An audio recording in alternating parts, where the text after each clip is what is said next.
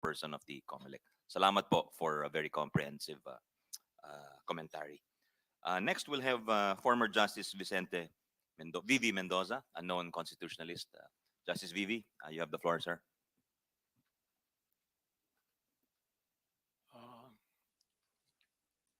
Mr. Senate President, distinguished Chairman of the Senate Committee on Constitutional Amendments and Revision of Codes, Senator Robin Padilla, and Senator Sani Angara, thank you for the opportunity to be heard on this important proposed amendment. I submitted a 3-page position paper as requested by the subcommittee. I'm not sure, however, that copies have been distributed. So I'd like to elaborate on that paper.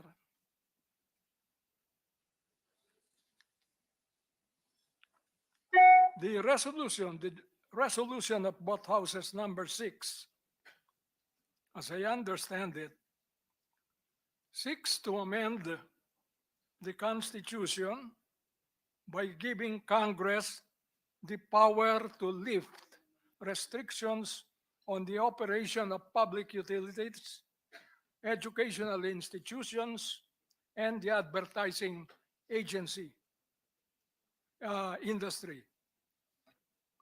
For example, Article 12, Section 11 of the Constitution provides that no franchise, certificate, or any other form of authorization for the operation of public utility shall be granted except to citizens of the Philippines or to corporations or associations under the laws of the Philippines, at least 60% of the capital of which is owned by such citizens. Now, the resolution of both houses seeks to amend this provision by inserting the phrase unless otherwise provided by law, so that this provision will read as follows: no franchise, certificate, or any other form of authorization for the operation of public utility shall be granted except to citizens of the Philippines or to corporations or associations organized under the laws at least of the Philippines, at least 60% of whose capital is owned by such citizens unless otherwise provided by law. The same method is followed with respect to the amendment of Article 14, Section 4, Paragraph 2, regarding the ownership of educational institutions, and Article 16, Section 11, Paragraph 2, concerning the ownership of the advertising agencies and firms and persons engaged in this industry. Now, Mr. Chairman, my observations on this resolution are two. Number one, it will undermine the fundamental principles and policies stated in Article 2 of the Constitution. These fundamental rules and policies constitute our statement of aims and goals on which our republic is founded. The second observation is that it allows the amendment of the Constitution by methods other than outlined in Article 17 by allowing Congress, acting not as a constituent assembly, but as a legislative body, to amend the Constitution by providing otherwise than is provided in the present Constitution. For example, Mr. Chairman, we declare in Article 2, Section 19 of the Constitution that we want a vibrant national economy independent and controlled by Filipinos. The proposed resolution amending the Constitution would contradict this. Number one, by allowing Congress acting as a legislative body, not as a constituent assembly, to amend the Constitution and allow the engagement or operation of utilities, educational institutions, and advertising to foreigners.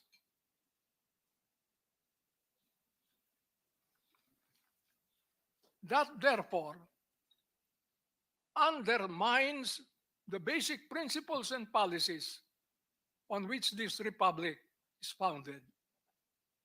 Second, we have an amending clause, and it is basic principle that the amending clause of the Constitution is a very important part of the Constitution because it is the alternative to a revolution.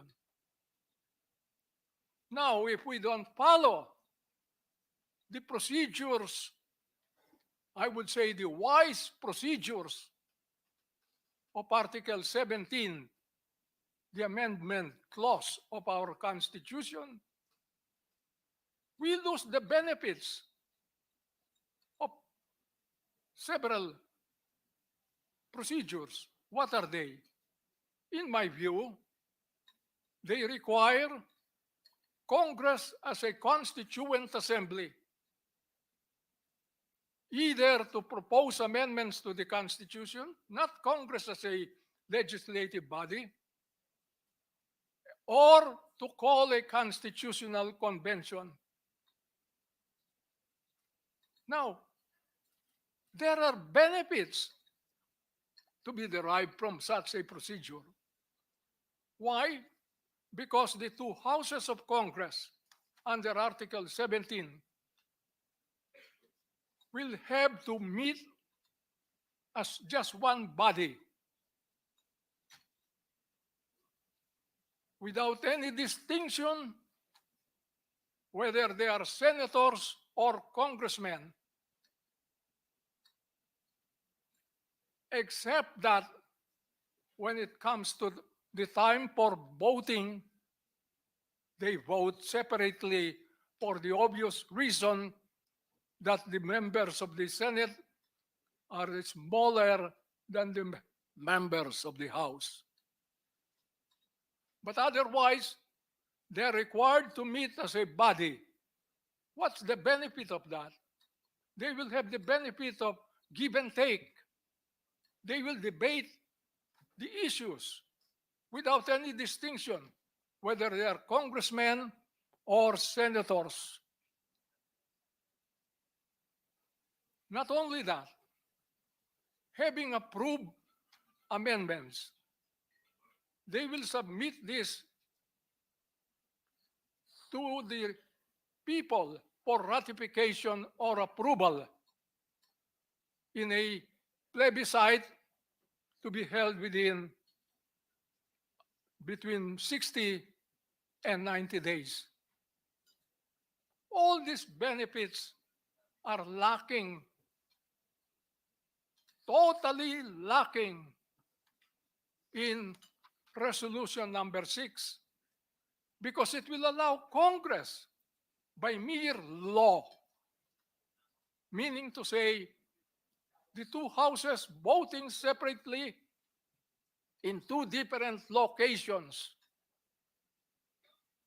The Senate here in Pasay City, the House in Quezon City, and they will not have the chance to exchange views, to debate. That's the benefit that you derive from that. And because of that, the people listening to the proceedings of both houses will have no chance to form opinions, so that when the proposed amendments are submitted to them in a plebiscite, they will not be able to vote wisely as they should.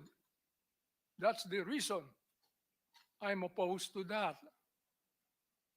So that two things, I repeat, Mr. Chairman. Number one, resolution number 6 undermines Article 2 principles on which our Constitution is founded, our republic is founded.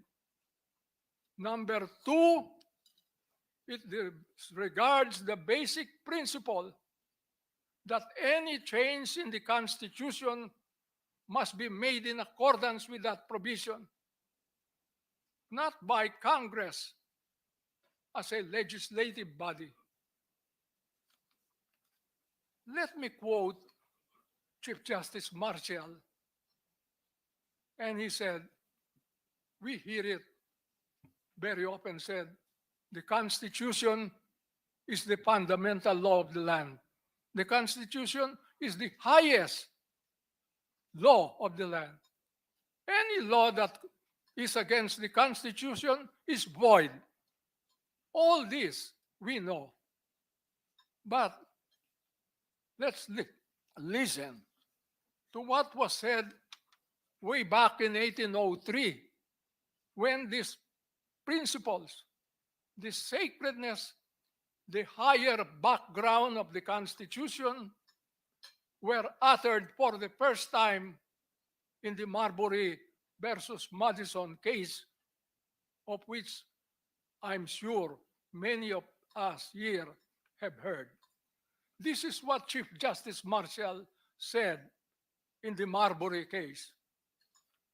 As a superior paramount law, the Constitution is unchangeable by ordinary legislative act. If RBH number 6 is approved, we would be permitting the amendment of the Constitution by a method other than by ordinary method of legislation. Thank you very much, Mr. Chairman. Thank you very much, Justice Vivi Mendoza. Next, our last legal luminary to be heard from before we turn it over to our economic experts is Attorney Marlo Destura, the representative of the Integrated Bar of the Philippines. Attorney Destura, go ahead, sir. Good morning, Your Honors and distinguished guests. On behalf of the National President of the Integrated Bar of the Philippines, Attorney Antonio C. Pido, thank you for inviting the Integrated Bar of the Philippines for this opportunity to be heard and to be a part of this historic discussion on charter change. This is also a welcome milestone in my capacity as a member of the Board of Governors of the Integrated Bar of the Philippines, a law professor, and a citizen of this country. The Integrated Bar of the Philippines represents thousands of lawyers in various sectors of the government, and whose opinion on the proposal may be relevant. So this representation will differ the opinion of the IBP on the proposed amendments on three important economic provisions of the 1987 Constitution, particularly on the grant of legislative franchise, on basic education, and the advertising industry, particularly on the restrictions on the grant, the ownership, and the allowance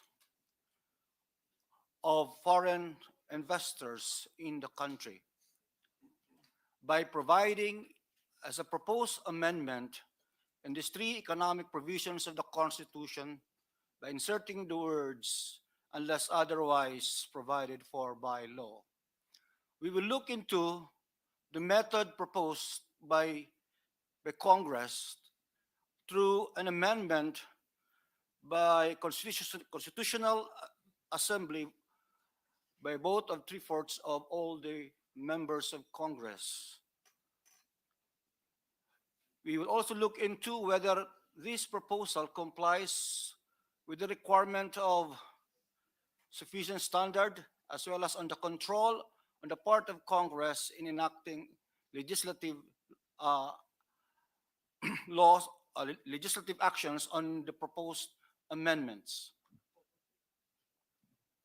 IBP will thoroughly study the proposed amendments and submit its position on this very important exercise of sovereignty. Hence, Your Honors, I defer the position of the IBP and commit to submit the same as soon as possible or on the next committee hearing if there be any. Thank you very much. Thank you, Attorney. Now we'll turn it over to Dr. Gerardo Sicat, who is the first, one of the country's eminent economists and the first Director General of the NEDA in the 1970s. Dr. Sicat, good morning. Go ahead, sir.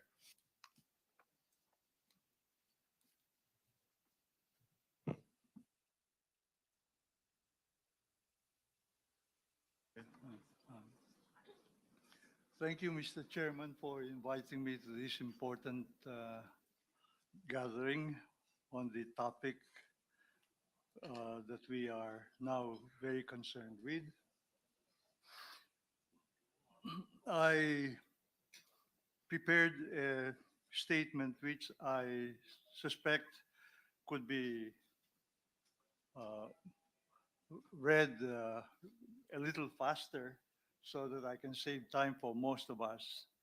I would like to say that at the very outset that I do favor the amendment of the restrictive economic provisions in the Constitution for the reason that they have been, in my view, the prominent provisions of law that cannot be changed, for which we have suffered as a nation in failing to achieve the goals of economic development over a long period of time. It has made our country more subject to uh,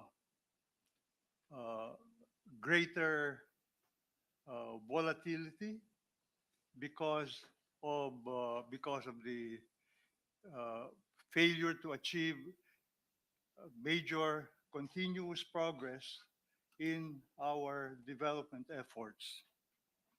Those provisions have hampered this progress because we failed to invite or bring in foreign capital that is so critical to a country that is not that has insufficient amount of savings to generate that high level of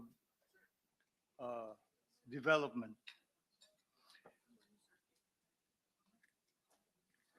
For decades now, we have been, um, I consider them to be the main cause of the country's relative decline with respect to our neighbors in the Southeast Asian region. I think you will find out that I will refer to this kind of comparison because it's critical to look at ourselves in the context of the neighborhood in which we live. As a country, I think many of our leaders now do believe that we need to undertake this uh, adjustment in our policies. But I can see and hear, and I can hear from a lot of previous words that we have to be very careful about it. However, I'd like to be a little more bold in making some efforts to convince you that maybe we have to do much more. The economic reforms to amend the constitutional provisions have been very incremental in our case, and they arrive at a very slow pace. They cannot catch up with the need to make those changes. These restrictive economic provisions have been at the heart of our economic nationalism as a young nation, even before we became independent. At this slow process of adoption, we will become a tail ender in overall progress within the region. In any case, even if we now have more or less been on the way toward a better future because we have changed some of the policies, a more rapid adoption of the changes will accelerate further our social and economic progress.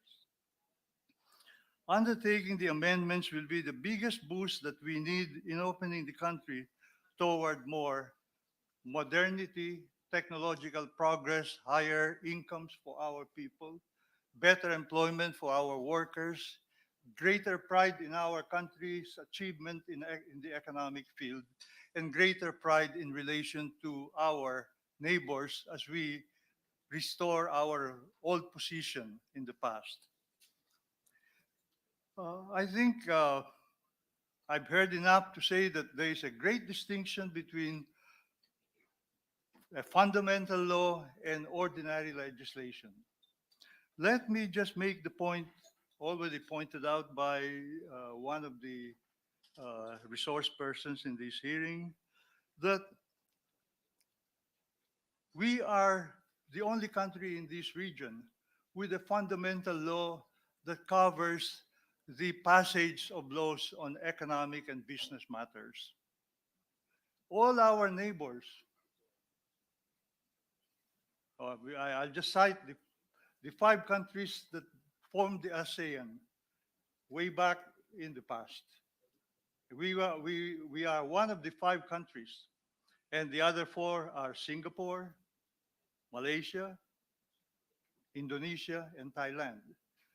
These four countries did not have anything about sacred or fundamental laws on economic relations.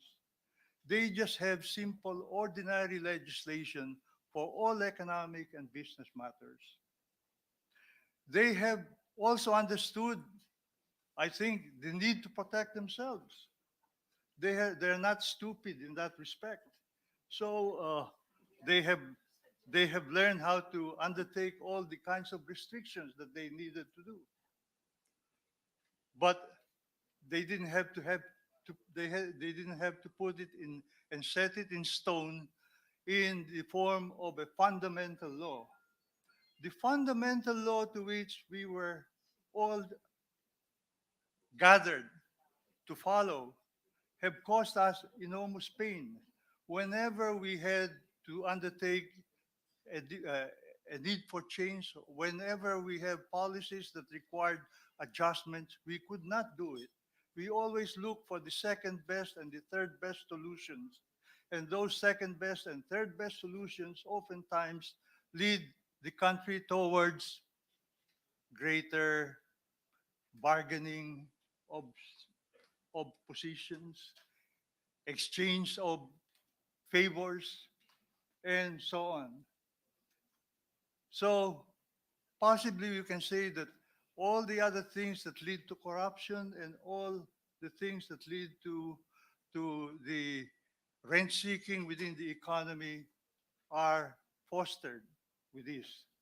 In the other cases, well, they made mistakes. If they made mistakes, ordinary laws are so easy to adjust and so they can make a mistake and correct them within a year or two.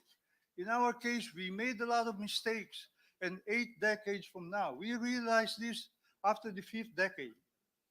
We made the mistakes, we cannot make the changes. We have 3 decades since the people power revolution when we thought that we had changed the world. And we have not been able to we have not been able to correct them because the nation had become divided on many issues. To me, this is one of our problems. The main contents of the restrictive provisions originally were, of course, in the 1935 Constitution.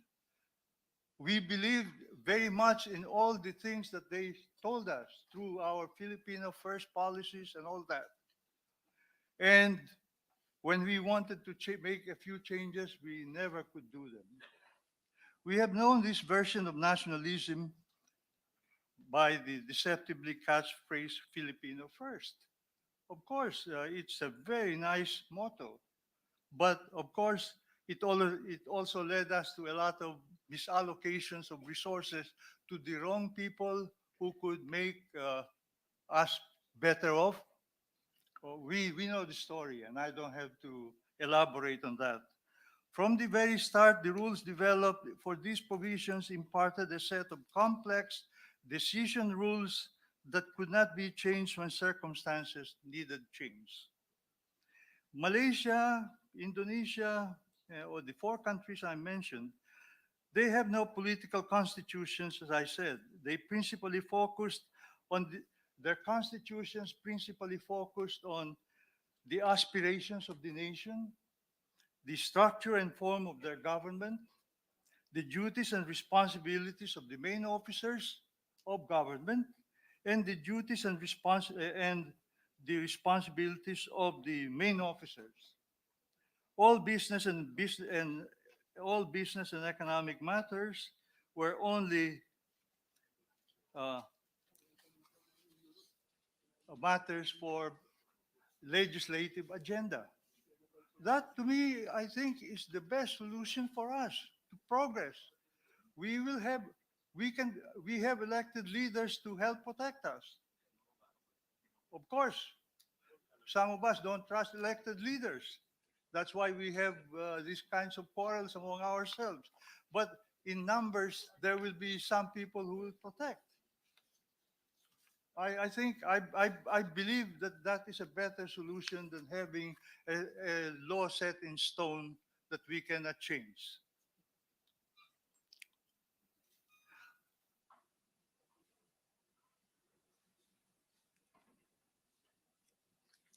Uh, where have I got involved and I could not proceed a little more.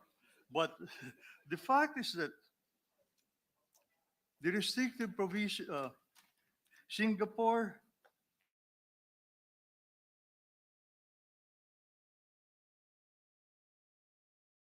Our distinguished minority leader, Senator Coco Pimentel, also a legal luminary in his own right, and our good friend, the senator from Makati, Senator Nancy Binay.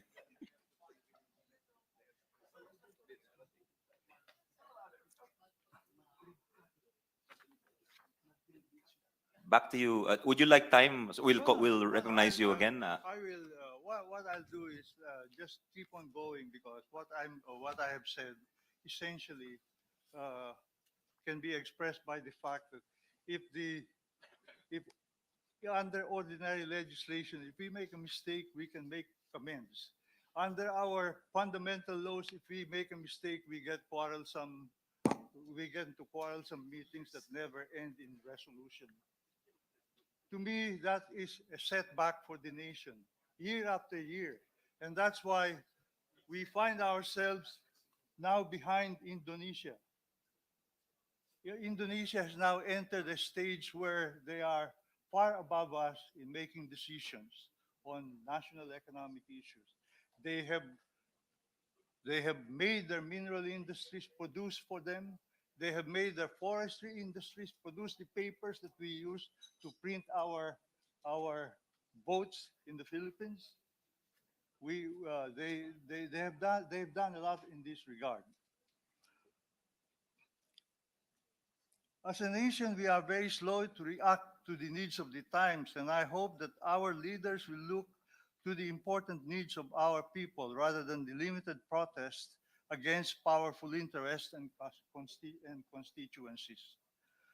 Our actions with respect to the easing of burdens and obstacles toward the opening of the economy for greater competition are very slow and insufficient.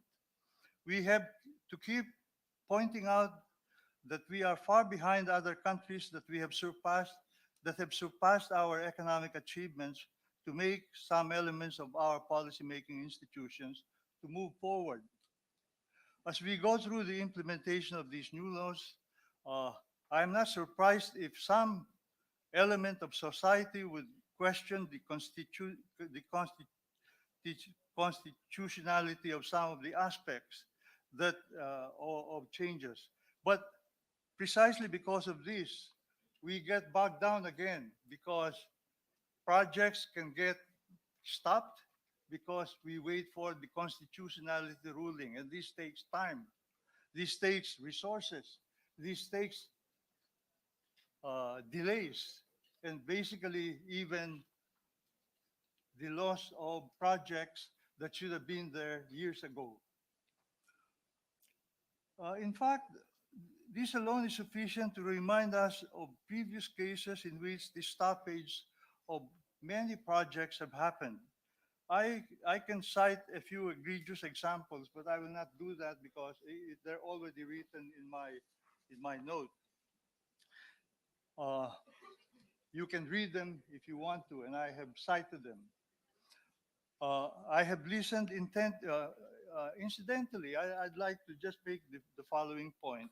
I have listened intently to some of the members of the Senate in connection with the issue of the uh, amendment of the Constitution. And I can sense some element of distrust on the issue. Perhaps I would like to make a comment on what I've heard. I heard that at least I've heard it said, foreign investors do not ask for the amendment of the economic provisions. That's true. They don't ask for them, but they vote with their feet on the failure of their rates of return when they enter a country.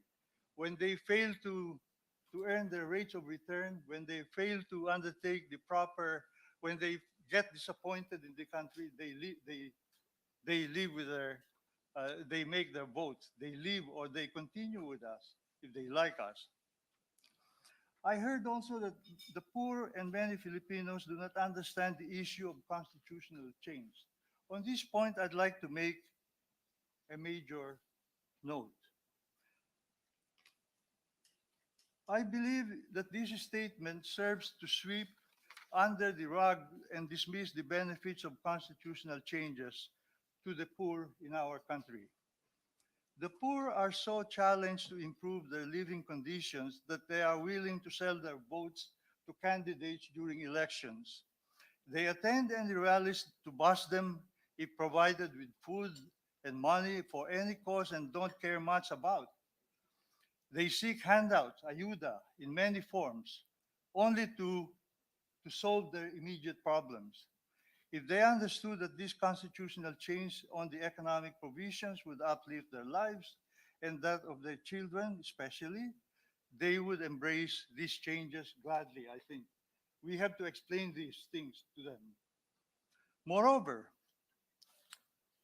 I've heard, moreover, the fact that our young people, the first thing they do is to look for jobs abroad and not to look for jobs at home means that their aspirations are not with us because they feel that they have no hope in the country. This thing, I think, will be changed if we make the right moves to amend the constitutions that will help us bring in the foreign investments that I think will raise the level of technology and the level of employment and wages in the country as we move along.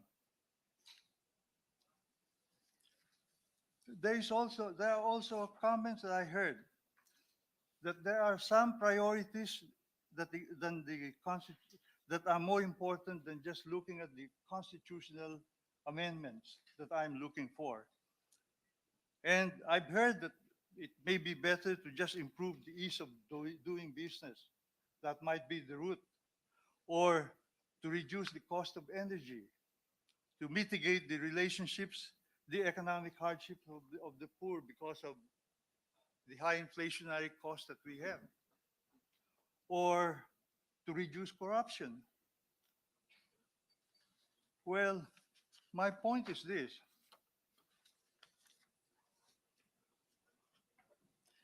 Various activities designed to improve the economy are likely to improve much more if we attend to the most important need that the country needs. Open the economy in the directions that will really bring the new jobs, technology, and opportunities to the people. This means liberalizing many of the aspects of the Philippine Constitution, undertaking the right changes that we need to undertake. I'd like to address the point that we have done enough to undertake reforms to meet some of the changes that we have to do. I don't believe we have done so. I don't believe very much that we have done so. So I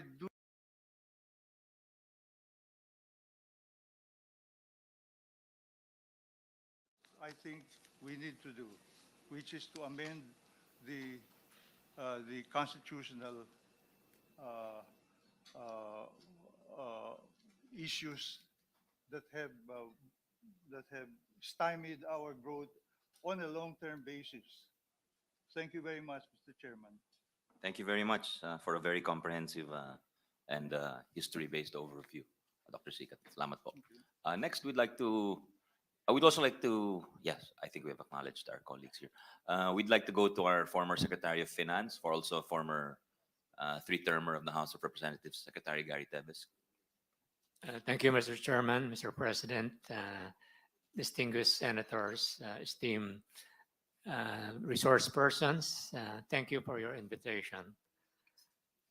We, the Foundation for Economic Freedom, have been advocating for the lifting of the restrictive economic provisions in the 1987 Constitution that have for decades served as binding constraint to economic growth and development. We believe that the removal of these restrictive economic provisions, would send a clear and compelling message to foreign investors, signaling a warm welcome to their investments and business operations in the Philippines. We recognize that liberalization laws such as the amendments to the Public Service Act, the Foreign Investment Act, and the Retail Trade Liberalization Act have been enacted in the previous administration. However, the Philippines still lags behind its ASEAN peers in foreign direct investment. Data as of 2022 indicate that Indonesia, Vietnam, Malaysia, and Thailand have surpassed the Philippines in attracting foreign direct investments. In this regard, we propose to fully liberalize, and lift the following restrictions in the 1987 Constitution by allowing up to 100% foreign ownership in the following areas, unless otherwise subsequently provided by law. Mr. Chairman, in the interest of time,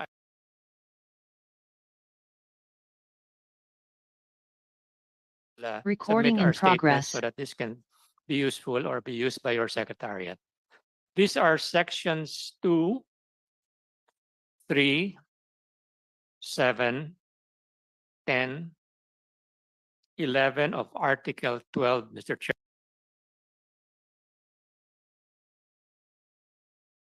Section 4, Article 14, related to education, science, technology, and arts and sports. Section 11, Article 16 on general provisions related to ownership of mass media and advertising. Mr. Chairman, we also propose amendments to the Filipino First provisions in the following articles in the 1987 Constitution as follows. On Section 19, Article 2, Declaration of Principles and State Policies, which presently is quoted as the state shall develop a self-reliant and independent national economy effectively controlled by Filipinos. And this is our proposed amendment, Mr. Chairman. I quote, the state shall develop a self-reliant and independent national economy, unquote. Section 10, Mr. Chairman, Article 12, again on national economy and patrimony, presently quoted as in the grant of rights, privileges, and concessions covering the national economy and patrimony, the state shall give reference to qualified Filipinos. We'd like to propose this amendment, Mr. Chairman. In the grants of rights, privileges, and concessions covering national economy and patrimony, the state shall give preference to qualified investors. If necessary, this and future Congresses can subsequently impose appropriate limitations, restrictions, conditions for ownership, or safety nets should circumstances and conditions warrant those adjustments, just like most countries in the world and our ASEAN peers have done through ordinary legislation and not via constitutional change. The closed and restrictive model has been with us since 1935 and contributed to the inability of our country to progress like its ASEAN peers. It is high time to change the business model under the Constitution. The Philippines is the only country in the ASEAN region where restrictions in foreign ownership are embodied in the Constitution. We need to have a legal framework and market conditions that match our competitors. Increased foreign investments in the currently restricted areas would generate higher quality, higher paying jobs, boost incomes, provide greater opportunity for more inclusive growth and development for our people and the country. Mr. Chairman, various studies have shown that countries that have embraced a more open economy to foreign direct investments grew significantly faster than others who are more protectionist. There is a direct enhancement in terms of technological levels that foreign direct investment brings, which allows for the local labor force to learn from technical sources. To create a more competitive economy, the Philippines needs further adaptation to new and appropriate technology to reskill and upskill Filipino workers. And the influx of foreign direct investment can help the government in pursuing this endeavor. Mr. Chairman, we recognize that removing the foreign ownership restriction in the Constitution is necessary but not sufficient to attract more foreign investors. Other conditions such as the rule of law, good infrastructure, and ease of doing business, among others, must be present to compete with other countries and attract foreign investment. However, removing these restrictions is a necessary first step. We strongly emphasize that constitutional amendments should be limited exclusively to removing the restrictive economic provisions. This focused approach reduces the risk of political controversy and division and allows us to focus more of our efforts and energy in improving the welfare of our people. The removal of the restrictive economic provisions and subsequent influx of foreign capital would help improve our competitiveness relative to our ASEAN neighbors in terms of better and more infrastructure, telecommunications, power, and other public utilities. This would allow our government to spend more on education and health of Filipinos.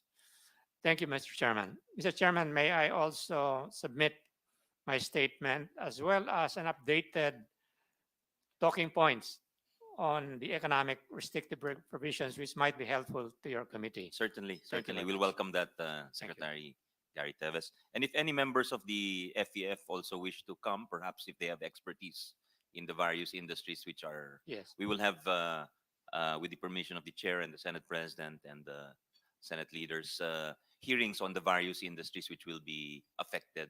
So the educational, higher education, advertising, and maybe perhaps the public utilities. Although, really, the provision on public utilities is only a reiteration of the Public Service Act, which Congress just passed a year ago or 2 years ago. We'll convey your suggestion, Mr. Chairman. Thank you very Thank much, you. Mr. Secretary. Next, we'll have um, the UK educated economist, Sunny Africa, sir. Um, Mr. Chair, I actually have a presentation. Is it okay to flash it? It might actually make things Yes, we'll ask easier. there we are. Thank you. I'll be very quick. Thank you very much for the invitation. Even Foundation is always happy to share what we can, even if there are attempts to silence us, even under the current administration. Um, I would like to apologize for all males. If I knew that this would be the, the profile of the resource persons, I would have asked our female research head to come in. But anyway, um, puro lalaki kasi eh. Sa amin po, yung economic chacha is unnecessary and diversionary.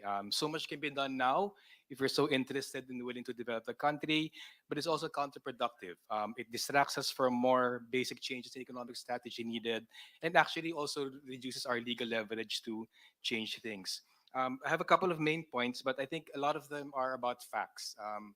There's I think there's wisdom to not leave economic policy making to economists. We do have some facts to blow away this fog of dogma about FDI. We strongly believe FDI is very exaggerated as a solution to underdevelopment. Development is a very complex phenomenon, as a bit alluded to earlier by Secretary Teves. But singling out FDI, including charter change, as some kind of major means development is, we believe, reductionism pushed to absurdity. Pinag-usapan yung kaangkupan. This again, it's been distributed to the Senate. We'll be sharing it, but this chart is quite straightforward. The major countries of ASEAN are on the left side, including China. The columns are the different sectors of the economy. This is a chart based on the World Bank investing across borders. The last report they made in 2012. We updated with data from the UNCTAD Investment Policy Hub and also from the U.S. Country Commercial Guide. It basically shows that per sector, green means open, then reddish all the way down to orange, less open. The Philippines is on top because as a result of all these changes in the laws over the past decades, starting I think with the Mining Act of 1995, even the constitutional provisions, even without the amendment unless otherwise provided by law, laws have provided for many opening up, many sectors to be open to the economy. So I just want to highlight this. We think it's quite important. There is no basis now to say that the Philippines is among the least restrictive economies, is among the most restrictive. On the contrary, the Philippines is now among the least restrictive economies of foreign investment in the region. That's shown by so many sectors being green as opposed to other countries having more orange and red dots. That's basically highlighting that so many countries in telecommunications, power, all the way up even to alcoholic beverages, there are restrictions to foreign investment, 20 to 80%. In many sectors of the Philippines, is 100%. We do want to address the point about flexibility.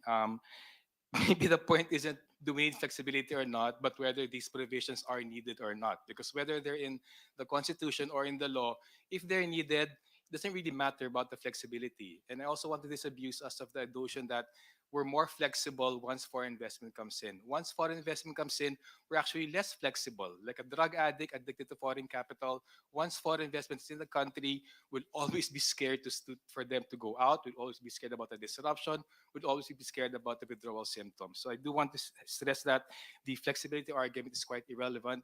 The point is, do we need these restrictions or not? So many other countries in the region feel they need stronger restrictions than we have right now.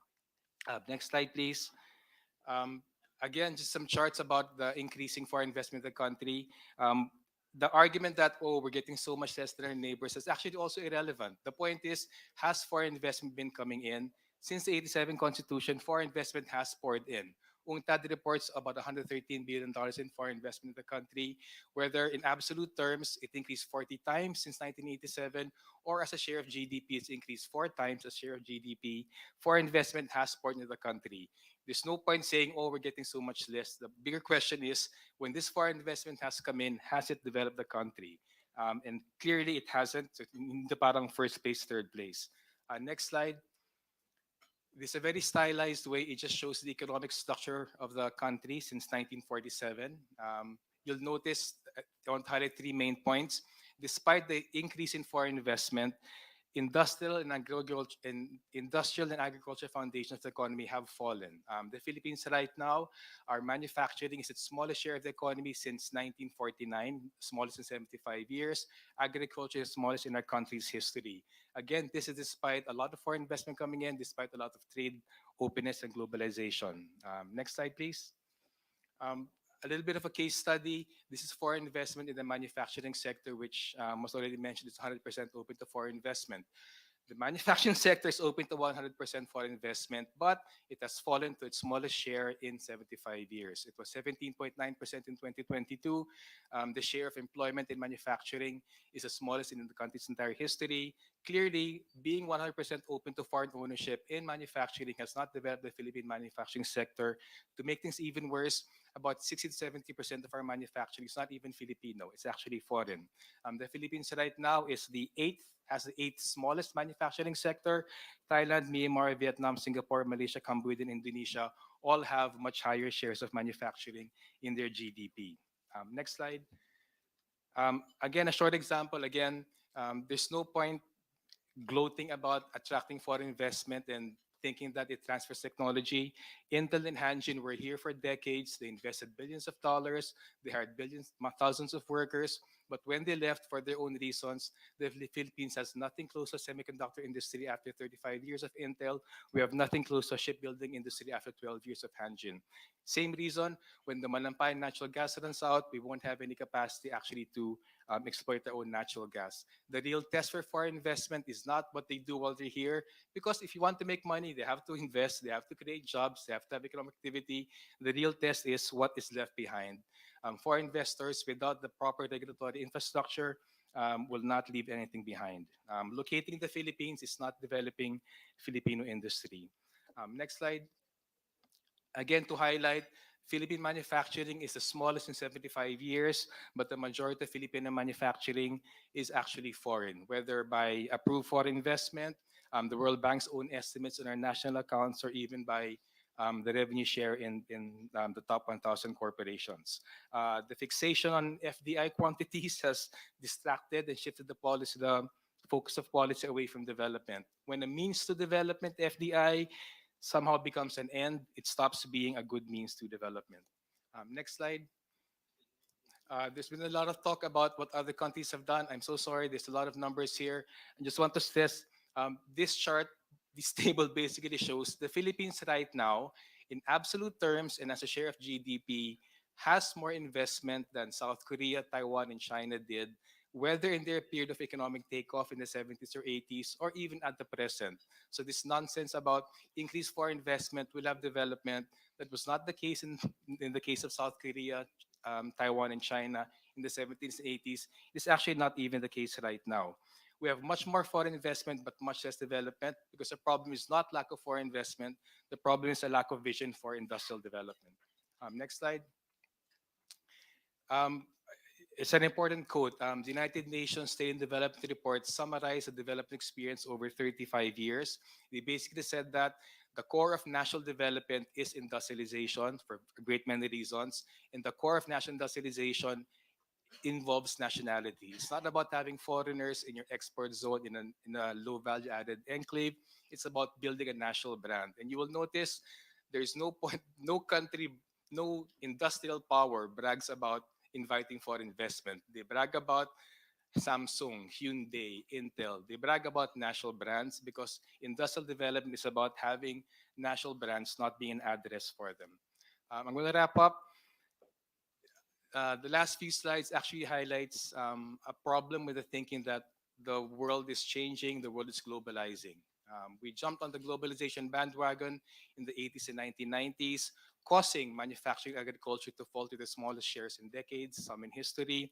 The next few slides highlights, on the contrary, in the last 10 years, 15 years, sorry, since 2008, 2009, the number of protectionist measures has been increasing. The previous slide, actually, the green sorry, yeah, the green bar chart, line chart graph shows protectionist measures since 2008. The orange measure shows liberalizing measures since 2008. For a great many reasons, countries have become more protectionist in the last 15 years because that is in their national interest. The next slide is for investment measures.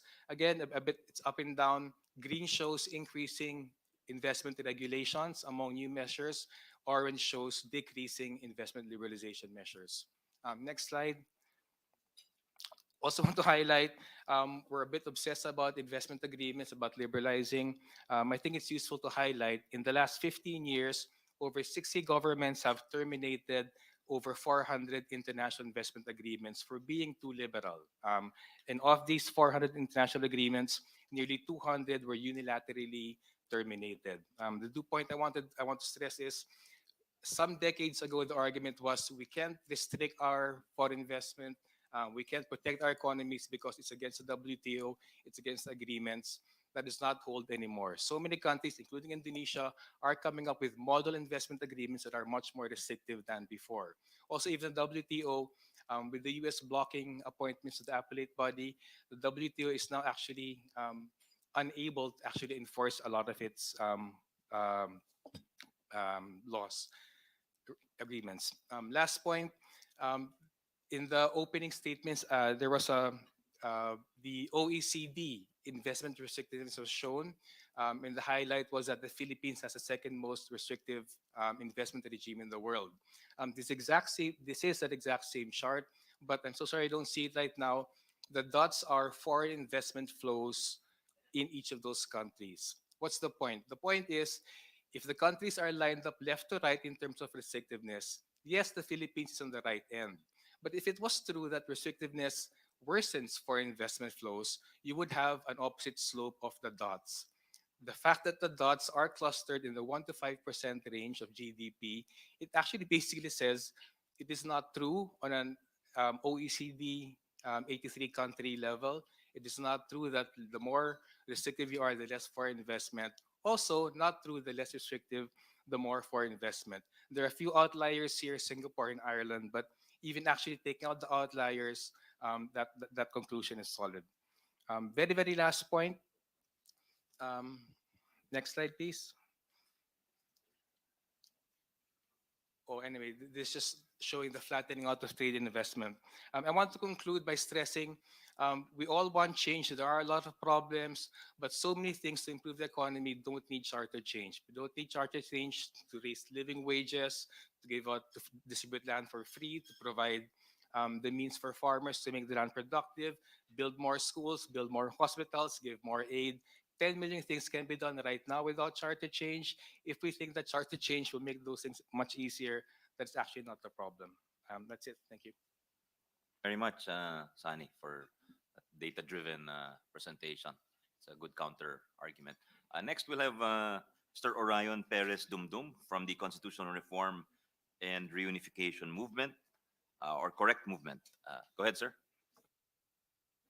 That's actually the constitutional reform and rectification for economic competitiveness and transformation. unification. not unification. Okay, thank you. Rectification. I stand corrected. Thank you. No problem. Okay. Mayong adlaw kaninyong tanan, labi na sa tanan mga Bisayang dako dinhi, labi na si sina Justice Ascuna, Lolo Jun Davide, nga taga Cebu gihapon pares nako. Si Secretary Gary Teves nga gikan sa Dumaguete, Senator Bato de la Rosa, Senator Coco Pimentel, ug si Senate President Mig Zubiri, ako ra bang classmate ang imong manghod sa una nga si Bea sa French. Maraming salamat sa akong kaibigan at idol na si Senador Robin Hood Padilla. Assalamualaikum wa shukran. And to both Senators JV Ejercito and Senator Sani Angara, pailawin ang ilaw, luce at lux. Mga schoolmate ko yan dati. And to all senators and resource persons, greetings. All right, let's go to business. Whether or not we agree with the proposals made in RBH number 6, it is extremely necessary, in fact, long overdue, to at least amend or at best revise or even completely overhaul the 1987 Constitution, because the 1987 Constitution contains some flaws, as it was unfortunately quite hastily put together at a time when the Filipino people and many of those tasked with drafting the Constitution were a little way too in a hurry and emotional about certain topics. And as such, any full rational analysis, careful and comprehensive research, and full deliberation on the advantages or disadvantages of adopting or rejecting certain options and features was unfortunately not possible at the time. The end result of these flaws has been that the Philippines has been very visibly and obviously hobbled and hindered by the flawed 1987 Constitution from achieving the economic and societal success that we so desperately need, because some of the systems that we adopted were incorrect and have been proven to be incompatible with the kind of success that the Philippines deserves. If asked as to what we in the correct movement would describe to be the ideal type of constitution setup for the Philippines, we would describe it as follows. We need an open to FDI economic system with a constitution that is totally devoid of any restrictions against foreign ownership of businesses, as this would represent the most ideal scenario for a Philippines in which job-creating international investors and global companies can easily come in and set up operations in the Philippines to create millions of jobs that would hire millions of Filipinos, so that we would no longer need to become OFWs separated from our families. In addition, we need a constitution that features an evolving federalism that would empower the regions to set up the appropriate policies that they are aware of, that they are knowledgeable with, that they know are appropriate for them, that could aggressively attract investments into their areas and thus spread out these jobs and economic opportunities to the rest of the country and decongest the already overcrowded and overcongested national capital region of Metropolitan Manila. We all talk about traffic, right? And overcongestion, so many squatters. Well, let's spread out the development to the rest of the country, not only Metro Manila. Federalism does that. We also need to have a parliamentary system set up nationally, as well as parliamentary systems set up regionally, to ensure more effective, efficient, and high-quality governance with real-time monitoring by a shadow cabinet coming from the opposition, regularly watching over every move of the government, also known as the administration, and calling out any anomalies discovered before they could ever cause major problems to arise.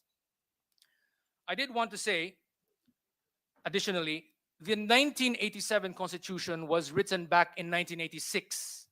And at the same time, back in 1986, the Vietnamese government enacted their Doi Moi reforms. Doi Moi means renovation, which moved their country away from communist, Marxist-Leninist central planning, and they went with full-on capitalism, or at least they did so incrementally, and they started to get rid of any restrictions against foreign direct investments. And look at the effects. In late 2021, the Philippines was overtaken by Vietnam in terms of GDP per capita. Ayan, naungusan po tayo. And I've been to Vietnam, and I was so envious of their progress. I've worked with the Vietnamese in my projects when I was working in Philips in Singapore. So I've seen how dynamic they are and how they can actually speak very good English now because they need this skill to be able to work in foreign companies that are coming in droves in their country. Now, I mentioned a lot of reforms, right?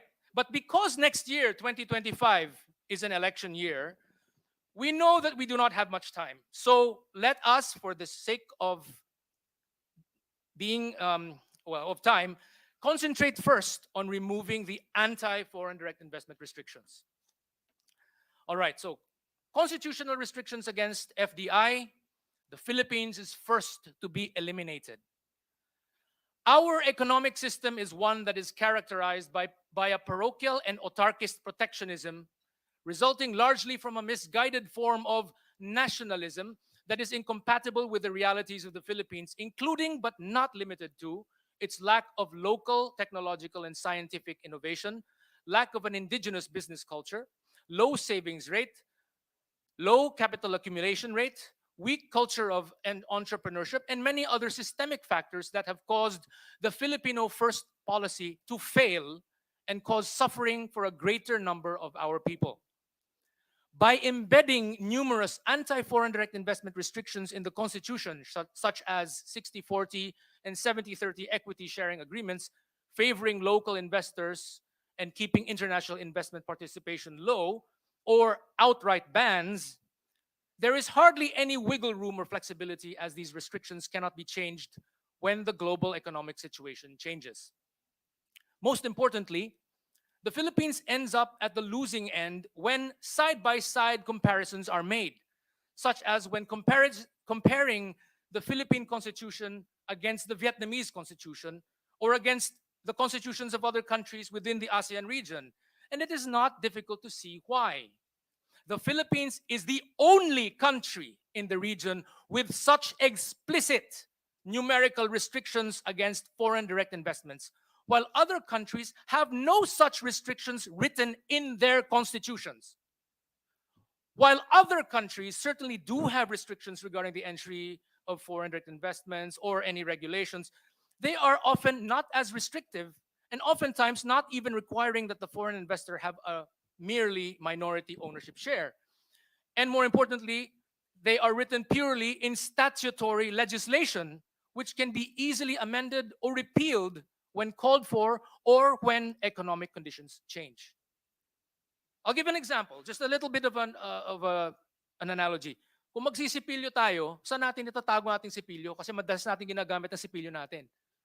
Lalagay ba natin sa loob ng safe, na yung safe ay kinakailangan ng combination at may sa mata at saka yung fingerprint at saka kung ano may 5-minute na timer? Siyempre, namamadali tayo, di ba? Kapag kinakailangan natin gamitin ng isang bagay na madalas, nandun dapat ready gamitin, di ba? Yung mga hindi madalas ginagamit, yun yung hindi madalas binabago, yan, ilagay mo sa safe. Constitutions are like you're putting it in the safe. And if you put economic restrictions in there, which should be dynamic, they should be changed whenever things change, whenever economic situations are changed, you're not going to be able to make those changes because of the difficulty of doing so. Recently, there have been attempts to address issues by creating circumventing mechanisms through legislative workarounds, such as making changes to the Foreign Investment Negative List or amending the Public Service Act. These attempts at addressing the Philippines' restrictiveness, however, are ultimately incomplete and only partially effective because most international investors and global companies look at the Constitution first before looking at legislation.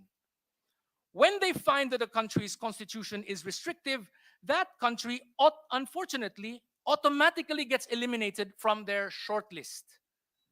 How do I know this? Because I've been an OFW in Singapore for a very long time and I've met with many high-ranking people from the HQs in Singapore. Yan ang sinasabi nila, natatanggal lagi tayo sa kanilang mga shortlist at the earliest round pa lang, sa constitutional round pa lang. Leaving only countries whose constitutions are silent regarding the restriction of foreign direct investments. This explains why the Philippines automatically gets eliminated early on, while countries like Singapore, Vietnam, Indonesia, Malaysia, Thailand, etc., remain on the list and eventually emerge victorious. Again, none of them have anti-FDI restrictions in the constitutions, in their constitutions. Only we do. The problem truly is that a misguided ideology of parochialism and insular protectionism have become ingrained within the Pinoy psyche, and yet there is no strong entrepreneurial and business culture supported by a strong culture of frugality and savings that would have allowed numerous local business empires to flourish and become globally competitive. Instead, the protectionism set up by the Filipino first policy and ideology had spawned ineffectual and inefficient local businesses owned often by the entrenched local oligarchy, characterized mostly by rent seeking and complacency as opposed to excellence and competitiveness. But of course, there do exist examples that prove that Filipino businesses can thrive internationally, proving that protectionism is actually unnecessary. In Singapore, Jack and Jill snacks, of course from the Gokongwei group, are very popular. In China, the Liwaiwai group's Oishi snacks are extremely popular. And I know this because I lived and worked in China in 2004. And when I was there teaching English and learning, sort of beefing up my Mandarin, galing kasi tayo sa Xavier, di ba? So, when I was there, some of my students would say, teacher, you come from Philippines. They have a very nice product. It's called 上好家。上好家就是中国第一名的小吃。And this is the best, the most famous snack in China. That's what they were saying. They love Oishi. Oishi is 上好家 in Chinese. And they were basically fans of Oishi. And when they found out I was a Filipino, parang, sir, ang galing ng produkto nyo. Ganon. So, ibig sabihin, point ko, many of our companies don't really need protectionism in order to thrive. Doon pa nga sa China, sila nga yung nangunguna. Sila yung pinakasikat na kumpanya doon sa mga snack food. So, but I digress, no? Sensya na kayo. The dearth of investments, both local and foreign, have instead created a situation where there are way more job-seeking Filipinos than there are job openings available. Thanks to the law of supply and demand, it is easy to see why average and median salaries in the Philippines are extremely low, as job seekers bid salaries downwards just to have a chance at landing a very scarce job. Jobs in the Philippines oftentimes serve no other purpose than to act as a stepping stone towards overseas employment, as the very low salaries mean that most Filipino wage earners will never really meet their most basic needs, and becoming an OFW in countries where job openings far outnumber job seekers ends up becoming the only way for Filipinos to feed their families. Okay, here's where I tell my story. Please bear with me. These are my experiences as an OFW.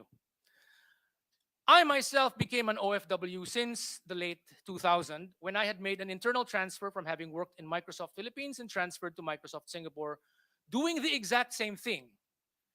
Okay, I had the same position, same job scope, but instantaneously ended up with a fourfold gross salary increase. Gross yun, gross. And once we factor in the higher income taxes and deductions in the Philippines versus the lower income taxes and lower deductions in Singapore, my net income was actually a five-fold increase in terms of the net monthly salary. And many costs in Singapore, at least back then, were almost the same as what we paid for in the Philippines.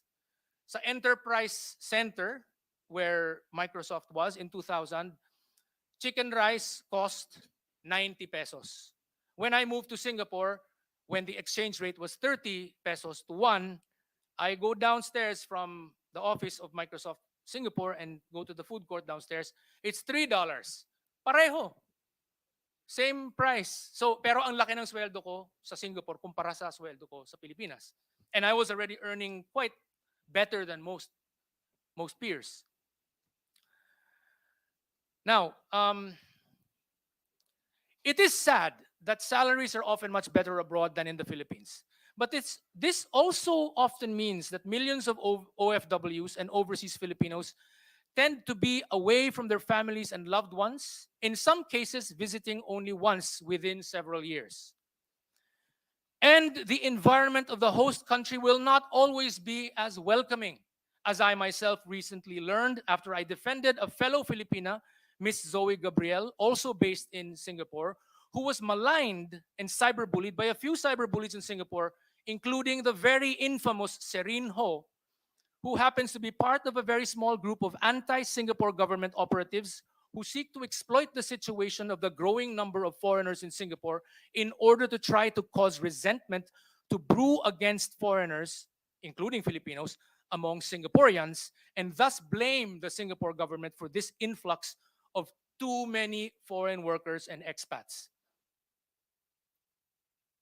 What happened there? They were trying to say mayaman daw sina Zoe Gabriel. And I stepped in to say, actually hindi, because the cost structure for foreigners is higher because we do not get subsidies.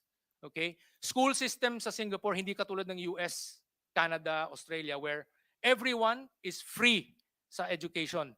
Sa Singapore, if you are a foreigner and you have children, you want to send them to a local public school, you have to pay 20 times what the local pays if you are a permanent resident, and you pay almost 40 times that, 40 times what the local pays if you are a foreigner.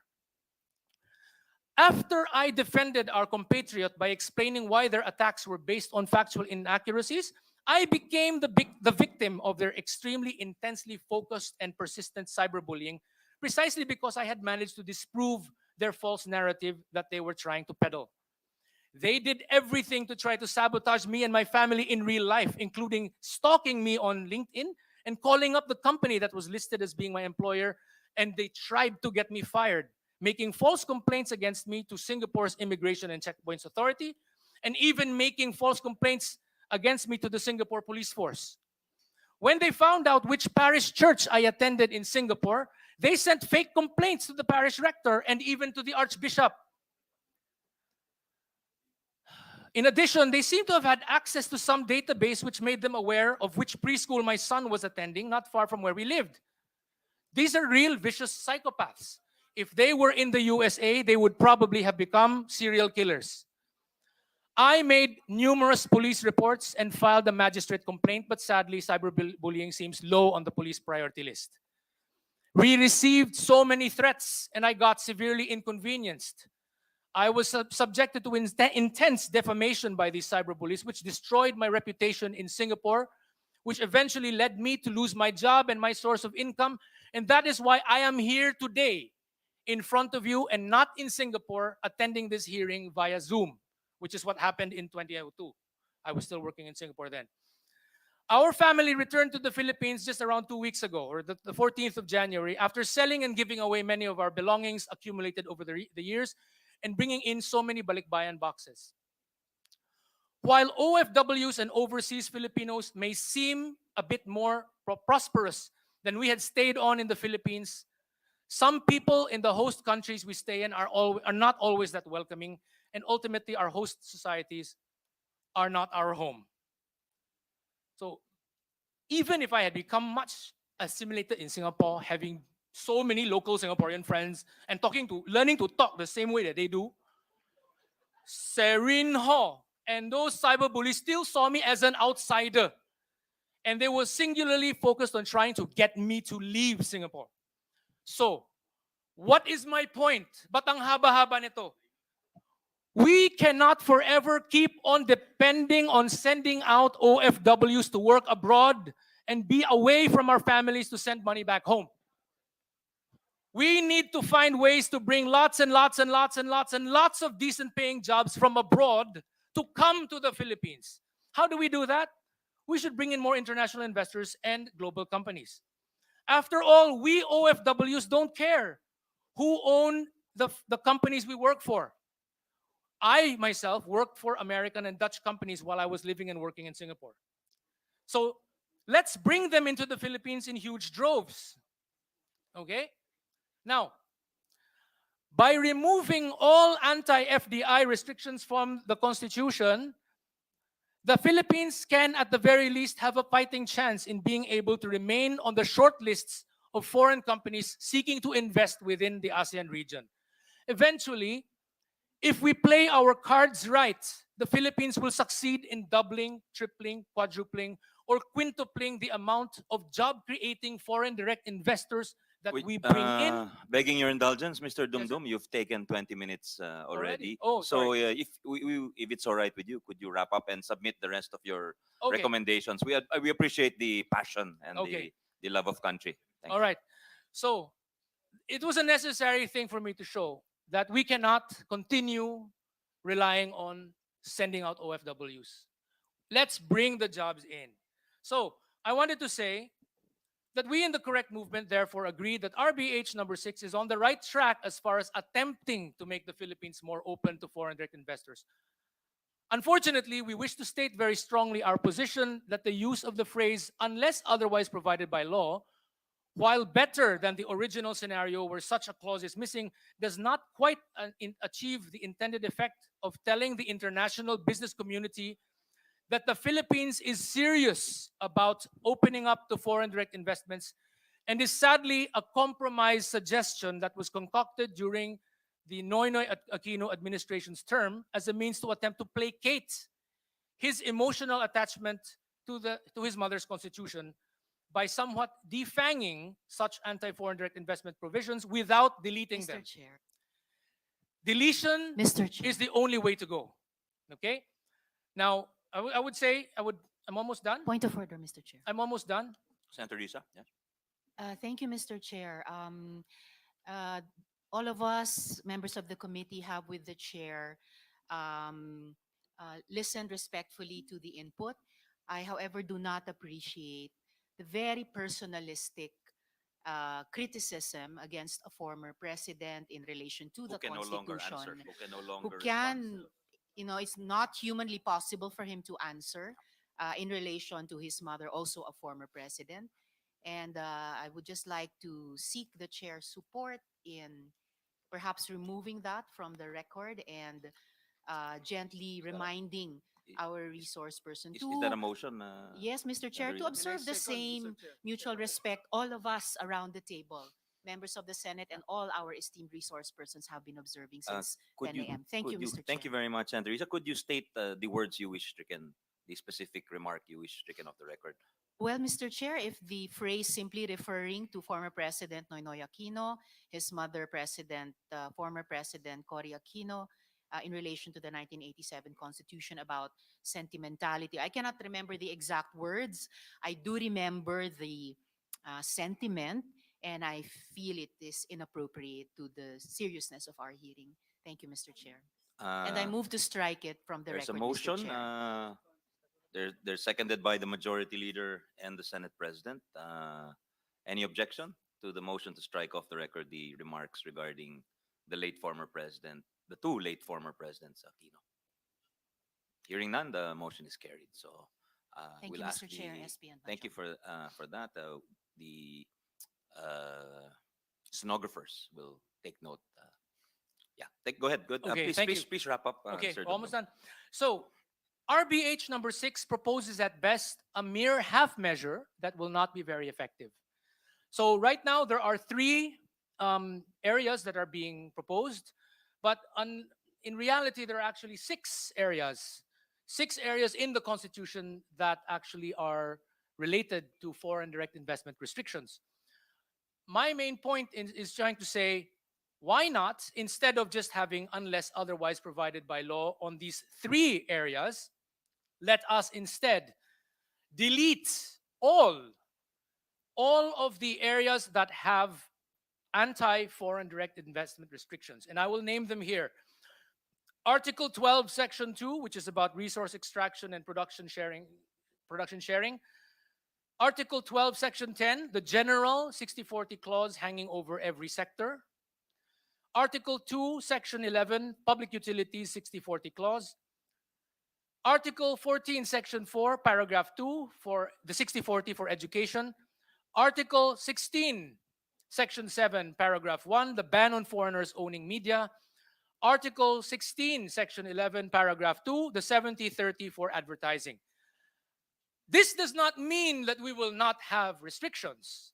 I am just saying, just like my colleagues who have said over and over again, that these do not belong in the Constitution. We can do what everyone else in the region or around the world is doing, which is to put these restrictions, if we need them, in mere legislation so that we can change some of the wording or some of the numbers when things change, when global situations arise that force us to change things. If we put in our constitution words about pager companies, facsimile machines, telegraphs, don't you think that we would be absurd seeing that these no longer exist today? Wala nang mga pocket bell, di ba? Wala nang mga pagers, wala nang facsimile, wala nang gumagamit ng facsimile. I mean, things have already been overtaken. Even DVDs na nga, nawawala na eh. CDs, nawawala Sir, are you na wrapping rin. up? So, yes, Because, I'm just saying. It seems you're taking another Yeah, no, road. no. I'm just saying. Could we? I'm just saying. Is the finish line in ito na sight? yun, ito na yun. Is the finish line in Yes, sight, yes, sir? yes. Okay, thank you. Sinasabi ko lang, ito yung mga nagbabago lagi. Nagbabago sila. And if we put them in stone, hindi natin mababago. So let's just take them out of the Constitution and put them purely in legislation where they belong and which is what everybody else around the region does. Yun lang po. Daghang salamat sa inyong tanan. Thank you very much. Maraming salamat po sa lahat ng mga tao Thank you dito. very much, Mr. Dumdum. We appreciate the input from an actual OFW and from your personal experience. Salamat po. With the permission of the Senate President of the body, we'll open it up to the body for questions. Of course, we'll respect we'd like to acknowledge our Senate President Pro Temp and also one of the authors of Resolution number 6, the beauteous Senate President Pro Temp, Lauren Legarda. Good afternoon, ma'am. Who just celebrated her birthday, her 50th birthday a few days ago. 49th pala. So we'll respect the hierarchy of the Senate officials. Yes, Senator No, Pimentel. although I came in late, Mr. Chairman, if I may be allowed to raise my issue first, because this is not about the substance. We're it in the is- question. It is about the Is it a point of order? Yes, go our ahead. Go ahead. procedure. If it is In- a point of order, please go in ahead. effect, it's a point of order. Yes, in please. effect. Food for thought na lang po sa atin ito. What procedure are we following? Right now, we are gathered here as a subcommittee. But is this a subcommittee of the Senate as part of Congress in its lawmaking function? Or are we treating this as a subcommittee of Senate as part of Congress as acting as a constituent assembly? Kasi iba po talaga, yun lang naman yung main difference nun lawmaking versus amending the Constitution. So, I'm raising the issue of our procedure. If we notice our rules, we have specific rules when we are acting as an impeachment court. Then we have rules when we are acting as lawmakers. We don't have specific rules when you're acting as a constituent assembly or a part of one half of a constituent assembly or a part of a constituent assembly. So, are we proceeding now as lawmakers and then at some point in time there will have to be a formal break when we will declare our gathering as already Congress acting as a constituent assembly? Do we do that later or do we do that as early as this moment, Mr. President, Mr. Chairman? If I may, Minority Leader, I think it's a very good point procedurally, but I think it's clear that we are acting with our constituent power already because we are actually dealing with an amendment to the Constitution. And I agree with you. Our rules are somewhat sparse with respect to constitutional amendments, but if we look at the jurisdiction of committees, Mr. President, under the Committee on Constitutional Amendments and Revision of Codes, it points out that there are 13 members, and that it has jurisdiction on all matters proposing amendments to the Constitution of the Philippines and the revision of the existing laws. So that is the only specific, unless I'm corrected, that's the specific provision dealing with amendments to the Constitution. That's the only one I can see upon cursory. Thank you, Mr. Chairman. Yeah, if I Actually, may finish, Minority sige. Leader, please, with your permission. That's the one I see. So that perhaps is what's giving us basis. But perhaps if if we're not happy with that, we can talk to the chairman of the Committee of Rules, the Majority Leaders here, and perhaps that can be addressed, and we can the members of the Committee on Rules can discuss any proposed changes to the rules, and then that has parliamentary that's high in the hierarchy of parliamentary motions. So definitely it's something that we can elevate to the plenary as early as today or tomorrow, if to the satisfaction of His Honor. If I may add, Mr. Chairman, that is actually the first thing I checked. So pagdating po sa rules natin, as a law-making body, we filed a resolution. It was referred to the proper committee, this one, and then a subcommittee was formed. But then, so, but when we now make further steps, if we now go beyond the committee will now have a recommendation.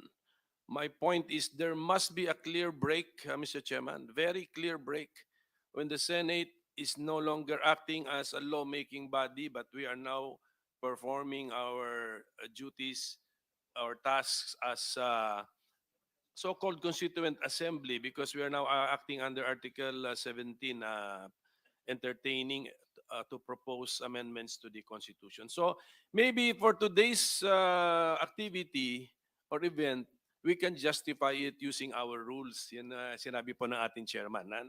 And I agree, no, binasa ko nga ganun, because a resolution was filed as in Senate as a lawmaking body.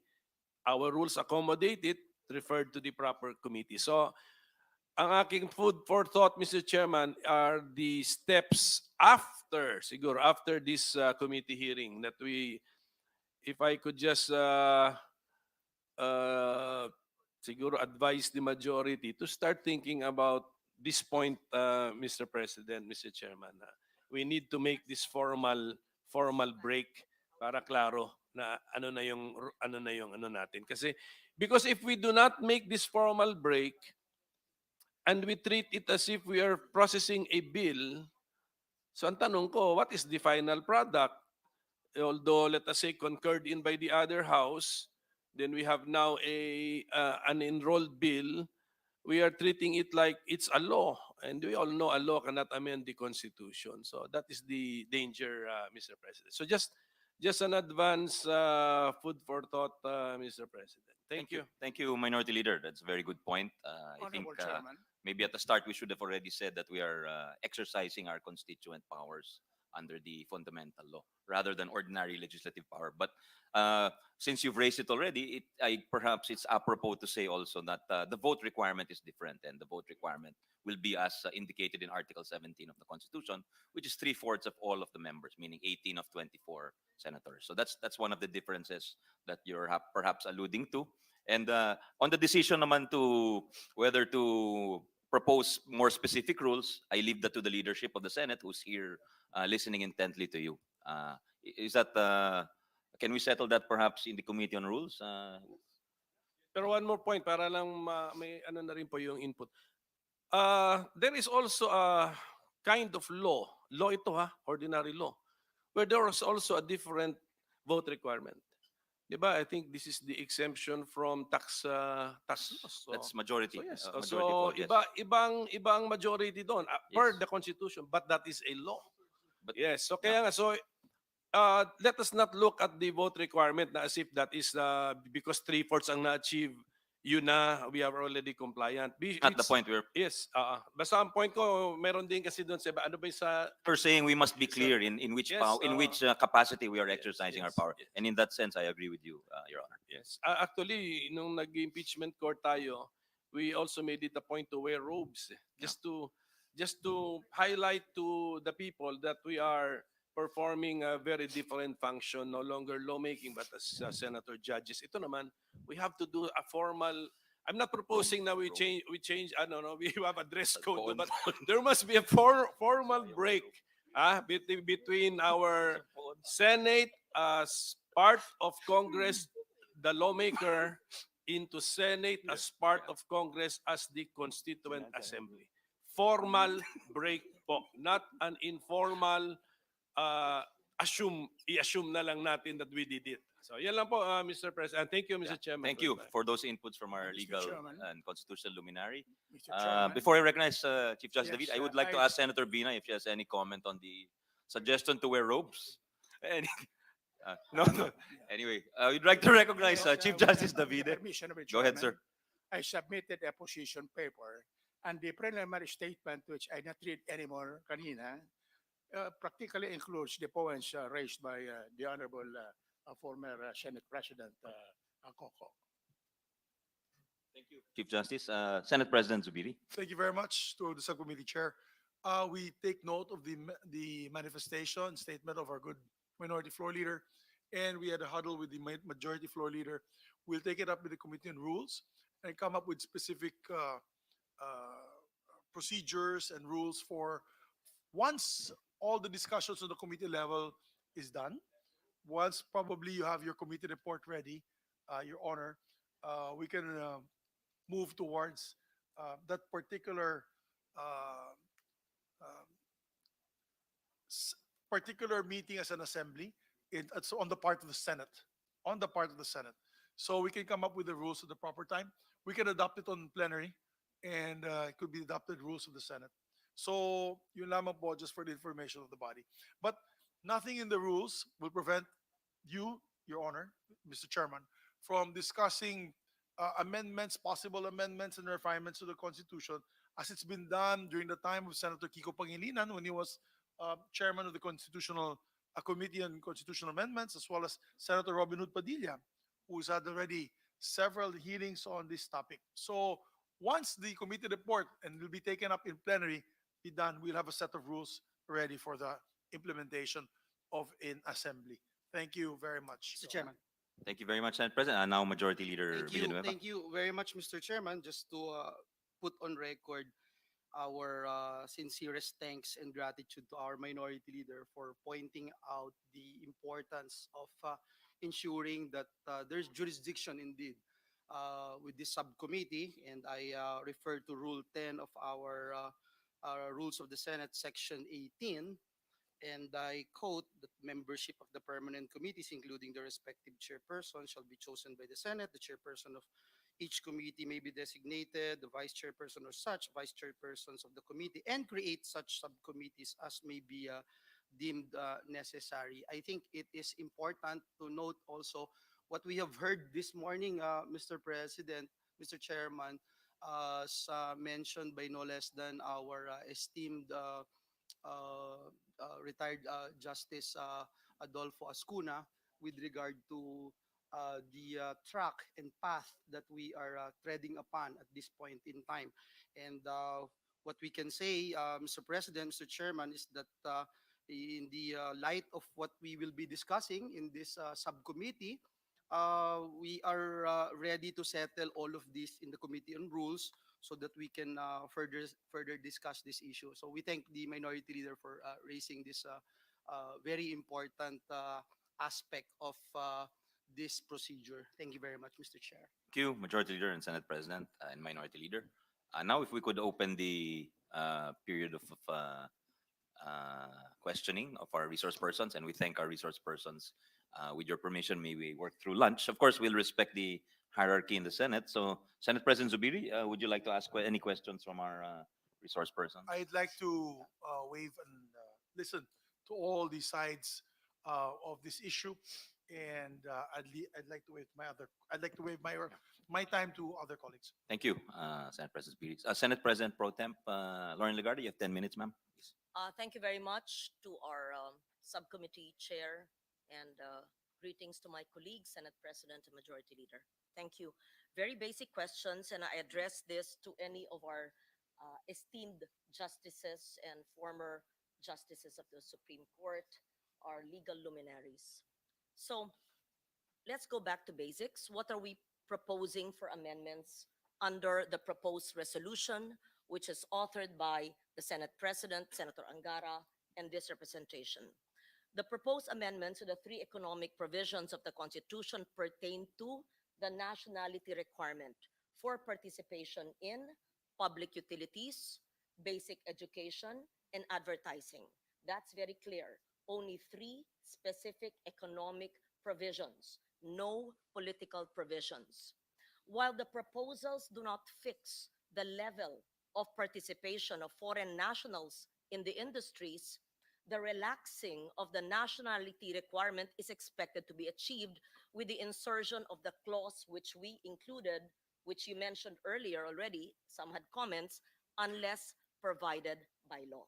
So far, I think it's clear I've laid the predicate of where my questions are going to. So may I ask Chief Justice Davide, sir, Justice Adolf Ascuna, and our other esteemed uh, guests. What is the effect of the insertion of the clause unless provided by law? Because under the proposed amendment, the extent of the participation of the foreign investors in the industries is not determined at the time of the introduction of the amendments to the constitutional provisions. Obviously, it's just a phrase. Instead, the relaxing of the nationality requirements will be determined by the legislature, voting separately as a constituent assembly. At some future time, in the exercise of our lawmaking power, which will eventually amend the Constitution. In effect, the amendment grants the power to the legislature to modify only the nationality requirement on the industries covered, which I mentioned, which are three, without the more rigid requirements of amending the Constitution. Only the requirements with respect to passing a law shall then be observed when the legislature decides to exercise this delegated power subject to the approval of the executive and the exercise or non-exercise of the veto power. So in short, sir, in 5 minutes, I have somehow encapsulated the work we will do in the next several months. What it covers, the three economic provisions, the simple phrase that we're adding, unless provided by law, and what it will do eventually, and the delegation of power to the legislature. I therefore ask our esteemed justices, uh, are you in agreement with our humble understanding of the RBH, or the resolution of both houses, which three senators had authored? What are your perception, comments, thoughts on this? And I have a short follow-up question after that. If my understanding is correct, can you kindly critique the method and the three provisions which we included? And if my perception is incorrect on our RBH, we'll be happy to be educated by you. Thank you, sir. Chief Justice, please, and then Justice Escuna.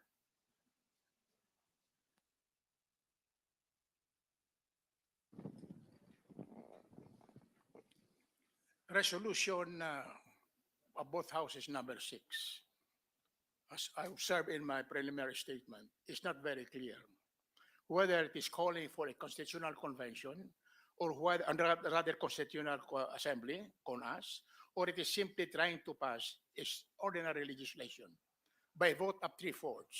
In which case, like an ordinary procedure of passing laws, once it is voted upon by 3/4, it should pass to the lower house. The lower house will now act on it as if it were an ordinary legislation coming from the Senate. If the lower house will agree to it, it should be by a vote of 3/4. However, on the other hand, if the lower house will add one more amendment, it may be another amendment. You remember that right now in the lower house, you have the lower house resolution of both houses number 2, which would include practically all of the economic provisions. The lower house can now include that. Then it will approve with the amendments. What will happen? The Senate and the lower house will call for a conference committee, and that is where the fight, well, probably the end of the fight will come in. On the other hand, if it would be a CONAS, it would be by a joint resolution. You have to follow the rules on how to call a joint Congress, a Congress in joint session. There must be an agreement between the lower house and the upper house to call for a joint session, precisely to act as a constitutional assembly. Thank you for that, sir. May I have your views, Justice Escuna, please? Thank you, Mr. Chair. I agree with Chief Justice Davide. There is a need to signal that you're acting now under Article 17. By the way, the word Constituent Assembly does not appear in the Constitution. Actually, the Constitution merely says Congress is the one empowered to propose amendments or revisions to the Constitution under Article 17. It's still Congress. However, when Congress shifts from its mere legislative function of making ordinary laws to one of proposing amendments or revisions to the Constitution, it has to signal the shift. How do you signal the shift? As I said earlier, by instead of saying be it enacted, you say be it resolved. That's already a signal in addition to the title of your resolution, which is to propose amendments to the Constitution. There is no need for joint meeting or joint hearing. The Constitution doesn't require it. It merely says Congress may, by a vote of three-fourths of all its members, propose. So you can do that separately. But you have to signal that you are proposing now amendments or revisions to the Constitution. And I think it is sufficiently signaled by calling it be it resolved. And then your title, meaning proposal to amend. And you don't have to submit it to the President, unlike a bill that he has to sign. In amending or revising the Constitution, the President has no role whatsoever. It's just Congress plus plebiscite, the people themselves. And then, Mr. Chair, in the case of resolution of both houses, number 6, however, you do not merely put unless otherwise provided by law, but you change the wording of Article 14 by adding basic to the word education. In other words, you acted as if you are revising the Constitution by changing the wording.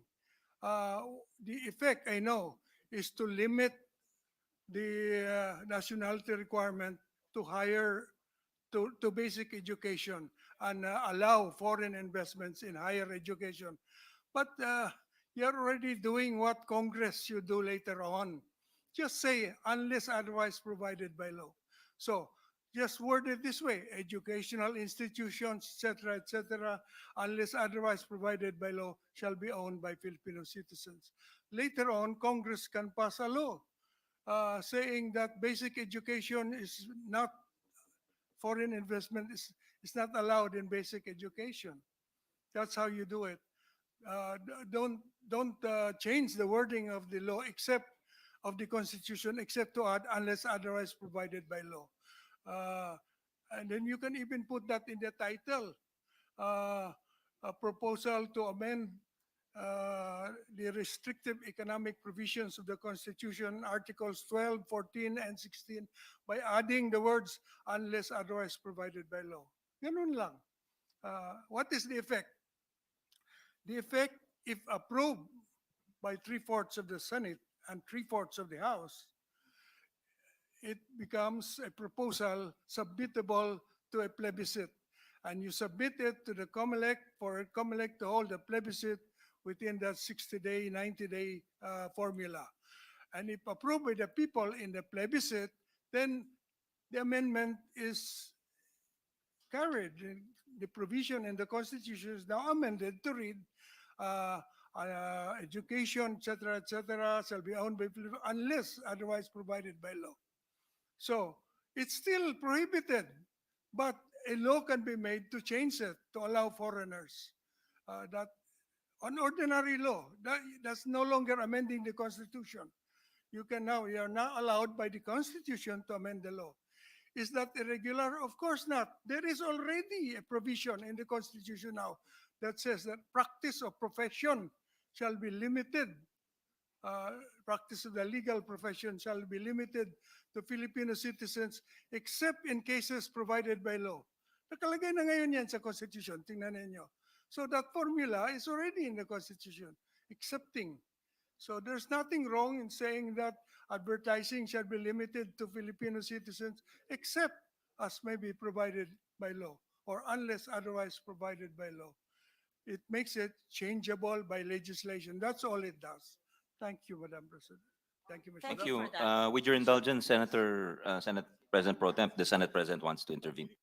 Really quick on the ideas of course, Chief Justice Davide and Justice Kuna. We discussed it also very quickly on the side on the amendment of our rules. We had said that the committee may be allowed to do the committee hearings, get, of course, the advice and the inputs of different luminaries, whether in the legal field or the financial side, or financial sector, and all other sectors concerned. But at the end of the day, we were discussing with the majority leader what would trigger the creation of a Senate counterpart, Senate Constituent Assembly, was basically the submission of and you can add to our suggestions when we craft our rules, is the submission of the committee report by the committee signed by the majority of members, meaning it can be taken for plenary action. So that could be a signal. Once that is done, then we can come up with a constituent assembly on the Senate's part. We're actually thinking about the idea not to have it during plenary session at 3 o'clock, but earlier in the morning, so it'll be treated as a separate entity, a separate assembly, and we can discuss. And I think the minority floor leader agrees with me because we'll be part of the rules making when we come up with the final amendment to our rules. And then we could make the decision wherein the amendments can be voted upon individually. Let's say there's on issue on national patrimony, education, and all. It can be done 3/4 vote per amendment. And the reason why I say that is I foresee a problem in the future wherein the House may stick to its guns and add more, 7 amendments or even political amendments. And so definitely that is where I see a bit of a difficulty, because we're going to have to look into a bicameral setup wherein they will submit to us their version, an amended or the approved version of the House, and we will also submit our approved version, and eventually that will be up for discussion. How, I think that is what I foresee is going to be the problem there. How do we reconcile these two documents? Of course, if the Senate refuses to agree to the amendments of the House, then nothing is passed. In other words, we have no amendments to the charter. So that is how we're going to craft our rules for the information of everyone. And that's the suggestion we made to the head of the Rules Committee, which we'll be discussing lengthily now with the minority floor leader and the members of the Rules Committee. But more or less, that's acceptable, Your Honors. I presume that that is an acceptable proposal on the rules. So we will be meeting outside of plenary session because this is not legislation. This is amendment to the Constitution. And how the rules will be done and approving each individual amendment will be discussed there. As long as it is 3/4 vote approved by each this Constituent Assembly, headed on the part of the Senate. So yun lamang po, Chairman, and I think actually that's exciting. We'll be discussing that, and the Rules Committee will assist the majority floor leader on crafting the specific rules on this particular topic on amendments to the Constitution. Thank you, Chairman. Thank you very much, Mr. President, and back to you, Mr. Chairman. Senate President Pro Tem. Senator Nancy. you Just may- additional inputs dun sa sinabi po ng ating Senate President. Kailangan po bang simultaneous, if we call as a joint assembly, should the House counterpart file a similar rules, or dapat din ba silang mag-convene as an assembly? they have their own rules of procedure. If that's my initial impression, of course, Hindi, but I could would be that- corrected by hindi, the. would that constitute a constitutional assembly when only one house declares an assembly? Well, Diba? clearly we Um, cannot pass any amendments if. But no, no. Maybe we Let's can, address it to our resource persons. ask for our Any of our resource resource person. persons can. Mr. Chairman, Pwede po bang one-sided? Mr. Chairman, this problem has really been a vexing problem since the adoption of the 1987 Constitution, all because of an oversight. You see, the beginning of this problem was this. The Constitutional Commission, which drafted the Constitution, was working on the basis of a unicameral Congress, National Assembly, as it was called. At the very beginning, there was a debate whether the legislative department should be bicameral or legislative or unicameral. So this problem hung until the end of the session of the Constitutional Commission. With two houses, you have a problem. How are they going to meet?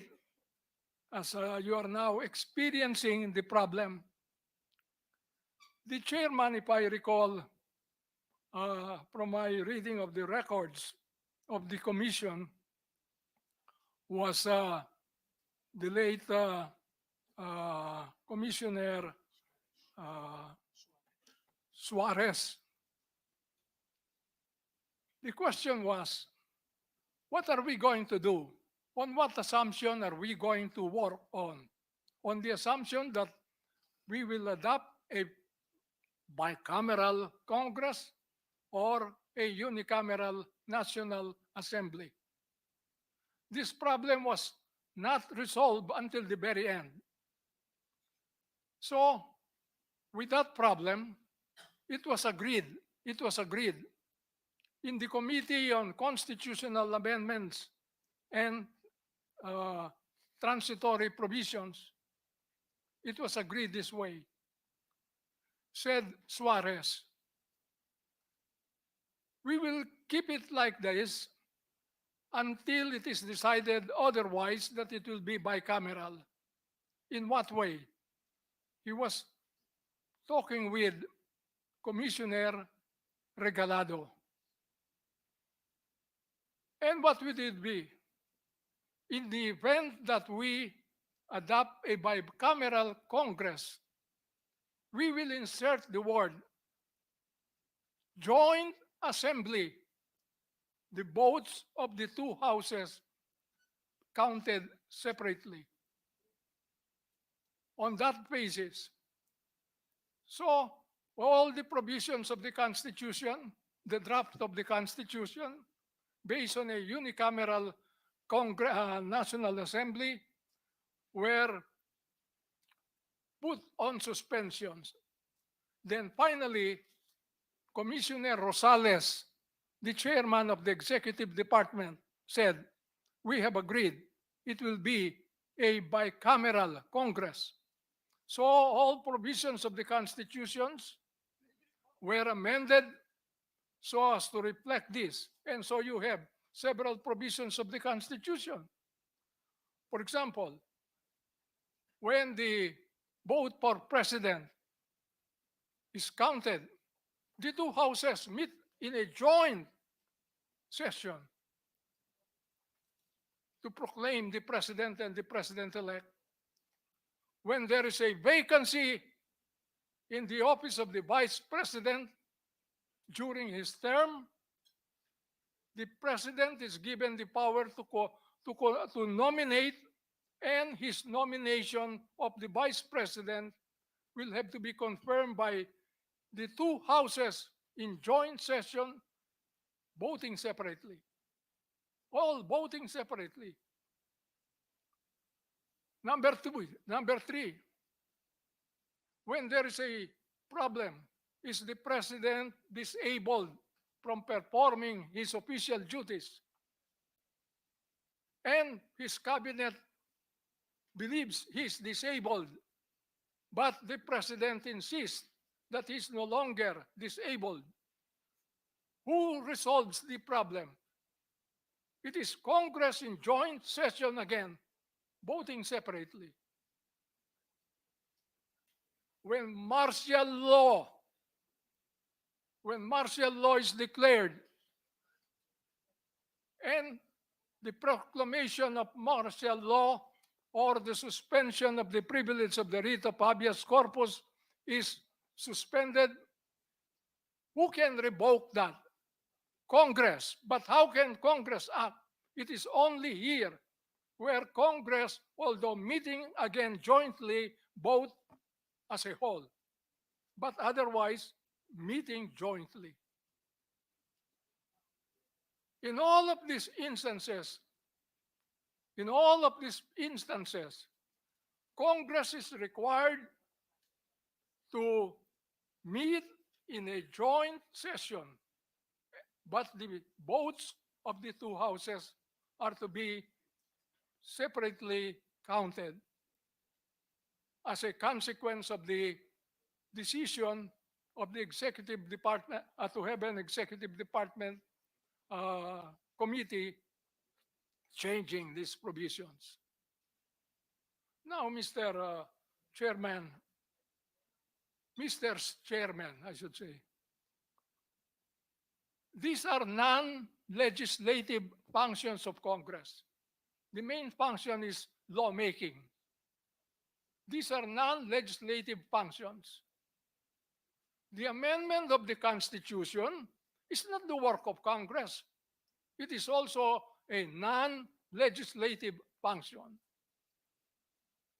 It is just as important as the declaration of war or a state of war, which requires Congress to meet jointly as one assembly and vote separately.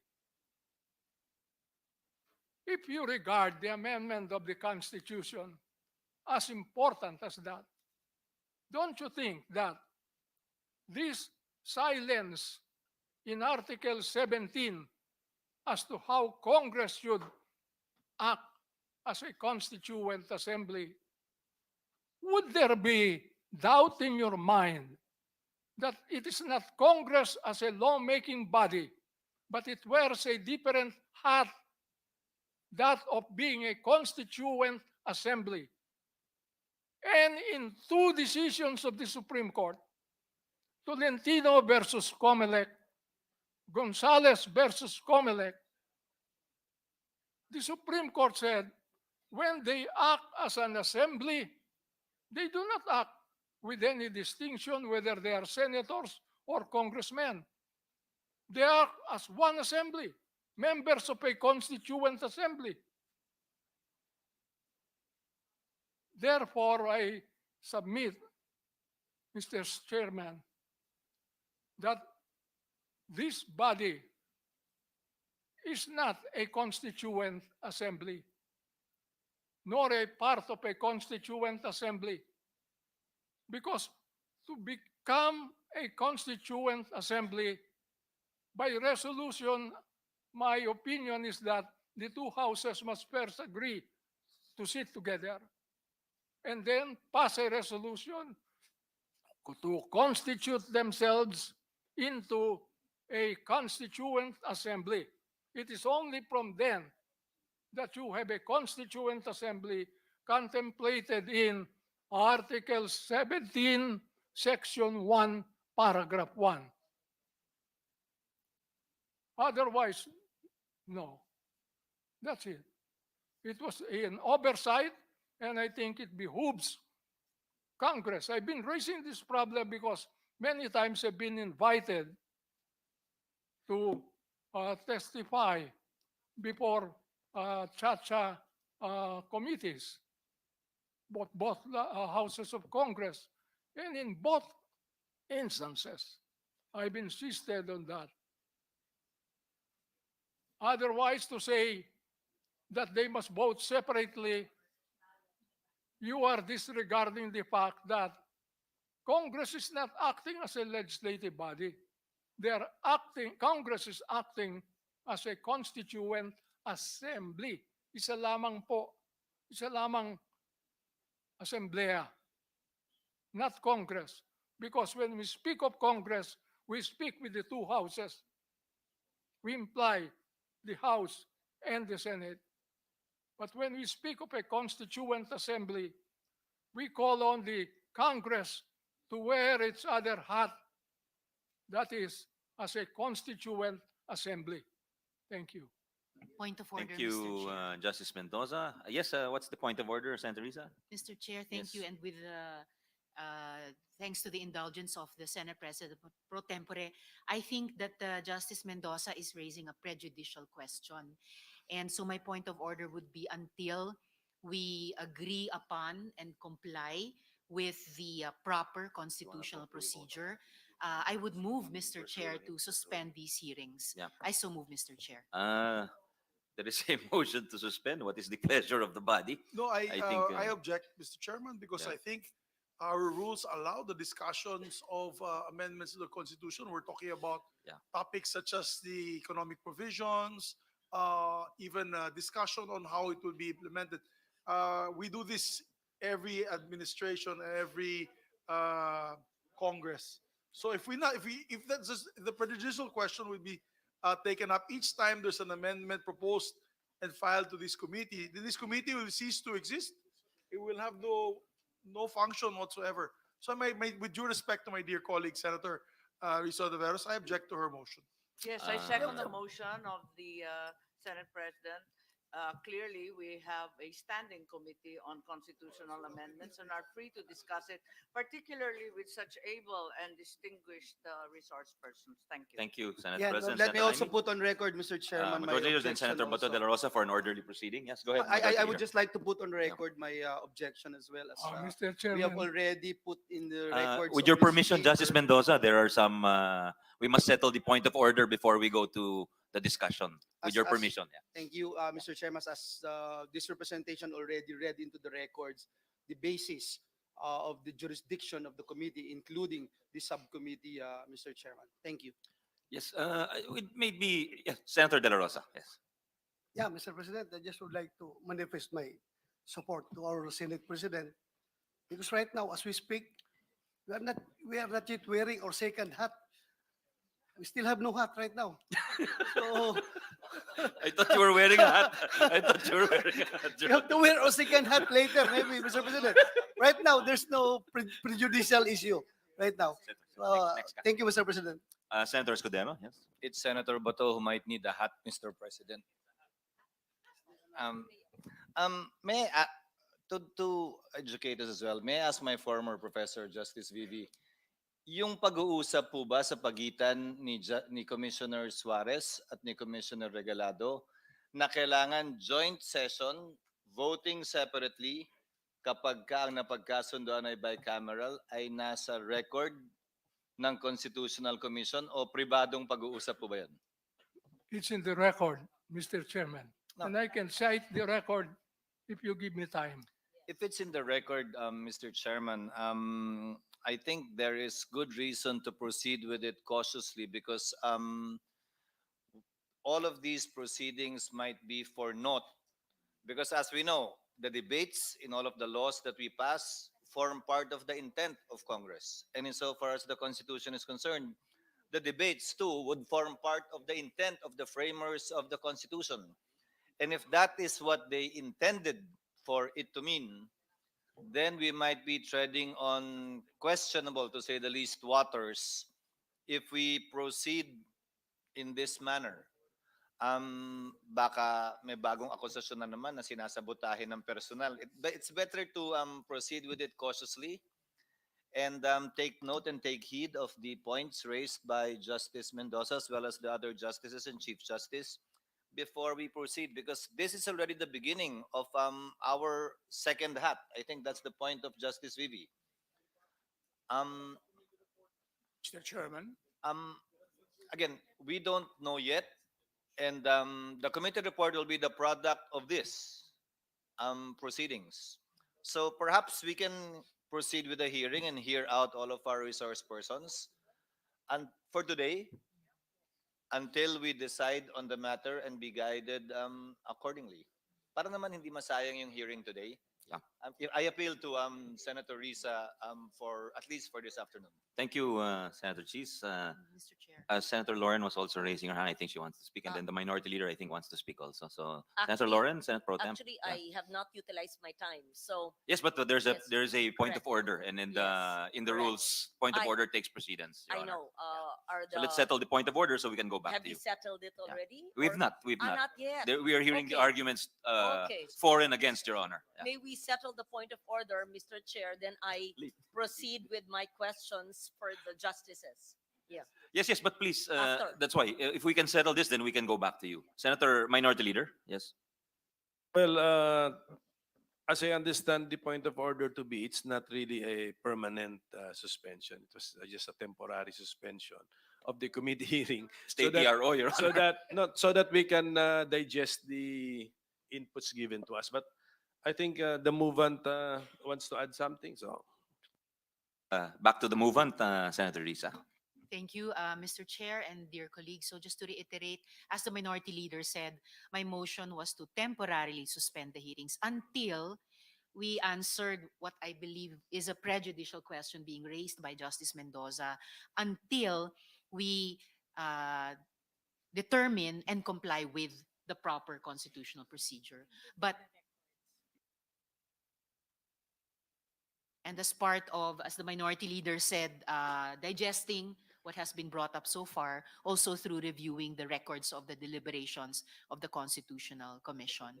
But in the meantime, in response to the first objection of the Senate President and the request of Senator Cheese, and having clarified the intent of my point of order, because I feel most of all, Mr. Chair, I feel what Justice Mendoza has raised is a prejudicial question. But for now, I submit to the objection and the ruling of the chair. So I For take it today, Mr. you're not Chair. Thank you, insisting on Mr. the Chair. motion for today. Yeah. I am submitting Yours, to the your, objection, Mr. Okay. Chair. Thank you for graciously doing so. That allows us to proceed. And of course, we want to place it on record. Justice Mendoza's opinion is one of many. And earlier we heard a contrary opinion from Justice Ascuna, who was a member of the 1987 Constitutional Commission. So even the best lawyers, this shows the public that even the best lawyers can disagree sometimes. Mr. Chairman, Yes, sir. Yes, Chief Justice Chairman. David. just to add a little on the controversy. It is just to correct the part of the statement of Justice Mendoza on what happened in the Constitutional Commission. The fact of the matter is, I happen to be the chair of the Legislative Committee, and my good friend Adolf here was the vice chairman of that committee. The committee recommended a unicameral body. And at the time that the transitory provision, rather the article on amendments and revision to the Constitution and transitory provisions were taken up, it was based precisely on the assumption that what would be adopted eventually would be as recommended by our committee, which was unicameral. Unfortunately, during the plenary session on a voting as to the form of government, whether bicameral or the form of the legislature, whether bica or uni, by one single vote, the committee lost. And it was the motion of Delegate Villegas who voted that we adopt the bicameral assembly. Same thing happened in the committee, as a matter of fact. The committee actually voted for a bicameral body originally. As chair, I voted to break the tie in favor of uni. So that is exactly what happened. But you don't have to worry about it, because if you read the commentary of Justice Father Barnas, one of the members of the Constitutional Commission, in his book, the 1987 Constitution of the Republic of the Philippines, a commentary, uh, 2003 edition, page 1297, it is very clear that Congress may do so, propose amendments either a single body or in a joint session. If it were in a single body, each one can propose. And that was what I answered before to the question of Senator Legarda. What Congress can do in the first instance would be a simple legislation, proposing an amendment. So the Senate can do that, propose an amendment. Or once it is approved, the proposal will go to the lower house. The lower house, in the regular process of legislation, will act on it. There may be debates, as earlier, there may be amendments, and several amendments may be proposed. On deck, for instance, is the both resolution of both houses number 6 now in the lower house, authored by Congressman Salceda. It will open up the entire provisions on the national patrimony and economy. Not only 3, not only 4 in the resolution of Senator Gatchalian, which is your joint, which is actually your resolution about houses number 1. That was the first. That was filed in July yet of 2022. And it was submitted to the Mother Committee on Constitutional Amendments and Revision of Codes. And public hearings were had on, as earlier announced, all over the country. But we do not know yet what had been the proposal of the Mother Committee. That is exactly the reason why I also raised in my preliminary statement whether after this subcommittee shall have acted on this resolution number 6, the subcommittee's report will go back to the Mother Committee, and the Mother Committee to treat it simultaneously with the resolution of Senator Gatchalian. If it had not been acted upon, there are no reports. If there had been a report, we should like to find out. Now, again, if there had been no report, does it mean that by treating this particular resolution, we will be abandoning resolution number 1? So that is the issue that I raised. So now, since it was, go back to the issue of BICA and UNI, I would request you to, it's embodied in my position paper, and it is also in my position paper submitted to the Committee on Electoral Reforms and People's Participation of the Honorable Amy Marcos. So these are the clarification I would like to put. Thank you very much, Chief Justice Davide. That was very clear. Anybody else want to weigh in? We'll go back to Senate President Pro Temp Legarda. She still has 6 minutes left. Thank you, Mr. Chair. Thank you, Justice Mendoza, for making that very important and relevant clarification on the goings on, which you said are on record in the 1987 Constitution, because in no uncertain words you had clarified that both houses of Congress, even if it was unicameral at the time, had envisioned that the votes will be counted separately, and therefore any joint voting must be deemed separate. I think that's very clear, Justice Mendoza. We are grateful for that clarification once again. And it is evident that the People's Initiative, as worded, that has been going around in different districts in the country, it renders it illogical or an aberration based on the statement you made on the intent of the framers of the 1987 Constitution. Thank you, sir. It's very clear. Now I go back to my questions on the inclusion of the clause unless otherwise provided by law.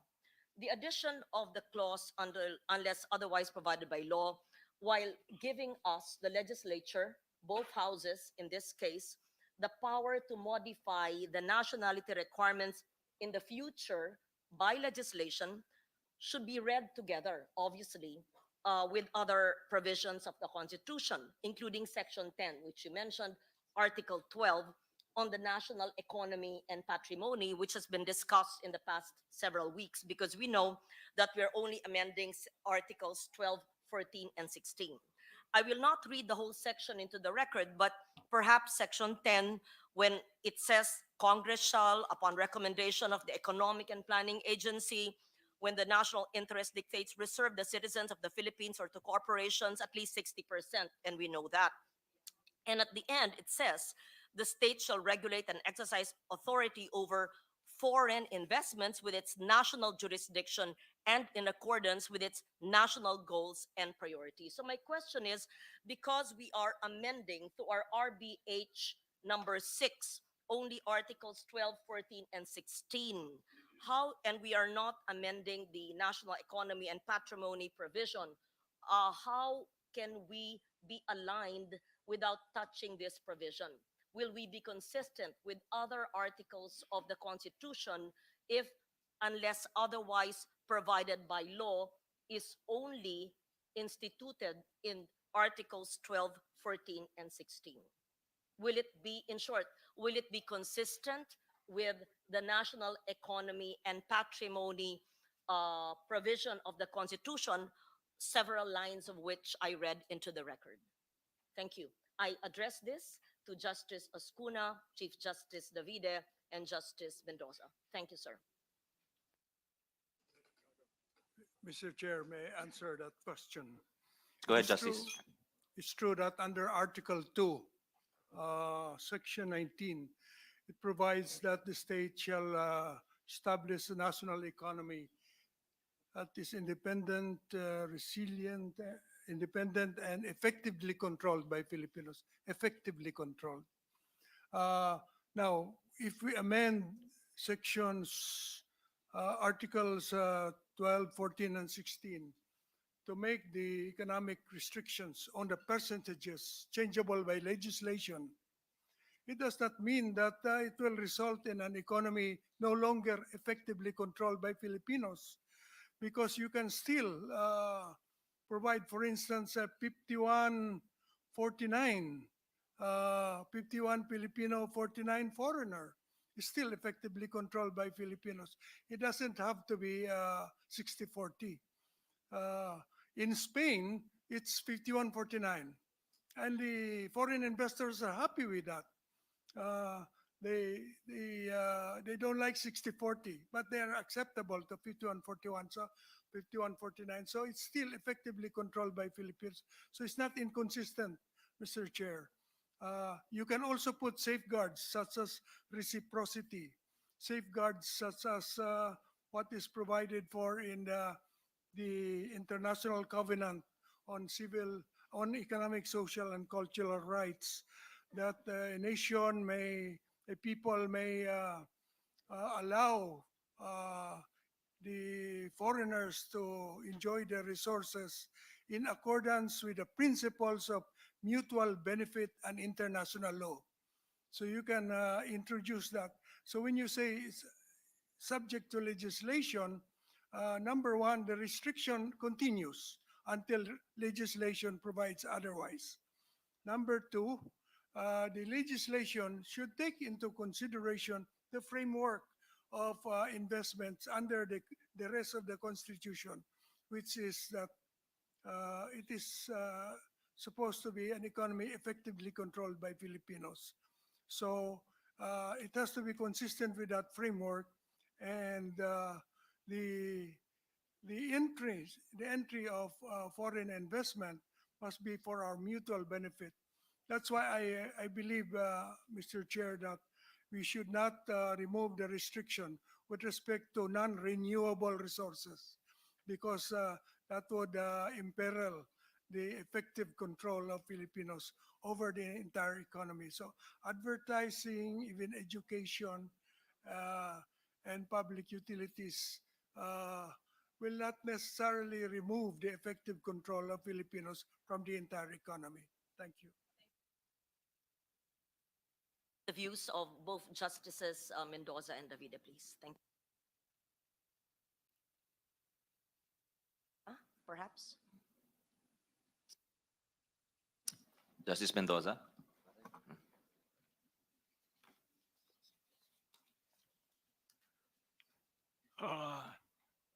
these many provisions, Article 12, Article 14, and Article 16, simply carry out a general statement found in Article 2, Section 19, which says that the state shall develop a national economy that is independent and controlled by Filipinos. So, if you do not want these provisions in 12, 14, and 16, which are exclusively Filipinos, you want to open these activities to foreigners. Just remove that provision of Article 12, Section 19, because that is a basic principle, and they simply carry out that provision. In that way, you leave it to Congress to decide what the policy on economic activities and the patrimony of the nation should be. It has been said here that in other countries, that's simply left to legislation, ordinary law. But that's probably they don't have the same constitutional provision that we have. But as long as Article 2, Section 19 on national economy is there, you will have a contradiction, Senator. What you declare in Article 12, Section 19, you contradict because you leave it to Congress by ordinary law to change what the policy or principle should be. As it stands now, and I'm trying to help the committee with its resolution number 6. Resolution number 6 sounds more like an amendment to give Congress the power to amend the Constitution rather than an amendment of economic provisions. The emphasis, as I see it, is more on the power of Congress to change what has been declared as fundamental principles in the Constitution. Now, we cannot have a Constitution that is self-contradictory, that carries with it the seeds of contradiction. You declare solemnly in Article 12, Section 19, that we have to have a national economy controlled by Filipinos. And yet, you want to amend the provisions of 12, 14, and 16 and open this to foreigners and remove control in the hands of Filipinos. We will have a very contradictory position. That's just like saying, amend the Constitution in this manner, and then you have a provision there that the people have a right of revolution.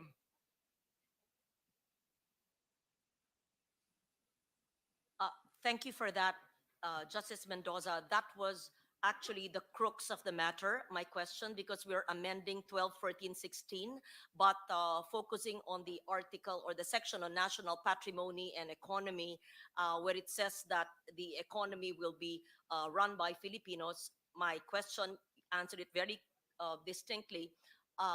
Is there an alignment or is there a need to look at a broader view? Because we may amend certain articles, but it may be inconsistent, which you said it could possibly be. So thank you for giving me clarity, but it also brings me more questions, but I may not have the time now. I would like to have a session with the three of you, and perhaps at another time on the second round, ask and persist on that question. But you have validated my thoughts that there could be some non-alignment or inconsistency, but that's something to be studied about. Thank you so much, Justice.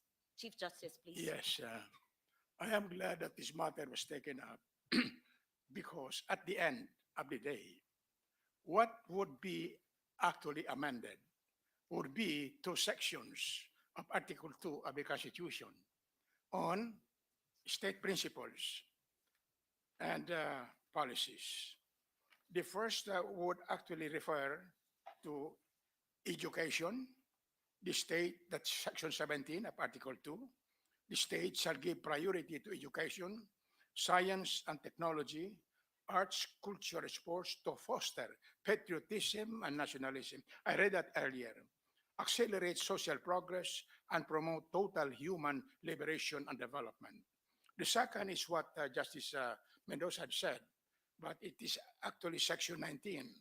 The state shall develop a self-reliant and independent national economy effectively controlled by Filipinos. Now, these are the fundamental state policies which are actually uh, supposed to be implemented by way of specific provisions in the succeeding articles. Consequently, the succeeding articles cannot be amended by any guise whatsoever if it would affect the fundamental state policy. Now, if you are going to amend education, public utilities, or advertising or media on the other parts of the economic provisions, you will in fact be amending Section 2 of the Constitution. When you amend Section 2 in the Constitution, which relates to state policies and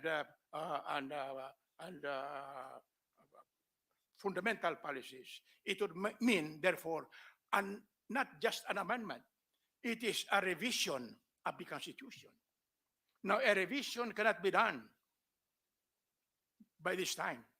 You have to open the entire Constitution. And now, this is what I will say.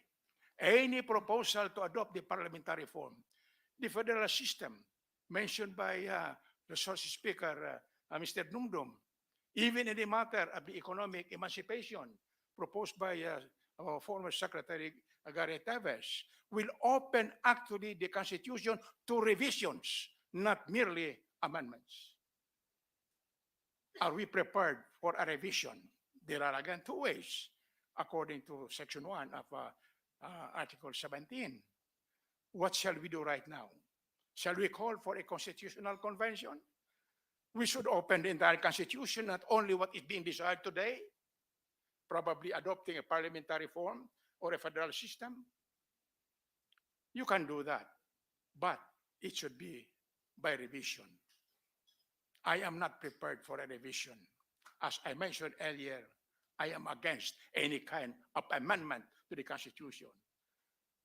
When I voted for the draft of the Constitutional Commission of 1986, on the final draft, I said that this is the Constitution I am willing to die for. Why? Because actually, this is now the time that I could say it. Why did I say?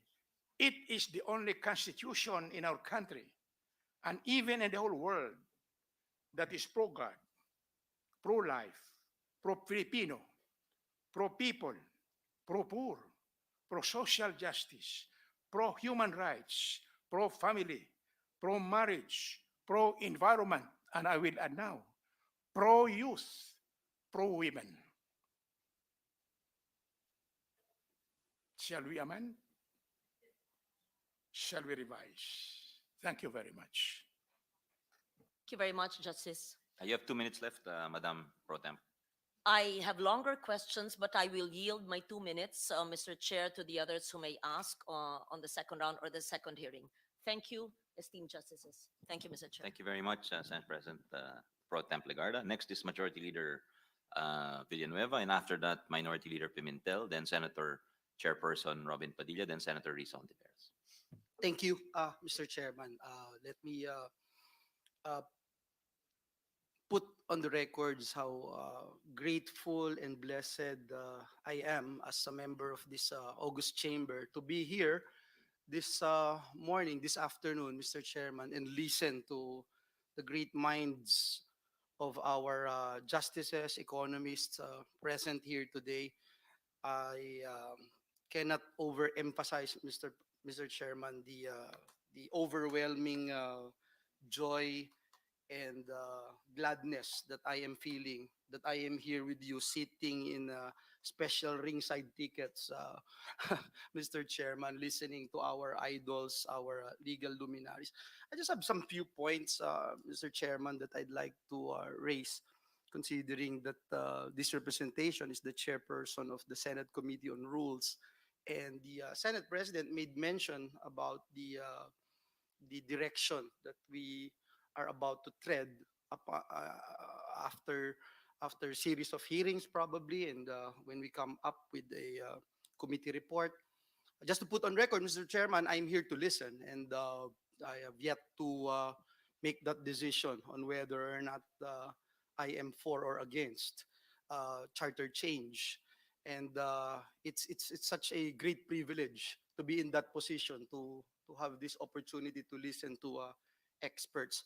May I just ask our legal luminaries, Justice Ascuna, Justice Davide, Justice Mendoza, um, the Senate President made a statement a while ago that after these hearings, series of hearings, the subcommittee, this mother committee, would come up with a committee report.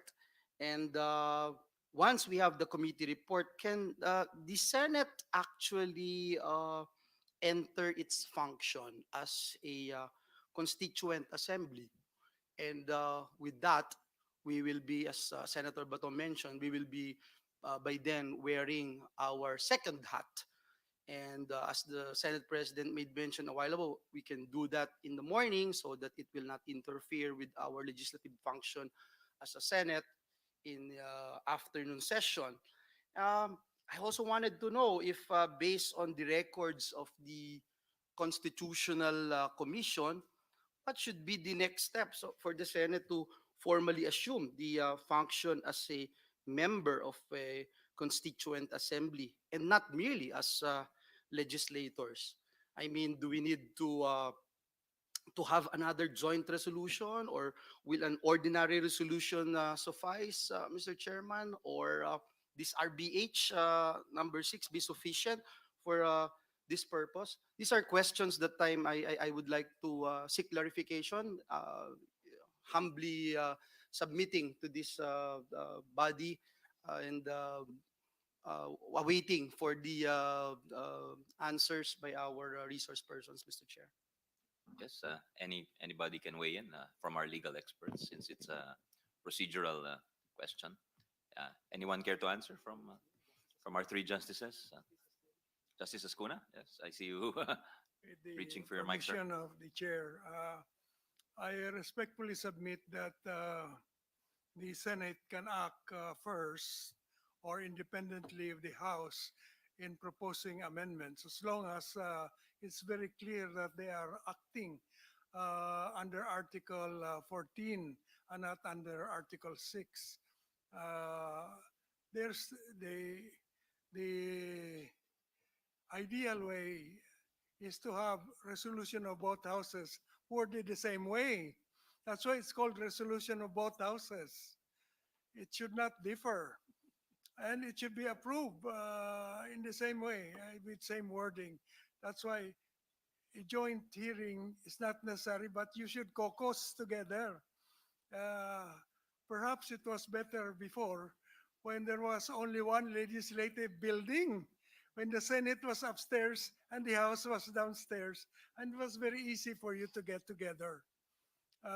So now, but with communications like that, you can also get together and informally agree on the joint resolution, so that your joint resolution will really be joint. No need for joint hearing, but the joint resolution should be identical, so that there's no conflict. If it's approved by three-fourths of the Senate and approved by three-fourths of the House, then you submit it for a plebiscite already. Yan po ang solution. And not necessarily, of course, a joint hearing is ideal, where you meet as one body but vote separately. That is not prohibited, but to me, it's not required. Uh, the advantage of that is you can hear each other. The congressmen, the representatives can hear the senators, senators can hear the representatives. Uh, but as I said, with modern media, you can hear each other also without having to jointly meet. So ganun po, maybe your rules can clarify that. You don't have rules on how to conduct proceedings to amend or propose the Constitution. As I had recommended earlier, you should amend your quorum. Right now, your rule on quorum is only majority, 12 plus 1.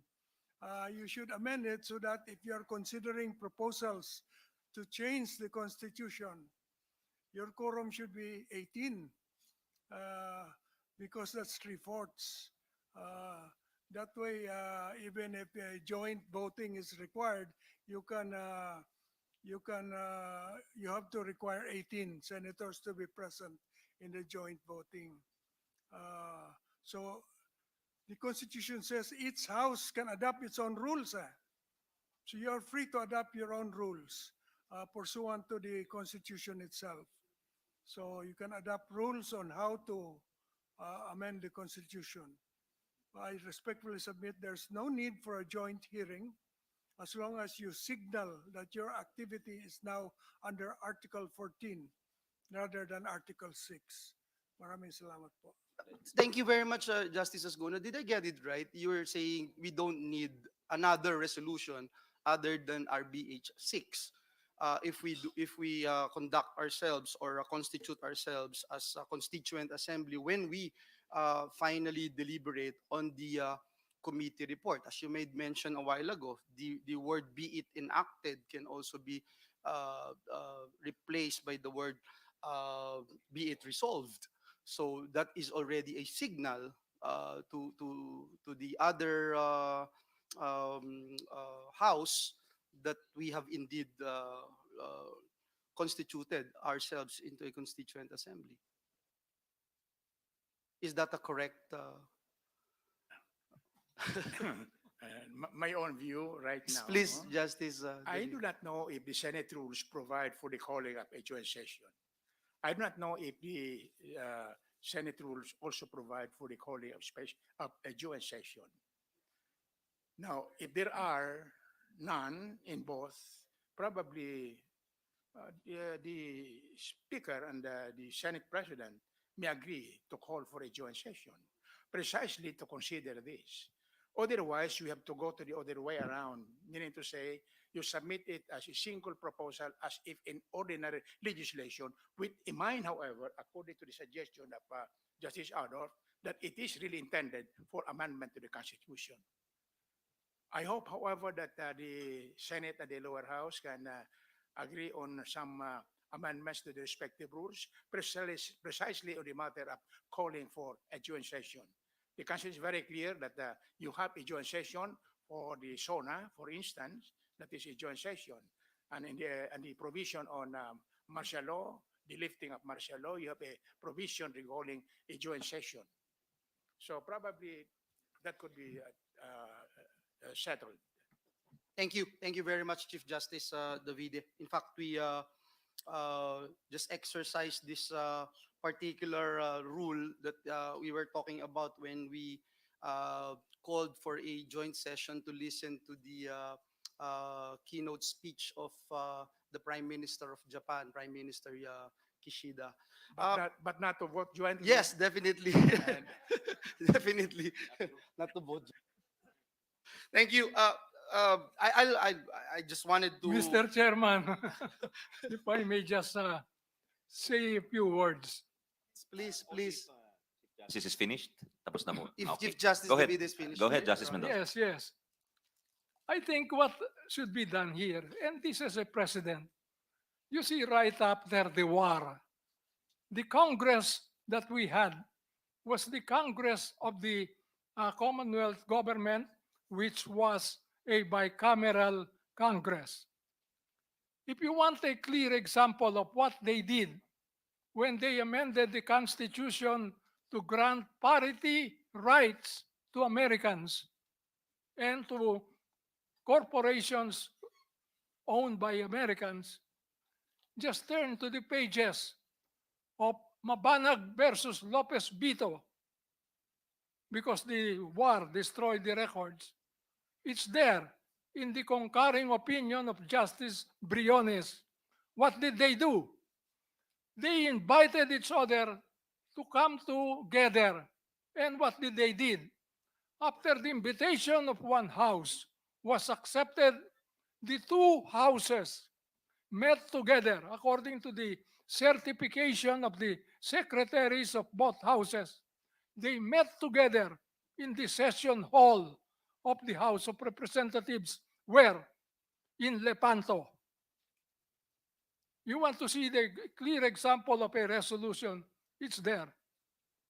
Mabanag versus Lopez Bito, the concurring opinion of Justice Briones. It's not in Spanish, Justice, because some of his opinions were in Spanish, if I'm not mistaken. Oh, it's not Spanish. Yeah, it's Spanish, but the resolution is quoted. The resolution is quoted. Kaya ni Majority Leader ho yun. We'd like to acknowledge the presence of Senator Pia Cayetano, our chairperson of the Blue Ribbon Committee. Good afternoon, ma'am. Go ahead, Majority Leader. Gracias, Mr. Chair.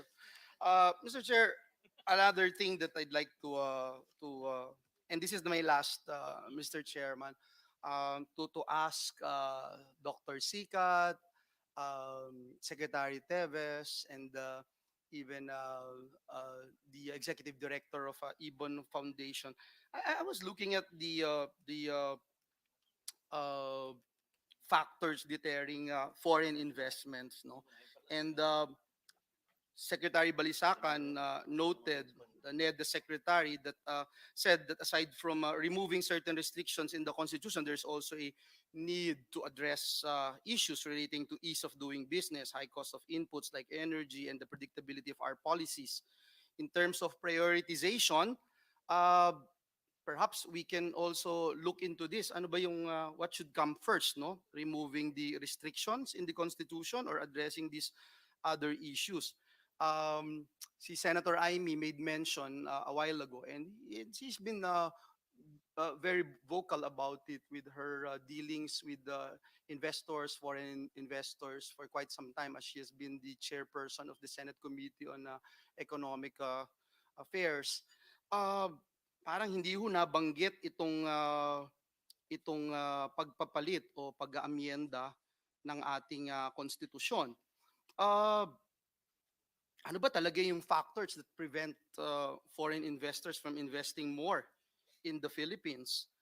You look at BSP, for instance, the Bangko Sentral ng Pilipinas, the top three main drivers of foreign direct investment are market size and potential, institutional and regulatory quality, and trade openness. So, gusto lang natin maintindihan gusto, no? When it comes to sinasabi ng matatanda sa amin sa Bulacan, importante na itatanong yung mga tamang tanong at masiguro na yung mga information na available sa atin ay maintindihan natin gusto bago tayo gumawa ng tamang desisyon. May we ask Dr. Sikat to perhaps enlighten us, Your Honors? Thank you. Thank you very much, Senator. The there is an interdependence between the restrictions that we have with the ease of doing business. If you notice, for instance, all the restrictions that are listed oftentimes are already indicators of what are not to be undertaken by foreigners. So to some extent, you already get those embedded in the ease of doing business because no one in the government would really proceed with undertaking clearances unless they have cross-checked many of these items. So one of the implications of this statement is that for years and years, the fact that we got to have very complicated very complicated rules of approvals in government had had gotten this from all the regulations we had, which can be traced back to the restrictions in the Constitution. Now, of course, uh, some of these uh, developments in bureaucracy oftentimes get infected further by the rules and the activities undertaken by management and bureaucracy to see to it that their mandates are also protected. And some mandates of institutions are not necessarily connected with, with all these other provisions. So really, uh, the, to some extent, we will achieve a lot of easing of the business rules if we had really very simple rules at the top. Now, as I said,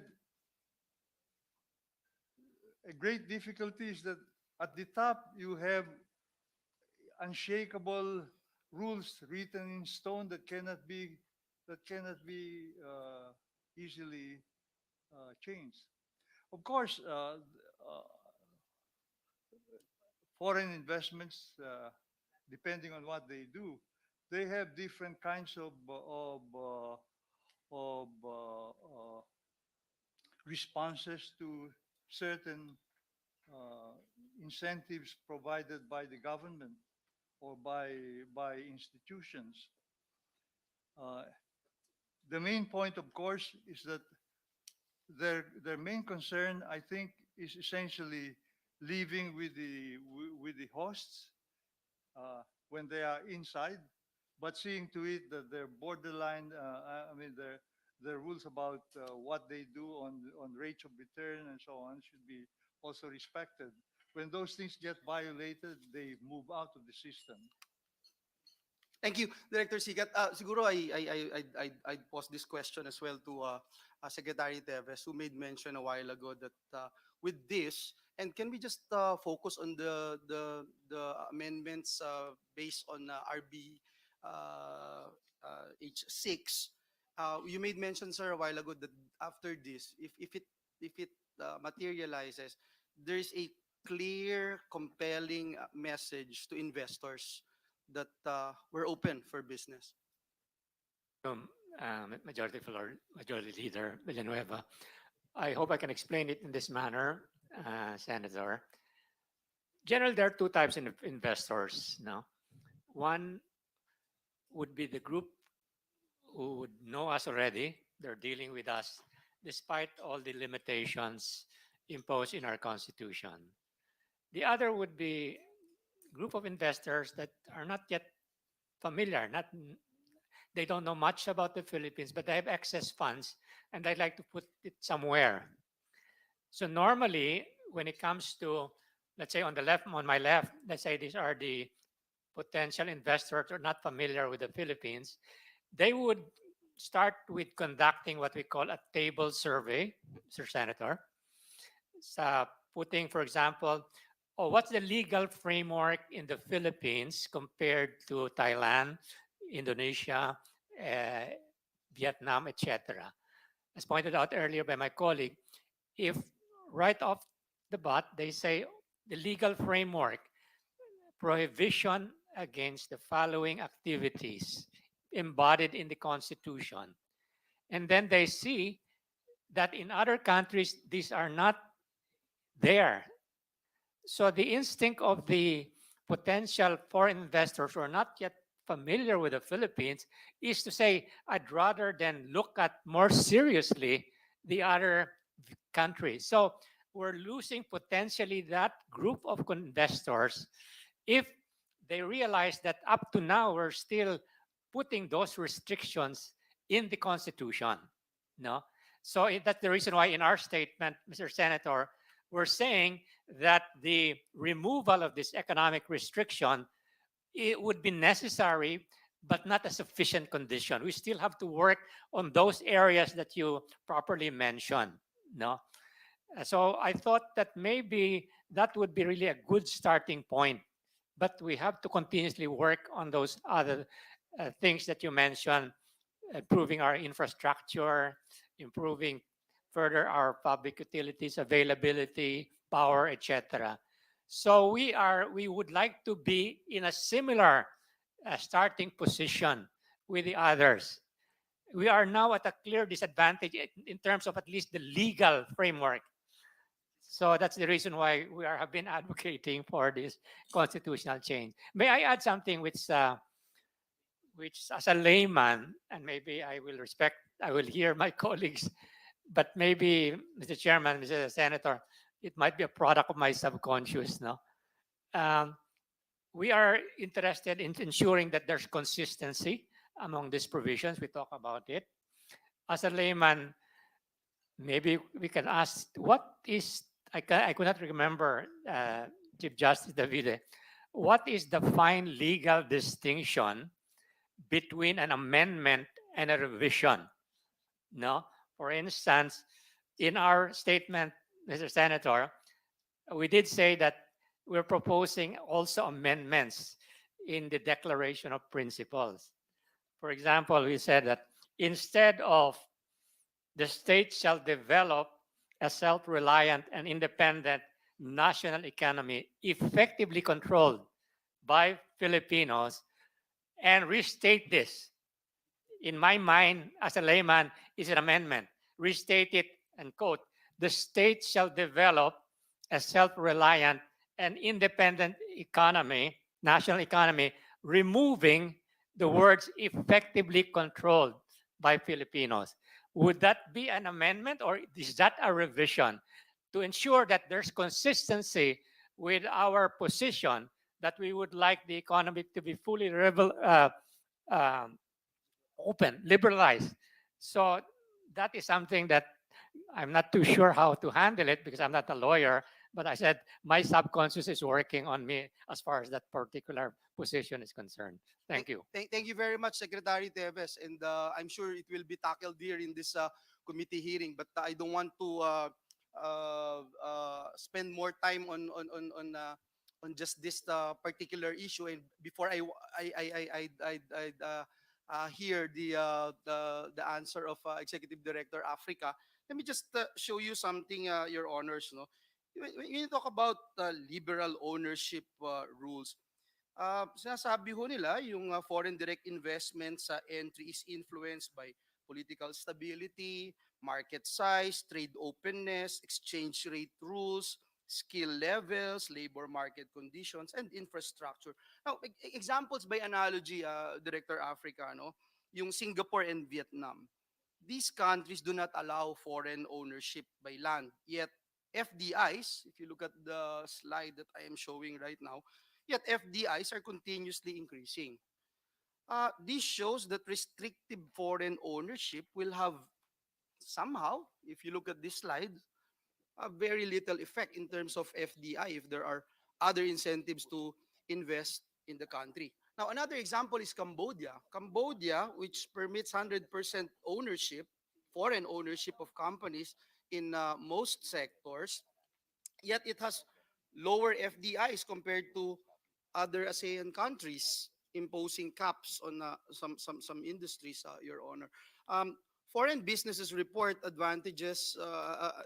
disadvantages vis-a-vis Cambodian or other foreign rivals that engage in acts of corruption or tax evasion or take advantage of Cambodia's poor regulatory enforcement. Last but not the least, Your Honor, no, yung U.S. Department of State also made mention about inputs. Ito very important, and I appreciate what Secretary Teves made mention a while ago, and our chairman made mention that this is not a miracle pill. Now, once we go for it, everything changes, no? Kasi itong U.S. Department of State made mention about poor infrastructure, high power costs, slow broadband connections, regulatory inconsistencies, a cumbersome bureaucracy, and corruption remains disincentives to investment in the Philippines, as well as inefficiency and uncertainty of the Philippine judicial system. And just want to strike a balance here, sir, Your Honor, if you can also give us your views on this particular topic, Director Africa. Thank you po. I'll speak slower ha, kasi wala nang time limit eh. Sige. I think po... So, na-realize mo na nagmamadali ako dahil inoorasan ako ng chairman namin. Kaya nga, I think po the numbers you showed show how simplistic, simple-minded it is to talk about restrictions and then make 10 million leaps towards development. I think precisely those are good examples you raised because, for instance, there's this whining about the flexibility, inflexibility of the constitution, things like that. Pero, for example, telecommunications in Vietnam, in Thailand, Indonesia, I think it's capped at 49%. Um, some of them, their own transport, their power, they also have similar caps. I mean, it's in the slide we showed. Pero anong point po doon? The point is, again, with all due respect, I'm sure investors do that table thing. Pero hindi naman bobo investors eh. They do have familiarity with the Philippine context. They know how expensive power is. They know how expensive, how bad traffic is. They know how bad corruption is. So parang kung ihani lahat ng mga yon, it's too simple-minded to fixate on the foreign equity restrictions. Lalo't-lalo na, and I do have to stress, whether it's by law or in the consti, secondary na, it's there eh. Kumbaga, may pagka-path dependence tayo. The question isn't no longer we want the flexibility in the abstract. But if that restriction is there, whether it's in law or in the constitution, if it's useful, let's keep it there. And I think a lot of the problems with discussion about yung cha-cha, again, with due respect, parang you want a message you're open for business. Kailangan ba baguhin ang saligang batas for that? Medyo, it's just like, it's so absurd eh. And I think if the whole point is to develop the country, these restrictions were not problematic for the last great industrializers, South Korea and Taiwan in the 70s and 80s. They're not problematic for, okay, walang restrictions in a lot of sectors in China, but they have such huge regulatory administrative licensing interventions. So parang to reduce everything to the equity restrictions, it's a bit too much. Eh. So the bigger question is, sabi nyo nga, why would a foreign investor come here? Kasi kikita sila because malaki yung domestic market. Because they can sell to the Singaporean market, they can sell to the Malaysian market, the Thai market. Paano benta na sa Pilipinas if because of the inequities sa distribution ng wealth, you have 70% according to the Bangko Sentral, over 7 out of 10 families walang ipon. Diba? According to SWS, over 8 out of 10 families either poor or nasa borderline sila. So parang, anong pagkakitaan ng negosyante selling to the Philippines? In the same way, productivity. How can you be productive kung ang baba ng educational system mo, ang baba ng standards ng quote-unquote human capital, ang baba ng productivity nila, ang mahal ng kuryente, grabe yung corruption. May nakusap ako quite recently, natawa nga ako eh. It was a Korean lamenting about yung problem ng corruption in Korea. At he picked this up from, I forgot what, some textbook I read before. Sabi, it holds today. The problem with Korean corruption, with Philippine corruption compared to Korean corruption, sa Philippine corruption, yung mga corrupt na officials, pataasan ng bayad. So yung investor, hahanapin yung pinaksigurado na makuha nila. So Korea daw, standardized yung bayad. So kumbaga for them, yung predictability ng corruption, that's actually what they needed. Ayaw nila ipapasok sila, magbabayad, tapos 6 months later, oh my God, ang daming sisingilin. So again, ang daming permutations. You know, Director Africa, can I just stop you there, no? And I get what you're pointing out, what you're emphasizing, and it is good that we can listen to all parties involved and stakeholders, most especially the rationale of what we wanted to look into right now is also what we're getting from Director Sikat a while ago, that if there's something wrong, and I think wala naman hong perpekto na konstitusyon, wala rin perpektong batas, at kung merong kailangan baguhin, ano ba talaga yung paraan, at meron ba talagang kapangyarihan ang Kongreso na baguhin ito, no? And another thing that crosses my mind while you were talking, Director Africa, is the idea na binuksan natin pero hindi natin mapalipad ng husto yung ibon. Parang nilagay natin sa hawla at hindi makalipad ng mas mataas kung kaya niyang lumipad ng mas mataas. But let me give you another example. No? When we passed the Public Services Act in 2022, we also passed Foreign Investments Act at saka yung Retail Trade Liberalization Act. No? And by joining RCEP in 2023, kayo kanina, ang dami kong nakikitang mga mga mga mga numbers, figures, and graphs. Mahilig tayo sa ganyan, you know. And I just wanted to find out based on your monitoring and assessment, since their enforcement, no, ano ba yung respective impacts nitong mga foreign direct investments? Because if you look at the foreign investments approved on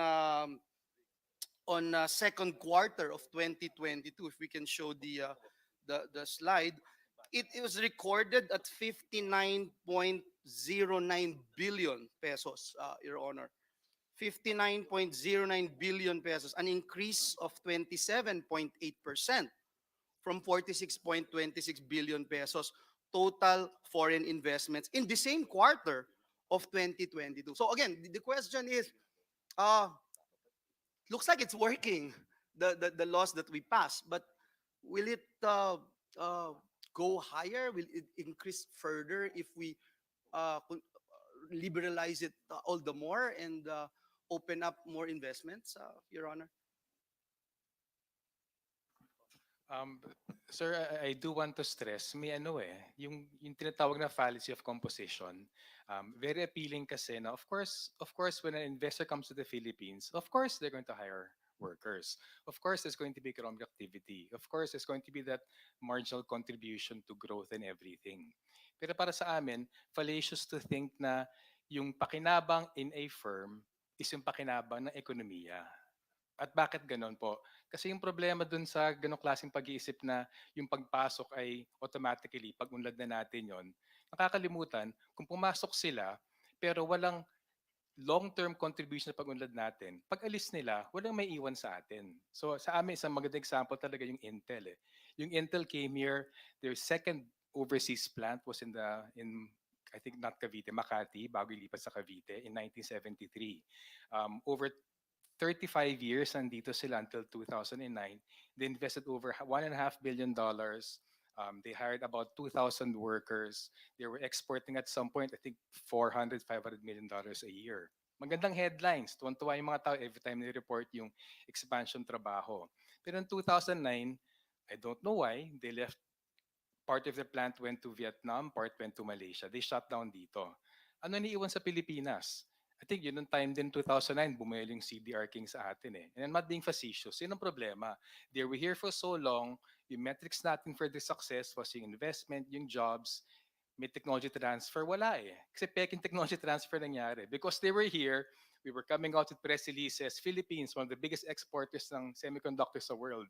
Hindi naman tayo yun It's an American firm based here. And when they left, walang iniwan sa atin. And there's a logic. Walang iiwan sa atin kasi if you're Intel, tuturuan ba yung Pilipino to produce another semiconductor? Kakompetensya mo yan. Kakompetensya mo for the productive labor force, kakompetensya for the raw materials, eventually kakompetensya for markets. So sa amin, ang point lang doon, huwag natin ipagpalagay na just because it's foreign investment here, making its money, and in the short term, hiring jobs, contributing to GDP, hindi yun yung long-term develop na kinakailangan natin. If you talk about where this Intel or Hanjin, yung nga even naman ng PAE right now, yun yung nawawala sa atin Kaya nabanggit kayo about yung controlled by Filipinos. We have to learn. We have to learn to produce. We have to have the technology. And that technology transfer, pinagkakait sa atin yan ng mga foreign investors. I've talked to so many workers, may mga may mga waivers siya na once they leave an electronics firm sa Laguna halimbawa, for 25 years, yung tuturo nila hindi na pwede gamitin. So ang point lang doon, we have nothing in principle against foreign investment. May pakinabang dyan. The technology is there, the capital is there, the markets, the connections. Pero kung di gagawin yung gobyerno to make sure may mapiga tayo, rush na lang foreign investor They'll want to make their profits while they're here. They want to leave as little as possible para walang kompetensya. And then when it's convenient for them, aalis sila. So sa amin, we're not advocating in any way na magsara. Ang point lang namin, matuto tayo sa leksyon lang, the last great industrializers, South Korea and Taiwan, mula mag-globalization at everyone's in a race to the bottom of the track for investment, wala na nag-industrialize since then. Ikalawa, matuto rin tayo from what industrial powers right now are doing. The reason the US is spending, I think, $500 million on its semiconductor renewable industry, the reason may trade wars sa China, ito nga industrial power na siya, feeling niya kailangan niya makailam para protekta ng Amerikanong industriya. Paano pa kaya tayo na walang Pilipino industriya or napakaliit? So again, quick example lang, even sa jeepney modernization, oo nga, hindi manufacturers yung mga local firms, they're assemblers. Pero ano mas okay? May assembly na may dagdagang trabaho dito or we import ng buong buo, most of the trabaho is dun sa Chinese firm, Japanese firm, Korean firm, American firm. So sa amin, hakbang-hakbang talaga yan. Pero kung wala yung orientation, kung wala yung vision na pagpalakas ng lokal na industriya, binibigyan natin lahat sa dayuhan. At yun nga, doon nawawala yung control natin sa ating ekonomiya, sa ating rekurso, sa ating lakas paggawa. Thank you, Director Africa. I know I have no more time, Your Honor. Thank you very much, Mr. Chair, for allowing me to ask questions. Let me just end by saying I thank God that we are all here today. I can see the chairperson of the EDCOM 2 Commission. The commissioners are here, Commissioner Pia Cayetano, Commissioner Sani Angara. And it's really important that I already mentioned the chair, and whatever we do, and let me stress that in the passage of Public Services Act, Foreign Investments Act, Retail Trade Liberalization Act, this representation would keep on emphasize and pound on the idea of a working technology transfer. Not because I am a former test the chief, but I think it's very important, and that's why even in the idea of liberalizing our education sector, I would love to see not only in the higher education but also in the technical vocational education para talagang maging world class yung ating mga tinitrain na workers. Maraming salamat, Mr. Chairman, for giving me extension.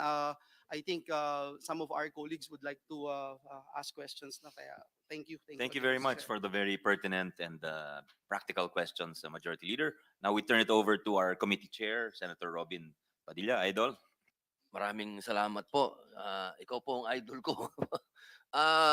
Chairman, gusto ko lamang pong ibigay yung oras ko kay Sir Orion Perez. Yan, Dumdum. The senator's time is only 10 minutes, Mr. Dumdum. I'll be fast. Go ahead, sir. Okay. So doon po sa sinabi kanina nung mabuting senadora galing sa Ilocos Norte, yung tungkol sa yung mga locators, mga kumpanya na natanong po niya, sinabi po niya na wala sa kanilang nagsasabi na may isa dun sa mga issues daw nila yung mga restrictions. Ngayon, sasabihin ko po, ang problema po dito ay yung tinatawag nating survivorship bias. Kasi po yung mga natanong po niya ay yung mga nakapasok na sa Pilipinas. Yung mga nakatagal na sa Pilipinas. So never naging issue nila yung restrictions dahil pasok sila. Pero yung dapat tinatanong po natin ay yung mga naandun lamang sa Singapore o sa Hong Kong na tumingin sa Pilipinas pero di na pumasok. Dahil siguro ay nakita nila yung saligang batas natin na napakaraming mga restriction at dun sila nawalan ng gana. So yun po yung kinakailangan natin gawin. Huwag po tayong nagtatanong lamang sa mga sino yung nandito sa Pilipinas na mga kumpanya, kundi sino yung mga maraming kumpanya na gustong-gusto talagang mag-hire ng mga Pilipino. Ako po, dahil doon ako sa Singapore, marami po mga headquarters po doon. At lagi kong nakakausap yung mga matataas na rango. Dahil meron po akong sideline dati. Nag-host ako ng mga events, nagsa-stand up comedy ako paminsan sa mga corporate events. Nakakausap ko po yung mga matataas na rango doon. At talagang believe sila sa mga Pilipino. Sobrang believe nila sa atin. Pero ang problema, kahit gustong-gusto nilang mag-hire ng Pilipino, nahihirapan silang pumasok sa Pilipinas dahil nga dun sa mga restrictions natin. At paminsan, ang problema ng mga restrictions natin ay hindi mismong actual na issue. Ito yung mga tinatawag nating impression.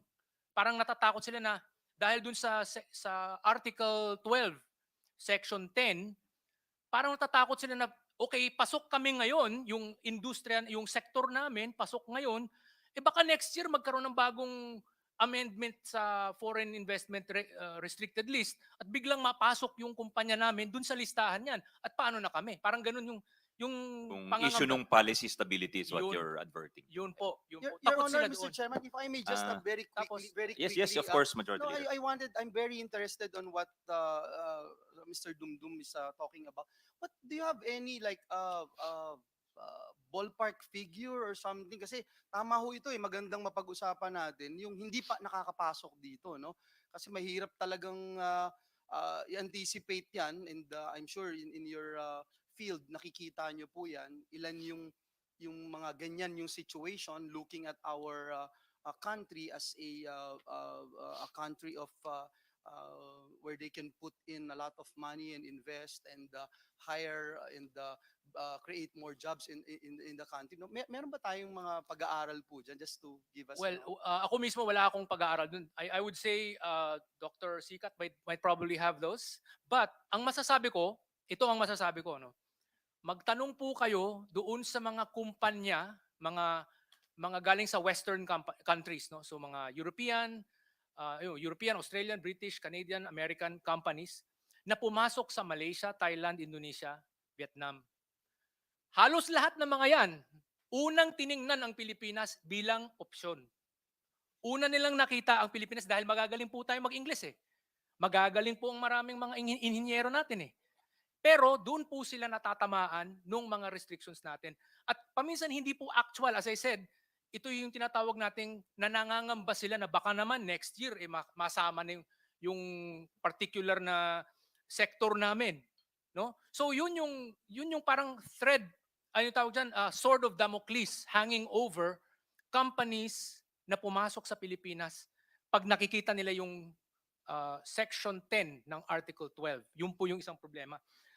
Isa pa, sasabihin ko lang din, yung lagi natin syempre paulit-ulit pinag-uusapan yung high cost of electricity and power sa Pilipinas. Pero meron po akong naging talakayan kasama na isang kaibigan, kaibigan po rin namin ni Senator Robin Padilla, si Dr. Emmanuel Noli, ay sorry, hindi si Noli, yun yung tatay. Si Doy Santos, no? Yung kaibigan po namin, na isang ekonomista, at pinag-usapan niya na yung, kasi nandun po siya sa Australia nakatira. At sabi niya, ang problema po dun sa yung power distribution problems ng Pilipinas ay ang kanyang pinakaugat na issue ay yung 60-40 din ng ating saligang batas, no? Natatakot pumasok ang mga power distribution companies doon sa lugar na yan. So, yun po, kumbaga lagi natin sinasabi, electricity daw, pero saan po yung talagang ugat noon? Bakit hindi ganun kaganda yung ating power generation industry? Ano to? Ito yung tinatawag nating high capitalization requirements po meron dyan eh. Usually, high technology requirements. Maraming mga foreign companies po ang may kaalaman dyan, pero hindi sila makakapasok dahil takot sila sa ating mga restrictions na ganyan. I also wanted to mention, ito pong yung mga constitutional restrictions paminsan po ay nawe-weaponize. Nawe-weaponize laban sa iilang mga kumpanya. I will give the example of FedEx. Yung FedEx po ay isang courier company, nagpapadala ng mga sulat, ng mga packages, di ba? Pakete, ganyan. Ang nangyari sa kanila ay may isang local na kumpanya na nagsampal ng kaso at sinabing sila raw ay isang public utility raw. At dahil doon ay sinasabing unconstitutional daw ang pagiging 100% or majority American-owned ng FedEx. At napunta po ito sa Court of Appeals, no? At sinabing ano daw sila, labag daw sila sa ating saligang batas. Muntik na po yang nangyari doon sa angkas. Ang angkas, yung sa mga motor, no?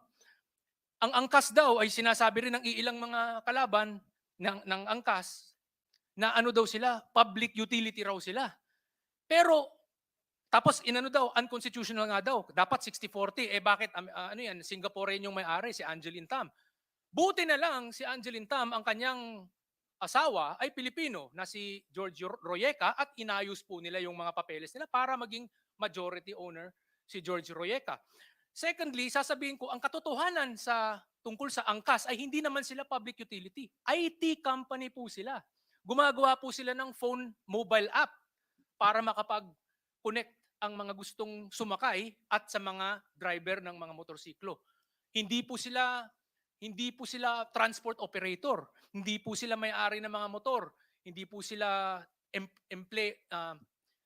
employer nung mga nagda-drive na mga motor. So mali po 'yun. IT company po talaga sila. Nagko-connect lang po sila ng ride hailer at ng mga drivers. 'Yun lang po. Pero ang ginawa, kinontrahan sila using the constitutional restriction. So ito po yung sinasabi nating problema na laging nawe-weaponize at laging nagiging publicized ito sa international business community. Yung nangyari sa FedEx, pinagtatawanan po tayo dahil sa nangyari dyan. Yung angkas, muntik na pong nangyari yun. So yun po, kaya nga sinasabi ko po, mas maganda po na tanggalin na lang po natin sa ating saligang batas itong mga restrictions na ito. At kung kailangan natin ng mga regulation at mga restrictions, doon na lang po natin ilagay sa statutory legislation. Maraming Mr. salamat po. President, Mr. Thank you. Chairman, Yes, Senator Pia. could I ask him if it's still within the time that Senator Robin allocated to the resource persons? Can I ask follow-up questions? If it's within the time. Well, I've been strict with members who tried to okay. ask questions, so I just to let you Okay. know before you arrived.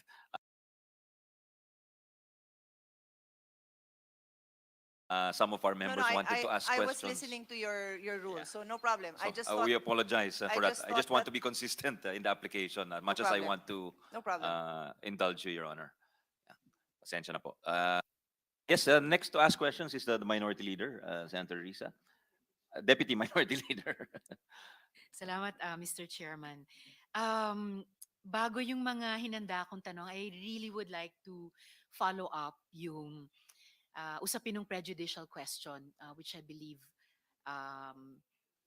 actually a couple already of our resource persons raised, beginning po with Justice Mendoza. So my staff looked at the records of the deliberations of the Constitutional Commission.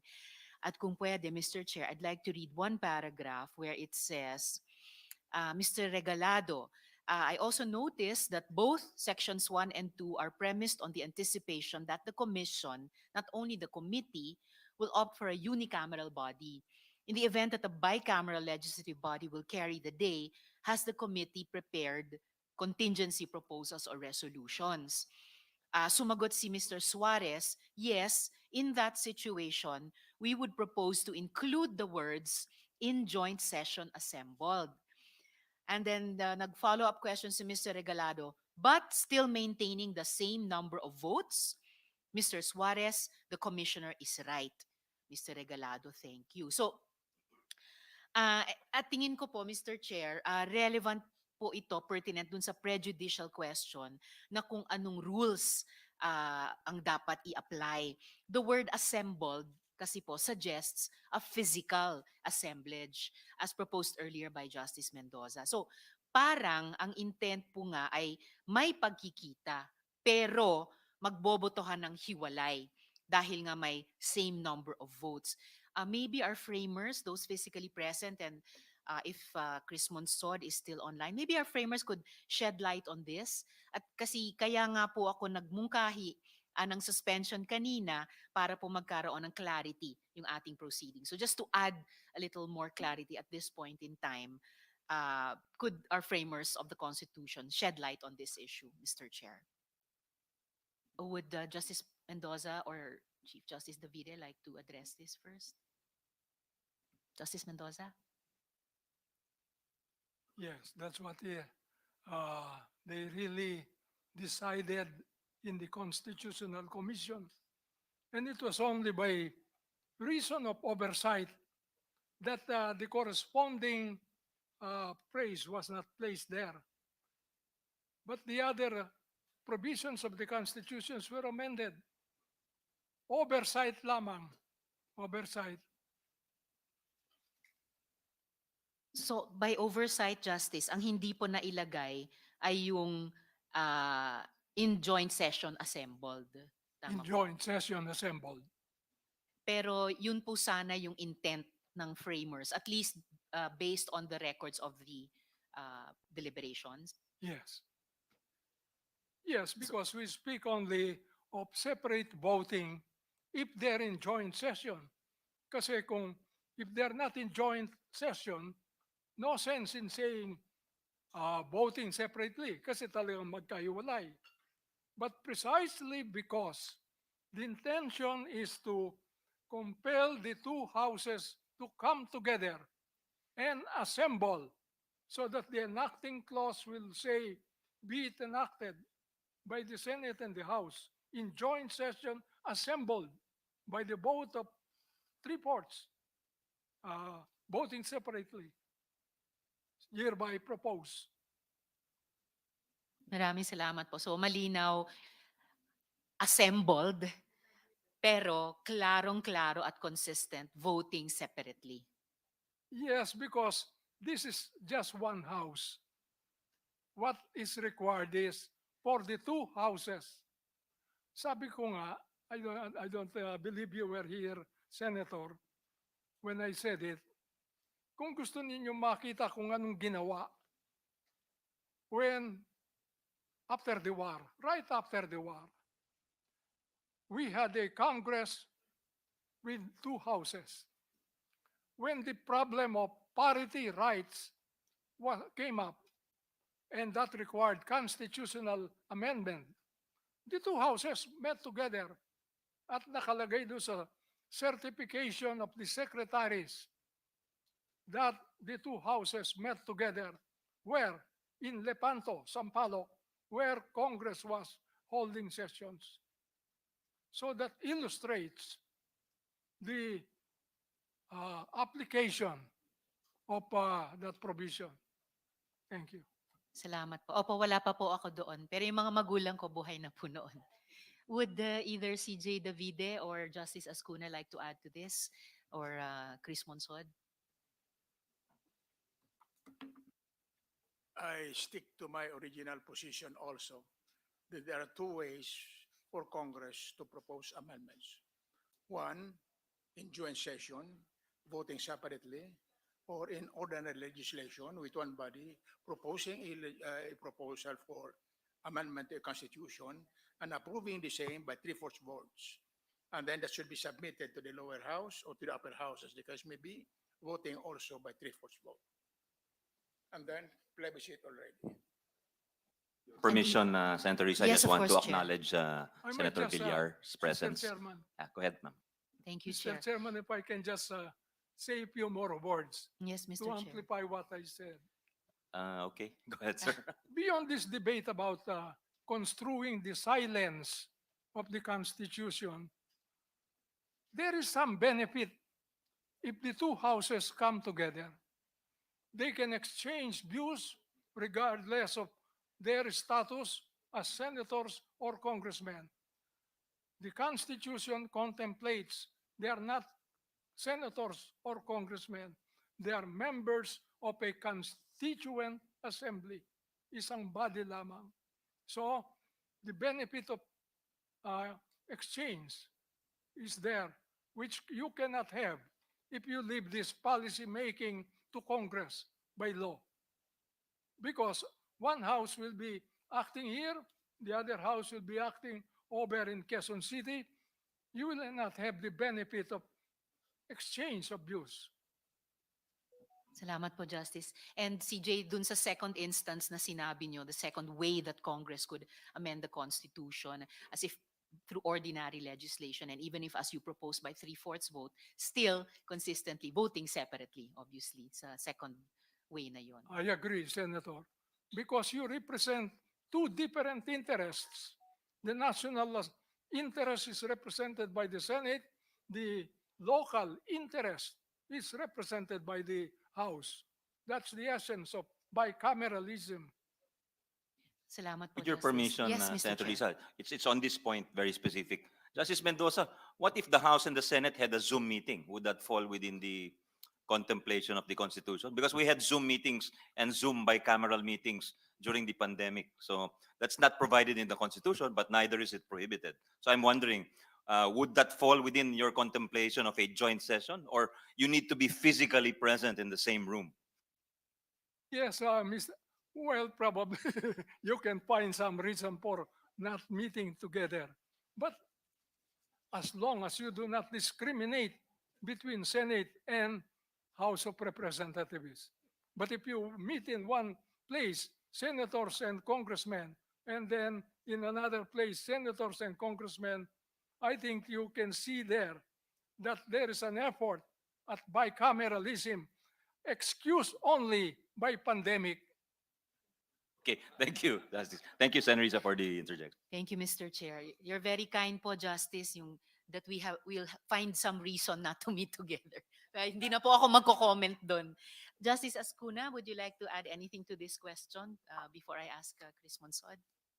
Madam Chair, Mr. Chair, and Madam Senator, I believe that although the records would show that Sensing Suarez said they would, in the event bicameralism was adopted, they would accordingly change what is now Article 14 to reflect voting together but voting separately. The fact is he did not. He did not change it there, leaving an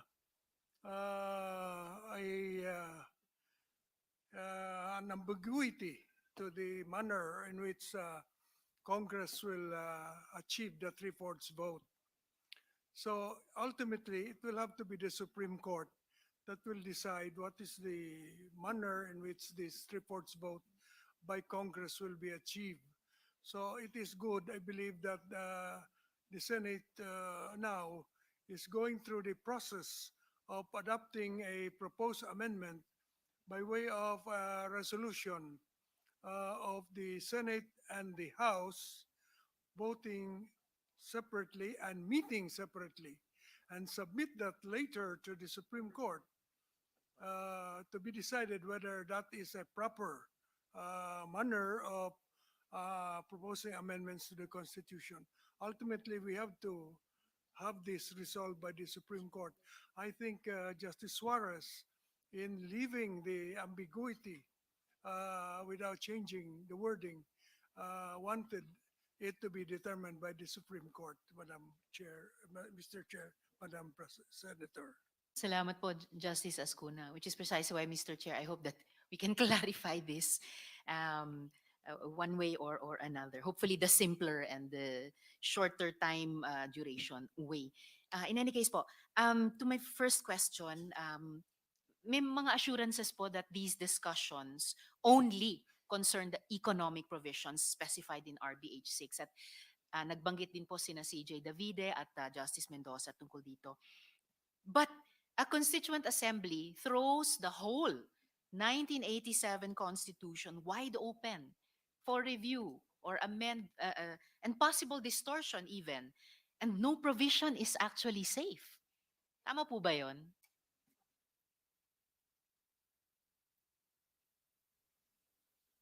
Anybody can answer, Your Honors. As I mentioned earlier, touching on the economic provisions would in effect also affect the declaration of policies and state principles and policies. The moment that it will change any particular principle or policy, it would be a revision.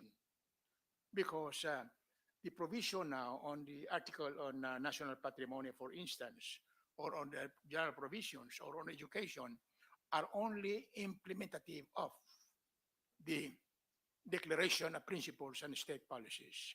The moment you change it, you have to automatically change also the fundamental principles of state policies. At bukod po dun sa, in effect, amending or revising a basic principle or state policy, kahit may assurances o agreements pa prior to limit the scope of the discussions, wala namang magpipigil sa kahit sinong miyembro ng Kongreso to propose other changes. Halimbawa, legislators could initiate changes in our basic laws on foreign ownership even of land, on term limits, on the frequency of elections, on limitations on the use of governmental power, even the fundamental rights of citizens. Tama po ba ito? CJ, pakibuksan yung mic Those niyo. matters are to be taken up really. It is more than an amendment. It in effect would be revisions of fundamental principles. For instance, in the matter of the plebiscite on the proposal in the PI, regarding a change in the manner of voting. It should be joined, and therefore, in effect, it would eliminate the Senate. It would eliminate the Senate because you have the massive majority of the lower house. So the moment you approve what is in the PI, it will open the floodgates of everything. Eventually, all changes will be done without already the voice of the Senate. Which is why po, CJ, Mr. Chair, the Senate opposes and continues to oppose the People's Initiative. Pero meron din po akong agam-agam at gusto ko pa rin itanong yung possible scenario kahit sa pamamagitan nitong RBH 6 as an initial doorway na dadaanan.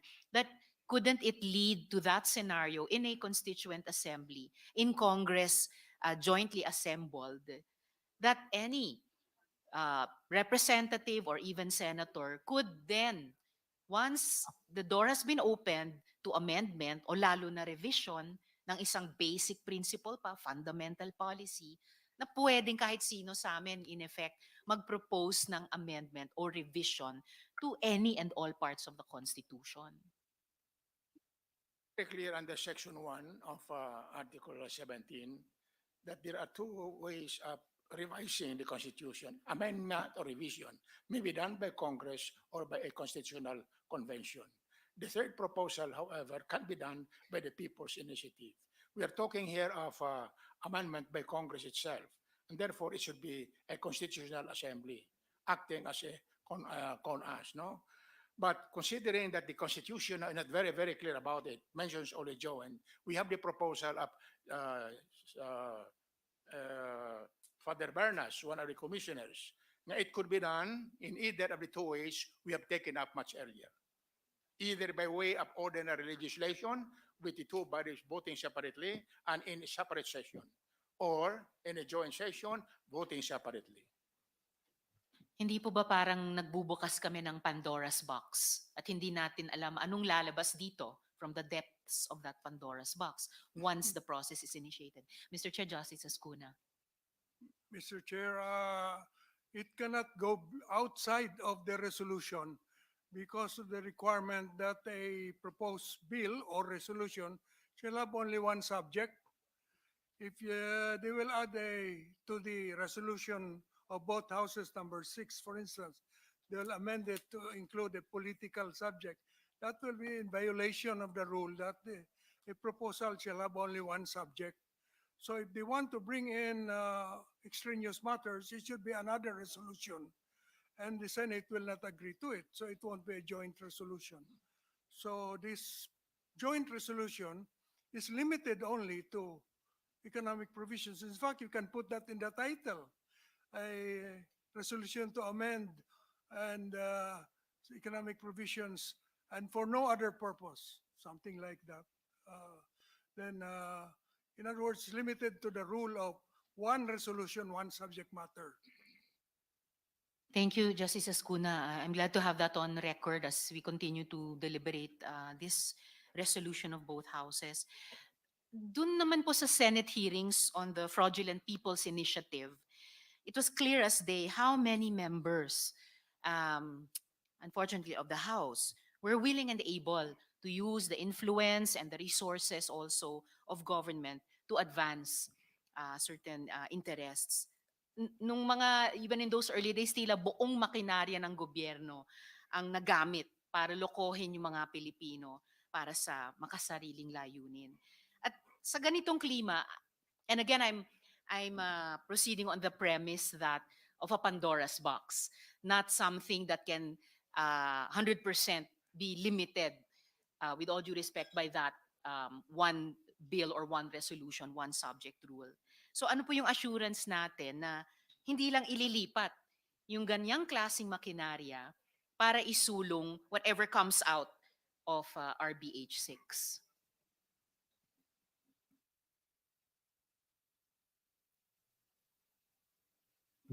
Would anyone want to venture? Justice Mendoza, Mr. Chair. I think that attempt by People's Initiative to amend the Constitution when acting as a constituent assembly is the clearest admission on the part of those proposing it that unless you change the Constitution, the requirement should really be joint session, voting separately. Kaya nga ho, gusto nilang baguhin doon sa People's Initiative, itong procedure na ito. That is the clearest proof of what I'm saying is the meaning of constituent assembly, meaning joint session, voting separately. And the best illustration of that, as I said, application is when Congress met after the war. It was a bicameral Congress that we had. And they were passing a very important proposed amendment, parity, parity, parity, economic provisions. And what they did, they met together according to this certification of the secretaries. They met together in the session hall of the House of Representatives. And where is that? In Sampaloc, Lepanto, Sampaloc. That's where Congress was meeting at that time. That to me is the clearest example. And that is to be found in the opinion of Justice Briones in the case of Mabanag versus Lopez Bito. 78 Philippines, page 1, page 77 in particular. Salamat po, Justice Mendoza. I'd just like to go into at least my first question, Mr. Chair, on the legitimacy of the need to amend the economic provisions na yun yung heart and soul nitong RBH number 6. Nung Disyembre, nung nakaraang taon lamang, so just 2 months ago, binibida ni Presidente yung mga nakalap niyang investment pledges sa napakarami niyang biyaheng international sa China, sa Switzerland, Japan, Estados Unidos, UK, Indonesia, Malaysia, Singapore, at Saudi Arabia. Ayon sa kanila, nasa 2.484 trillion pesos ang nakalap na pangakong foreign investments. At sa lahat nito, as in sa bawat isa nito, wala namang condition na kailangang baguhin natin ang kaluluwa ng bayan, ang saligang batas. So on the heels of that success, di umano, bakit bigla ngayon ay sasabihin kailangan natin yung charter change? Maybe, Mr. Chair, if I could ask Mr. Africa Yes. if he could comment on this. Sani, go ahead, please. Mr. President, I was talking to the resource person because he's my neighbor. Did not hear the question. I Maybe will apologize for It's all right, Madam because I Chair. was taking his time and he may not have Senator heard Risa. the question. Yes, yes. Hold your horses, Mr. Dumdum. You'll have your chance. No? Yes. Thank you, Mr. Chair. So, Mr. Africa, tinatanong, it's all right, good gentlewoman. Yung tanong ko lamang po, bakit biglang ngayon sasabihin kailangan yung charter change in relation to FDI? Binibida ni Presidente pagkatapos ng maraming state visits nila last year, first 1.5 years, just last December, sinasabi nila more than 2 trillion pesos ang pledges na FDI without the shadow of kailangan may charter change dyan sa bawat isang iyon, Mr. Chair. Actually, feeling ko po, I apologize po for the that might be a rhetorical question kasi well, with that, media and advertising aren't in education, advertising education aren't really very big areas for foreign investment. So, kung magkaka-argument na, oh no, there would have been more sana, I doubt actually there would have been much more. But I think precisely I do agree, if those pledges were there and we assume that they're real, they didn't need the charter change. Much more, they didn't need this specific charter change right now or changing the other provisions. So I think it affirms your point po. Sorry. Yeah. Salamat po, Mr. Africa. And then maybe lastly, Mr. Chair, if I may have one more question. Well, just to let you know, it's your call if you want to hear from him. Mr. Dumdum is raising his hand. I need to ask a follow-up question to Mr. Africa, Mr. Chair. Go ahead. We'll Thank hold your horses, Mr. Dumdum. Thank you, Mr. Chair. In like manner, Mr. Africa, kanina foreign pledges without any quid pro quo on charter change. kahit sa binuong Philippine Development Plan, referred to by Christian Monsod earlier, 2023 to 2028, na pinamunuan ng NEDA at si Presidente ang chair nun. So nilatag yung kabuoang plano para sa ekonomiya ng Pilipinas, para paramihin ang trabaho, puksain ang kahirapan, pataasin ang kalidad ng buhay nating mga Pilipino. Nagawa na po ba natin? I mean, is it going well, yung implementasyon ng buong PDP na yan? At saka, do you know, sa 450 pages ng PDP na yan, meron po bang kahit isang pagbanggit na kailangang baguhin yung konstitusyon in order to implement the plan? I don't recall po seeing anything dun sa PDP. Pero siguro ang pinakamahalagang punto po dyan, is the PDP doing well? Sa amin, mahalaga for the record, despite yung pinagmalaking mabilis na economic growth last year, actually between November 2022 and November 2023, nabawasan ng 70,000 jobs. And the biggest reason na sinasabing lumiit yung unemployment rate to 3.9%, it's because maraming discouraged workers, maraming hindi nagkapantrabaho, walang trabaho pero hindi binibilang as unemployed. Pero siguro, ang key point po, I think even our economic managers, in their heart of hearts, absent any political influence, they know there is so much more that needs to be done and that can't be done and isn't being done right now na hindi kailangan ng charter change. I mean, nadinig ko po yung isang statement about anong pwede gawin para tulungan yung mamamayan na walang charter change. Actually, ayun yun. And I think I do agree, ganun kasimple lang yun. Kung may gusto gawin, ang daming pwede gawin ngayon. Kung papasok pa sa usapin ng charter change, makaka-distract lang siya, makakagulo lang po siya. Salamat, Mr. Africa. Mr. Chair, may I move on to another question? I still have time. Salamat po. Okay, thank you, Mr. Chair. 2 minutes, so maybe just 2 questions for today. Salamat po. Kasi nga yung isang focus ng RBH 6, public utility. So, talking about for example, the telecommunication sector. So, nervous system siya ng modernong ekonomiya. Kailan lang binuksan ng Kongreso sa pamamagitan ng amyenda sa Public Service Act.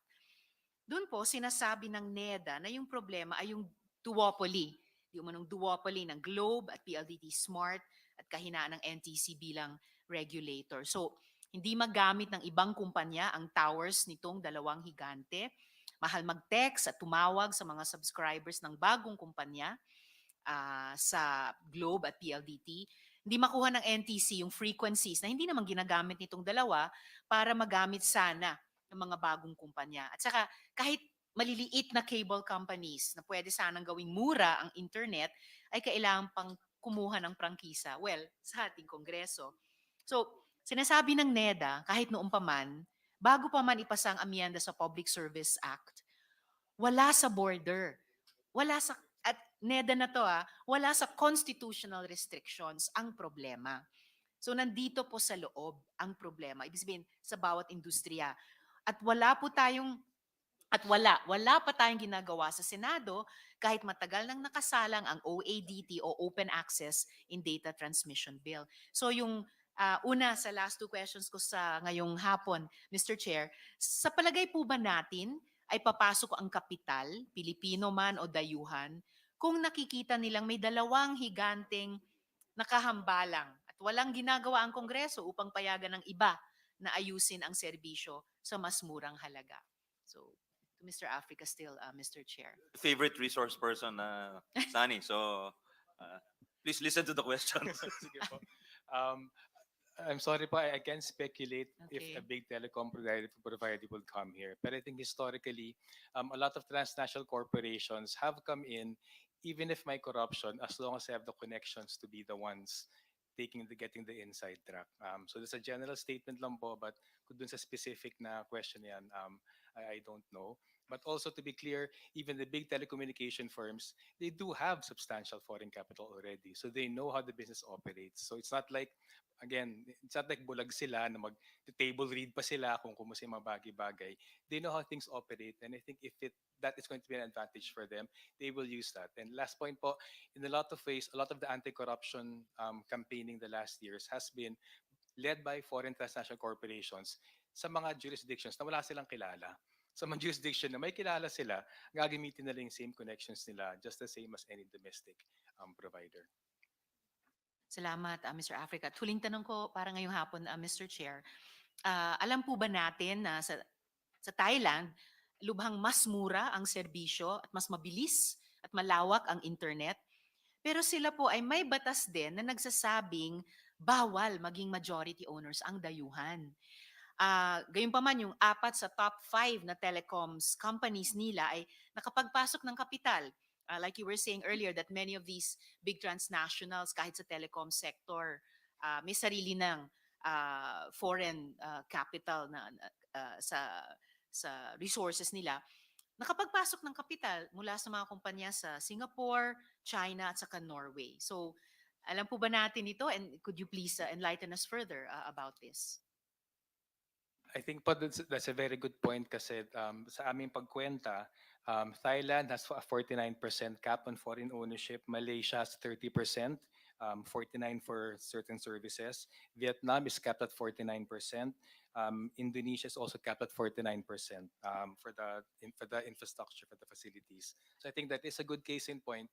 Yung demonization ng publicly owned corporations and also demonization of local corporations, pinakita na maraming mga kumpanya dito sa ating rehiyon, hindi actually balakid doon. As long as pinapatakbo ng tama. At para sa amin, kung bubuksan lamang yan, yung ilang beses na nabanggit na lack of control over a strategic industry, actually mas delikado yun. Kung di natin alam ang ginagawa natin, mas mahirap actually ibigay sa dayuhan yon. Kasi kung di na nga natin na monitor yung lokal, what more, wala tayong kakayahan to monitor yung di hamak, mas makapangyarihan, mas malakas, mas nakakalaman dayuhan. So delikado po yun in terms of yung national security interest natin. Salamat, Mr. Chair. And when I come back in the second round, I'll take off from that point. Precisely yung reaction ko sa ideya ni Presidente ngayon magpasok ng third party, posibleng foreign. Hindi nga natin mapabehave ng maayos pa yung NGCP. Ano pa kaya kung may third party at kung foreign pa yon. So, maraming salamat. And lastly, I think what you pointed out, Mr. Africa, is it's not one single or most important factor, FDIs. It's a whole package of policies and practices para mapakinabangan talaga ng bansa at ng public good, lalo na dito sa mga public utilities natin at saka critical industries. Salamat at Thank you maraming very salamat, much. Mr. Chair. Thank you very much, Deputy Minority Leader Ontiveros. I'll give you 2 minutes, Mr. Dumdum. Please be brief. Okay. I just wanted to interject that, so first of all, the question on the other countries that have restrictions, the question is, are those restrictions in their constitutions? The answer is no. Only the Philippines has such economic anti-foreign direct investment restrictions in the constitution. Yun po yung pinagkaiba. Sa atin nasa constitution, sa kanila nasa legislation. Ito pa, yung isa pa about the pledges. Magkano po yun? Mga trillion, something trillion. Two di ba? something trillion is what I Trillion, heard. di ba? Dollars. Okay. Dollars, no? Dollars. Ang tanong, bakit ba ginagawa natin itong constitutional reform na ito? Unang-una, tanong ko, kasi ang sagot ko ay tanong. Ilan dun sa mga investment pledges na yan ay naging totoo na? Ilan ba yung mga planta na natuloy na itatag? Ilan na ba yung mga pabrika? Ilan na ba yung mga kumpanya o yung mga operations, yung mga opisina na nagbukas dahil dun sa mga pledges? Mukhang pledges pa lang yata eh. At doon po natin makikita dahil mga pledges pa lamang sila, kaya natin ginagawa itong pagbabago na ito dahil madalas kapag nag-iimbita po tayo ng mga investors, hindi po natin nasasabi sa kanila may mga problema tayo na ganyan, yung mga restrictions na yan. So eventually, doon sila nag-aalma. Ay, may restrictions pala kayo. Kaya kailangan natin ayusin. Yun po yun. Maraming salamat po. Sir Dumdum. Next is Senator Win, and after him, Senator Bato and Senator Aimee, Senator Pia, in that order. Thank you. Senator Win. Thank you. Thank you, Mr. Chairman. Mr. Chairman, I'd like to direct my questions to our esteemed justices. I was listening intently, and there seems to be two schools of thought. One is to convene physically as a constituent assembly. And then number two is we can go through it just like any other ordinary legislation, meaning we pass the resolution here, then we transmit it to the House, they pass it, they either adopt it or they pass their own version. And then if there are no disagreeing provisions, we can just continue on with the plebiscite. I just want to ask our experts, seems to be two different approaches. What will be the best way to move forward with these two different approaches. And I would like to direct to any of our justices if they have any opinion on this or We- any answers to this question. Yes, go ahead. Anybody would care to answer? Parang pagod na yata ang ating mga resource person, Your Honor. Yeah. No. For Anybody me, can, Mr. Justice Chair, Escudero. the best is what you're doing now through a joint resolution of both houses, passed separately in the manner of ordinary legislation, but with clear signals that you're acting as a constituent assembly. And then adopt it by the required number of votes. And also, when you vote, you have to vote by uh, by by what you call is nominal voting, so that the three-fourths vote is very clear. You cannot do it by consensus or viva voce. It has to be by nominal voting, recording individual votes. If you can have that, three-fourths of the Senate voting to approve resolution of both houses number 6 and pass it to the House, and the House also after deliberation adopts the same resolution by three-fourths vote, nominal voting of the members of the House, then it's ripe for referral to the COMELEC for upon certification by the secretaries and the Senate President and Speaker to the COMELEC, and the COMELEC will be mandated to hold the plebiscite within the required, I think, 60 days from the adoption, not later than 90 days, within 60 to 90 days to hold the plebiscite. That's the best way and the fastest for me, Mr. Chair. So what you're, in your opinion, there's no need to physically convene as a single assembly. We can go through this just like we are doing now and just like any other ordinary law. Yes, Mr. Chair. The only difference is we have to vote, we have to obtain three-fourths in terms of votes, and at the same time ratify it through a plebiscite. Yes, Mr. Chair. There's no need for both houses to meet physically. This is the interpretation of Father Bernas.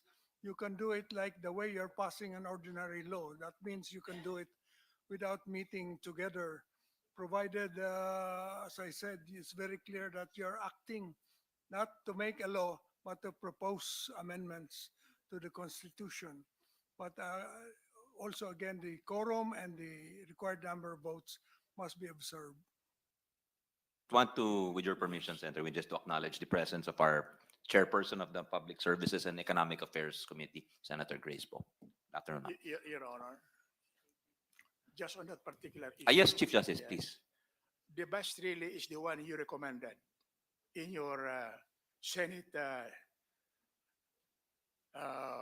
both houses resolution number 1. You are proposing for a joint session, and therefore it must be voting separately, but three-fourths for each side, for each house. That is in your resolution.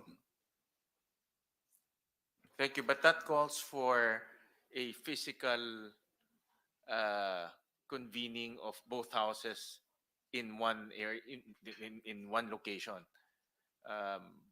So do we need to satisfy that physical assembly, Chief Justice, in your opinion? One, the Senate President, and there are no rules yet, no, in both the Senate and in the House, in calling for a joint session. So probably the Senate President and the Speaker will agree to call the two houses together in a joint session. The other way is probably for the Senate now to file a resolution requesting for the approval by the lower house of a joint session. Thank you for that. Another question, again, to our esteemed um, legal luminaries, and this was partly opened up earlier in the discussion, that we are now treating the resolution as an ordinary resolution. And this is the Committee on Constitutional Amendments. After the hearing, the committee will now submit a committee report and sponsored by the chairman or both chairmen to plenary. And I am of the um, but what I gathered from the hearing is then on the Senate will now convene into a constituent assembly. Therefore, the earlier our Senate President mentioned that there'll be a separate time for that constituent assembly. My question is, can the constituent assembly be limited by the committee report submitted to plenary? Because the committee report will contain very specific provisions on the economy. But when you convene the constituent assembly, can it be limited by those topics alone? Because it's now a separate body from the lawmaking body. So I just want to pick on the wisdom of our esteemed justices and resource persons. That is the reason why I suggested two ways. Either that the Senate President and the Speaker shall decide to call, no? And then the two bodies, the lower house and the upper house, may decide to a joint session, precisely for the purpose of presenting these proposed amendments. So the other way is right now, for instance, you can either proceed to continue, and then at the end of the day, when the matter is submitted to the Mother Committee may recommend to call for a joint session precisely to consider this. And that is exactly the reason in my preliminary statement, I asked the question whether whatever is the recommendation of the subcommittee should still be submitted to the Mother Committee, which is the Committee on Constitutional Amendments and Revisions of Codes. That is exactly the proposal you made in Senate, both houses, resolution number 1.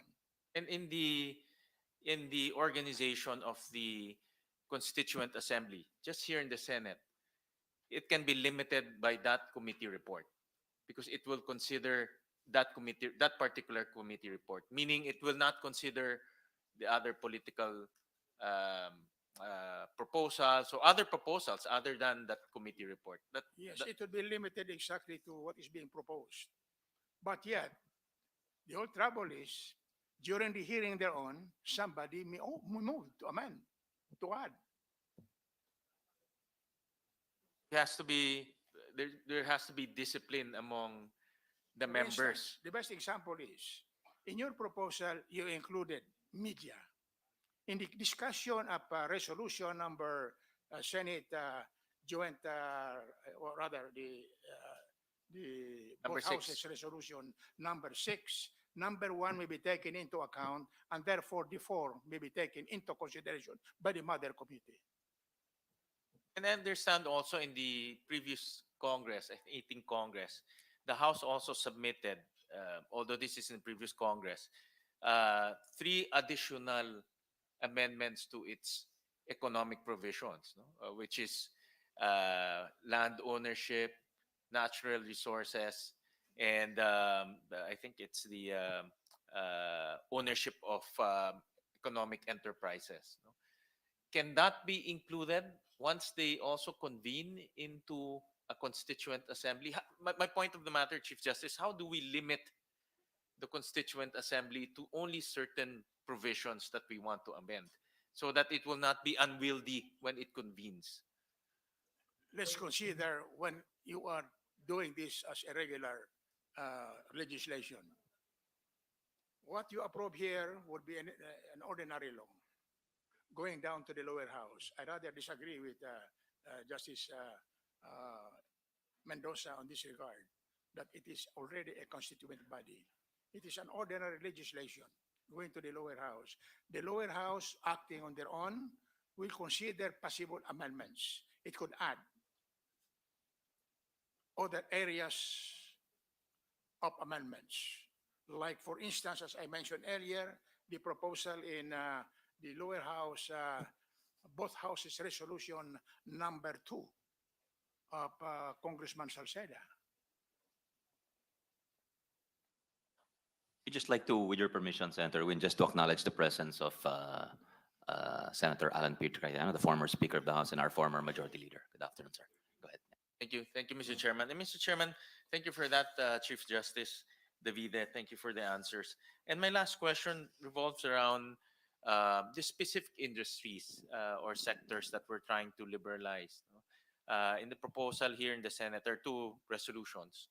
Uh, One is to liberalize the education sector, advertising, mass media, and then public utilities. May I ask our esteemed legal luminaries, what was the reason in the past? What was the discussion and the reason in the past to limit these four sectors? I might have my own idea on why, but during those times in 1986 and even earlier, what was this discussion to limit those so that we can enrich the records? And also, I want to appreciate the discussions earlier that might lead to unintended consequences also when we do this at this present day. So any of our esteemed resource persons can respond to that question. We have to consider the spirit behind all the proposals here in the Constitution. It's a spirit of nationalism and patriotism, or the Filipino first policy. We thought all along that we could manage to improve our economy, our social conditions through these provisions on the fundamental principles and policies and the implementing articles in the Constitution. You have provided, for instance, the article on social justice, so broad enough, on labor, on many things. If only these are fully implemented, you could see how progressive the Philippines would be. For instance, on foreign investments, our dear Senator Ontiveros had already mentioned of what had come in, even just through the visit of the President abroad. So foreign investors are coming in, not because of any provision in the Constitution which would be an obstacle, but because we have become attractive. In other words, ease in conducting business, no corruption, then predictable government policies, and so on. These are the keys to progress, not the provision of the Constitution as an obstacle. I think Mr. Dumdum wants to. Yes, go, again, please keep it brief, sir. Yeah. So back then, during the drafting of the 1987 Constitution back in 1986, I think the prevailing ideology at the time among many Filipinos was that being protectionist was the way to go. But unfortunately, I think that's where we kind of went wrong, because at that point in time, that was when Vietnam had decided that their way of doing things, the communist Marxist-Leninist way, was not working. And they realized that, oops, I think we need to open up to foreign direct investors, hence their adoption of the Doi Moi reforms. And everyone else was also doing the same. Singapore had already become very liberalized, and everyone else in the region was doing so. We were the only country that decided to stick towards economic nationalism. And unfortunately, we have been left behind. We are continuously getting left behind because of that. Thank you, Sir Dumdum. Proceeding from the constitutional questions of Senator Win, before I recognize Senator Bato, what is the value, Your Honors, of the U.S. experience in exercising their constitutional amendments or enacting constitutional amendments? Since Justice Mendoza quoted the seminal case of Marbury versus Madison earlier, may I ask, would their constitutional experience have any persuasive effect, or would their jurisprudence have any effect on our interpretation of laws and constitutions, Your Honors?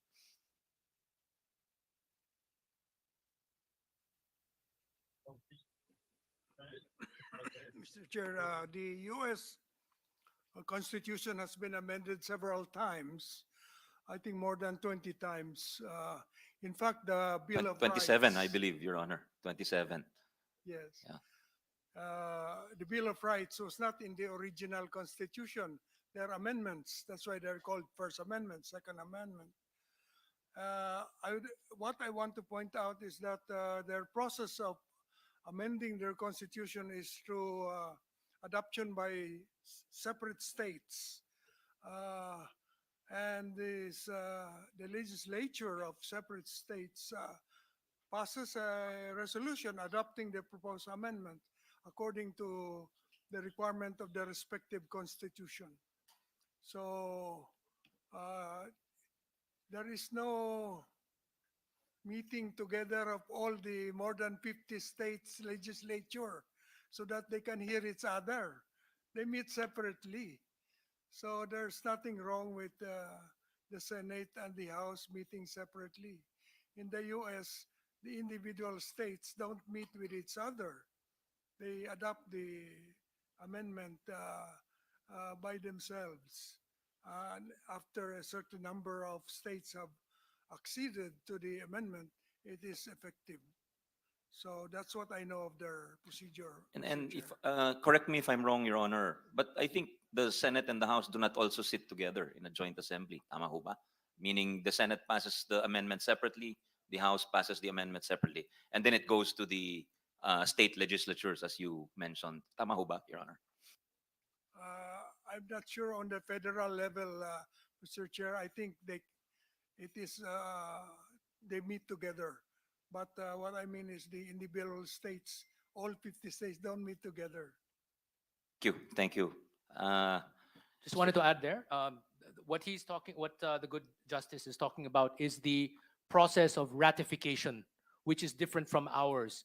Ours. No, but what I'm asking, since it Yeah, was yeah, my no, so question, Your Honor, I was just is saying. the process of approving the amendment, Yes, yes. not No, the I just wanted to point out that Yeah. what he was describing Yeah. about the individual 50 the 50 states is actually the process of ratification, That's correct. which That's comes correct. after That's the correct. Constituent Assembly That's process correct. has Thank been you. done. Thank you. That's all. Mr. Chairman, Uh, one line on your question. can we ask the justices to answer the question before we go to you, Senator Allen? Yeah. Any other? If not, I'll go to anyone else want to weigh in on the import of U.S. Practice on our constitutional interpretation, Your Honors? If there's none, Senator Allen, yeah. Thank you, Mr. Chairman. Just a point of information, because the U.S. Constitution was a reaction to royalty, di ba? To the absolute power of kings and queens in Europe. So it was really made that the Congress was more powerful than the presidency. So if you look at the U.S. Constitution, mas powerful kasi yung legislature. So may protection against absolute power because in the Philippines, it's usually the executive branch, whether it's the mayor, governor, or president who wants the change. It's not always absolute, but just to put that into the discussion, Mr. Chairman. That's a good point. Thank you, Senator Allen.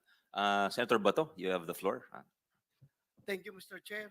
I have no question, Mr. Chair. Ang sa akin lang ay isang taus-pusong pagpasalamat sa ating mga resource person, sa kanilang mga insights, sa kanilang mga binigay sa atin na informasyon, na ito'y napakalaking justification sa United Stand na ginawa ng 24 senador, 24 independent republics, nagkaisa na i-oppose itong lumalaganap na People's Initiative, Mr. Chair, because yung kanilang punto palagi is voting separately. So tayo naman, ang ating opposition doon sa lumalaganap na PI is that we don't want to vote jointly, separately. So maraming salamat po sa inyo, sir, sa inyong mga insights. Maraming salamat. Thank you, Mr. Chair. Tama po, Senator Bato. Klarong-klaro na po yun dahil sa sinabi ng ating mga magagaling na resource persons. Thank you. I join Senator Bato's manifestation there. Next is Senator Pia Cayetano. Senator Pia, perhaps you had some questions earlier. You're free. I just want to mention also, Senator Pia is the author of the recently enacted, well, about 2-3 years ago, the CREATE law.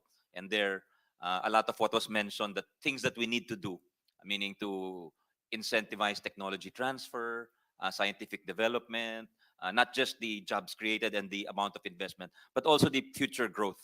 Meron tayong mga provisions doon thanks to under the stewardship of Senator Pia, former Ways and Means Chair. Yeah. Thank you, Mr. President.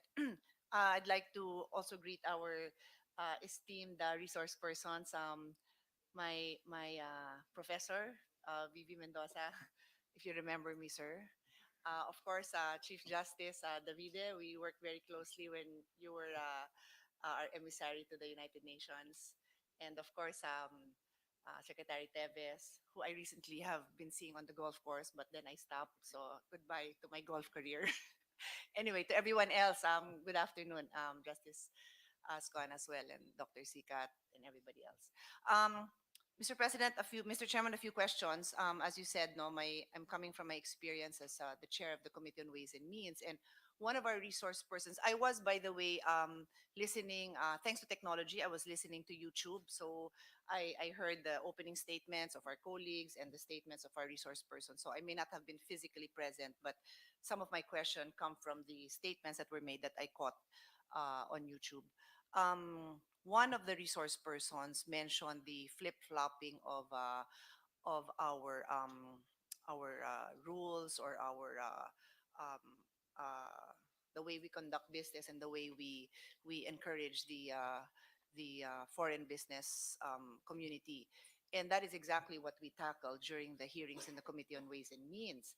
And so when we talk about flip-flopping positions as we speak, and this is no critique or anything on the ongoing hearings now, but in fact, we are reviewing again the Create Law.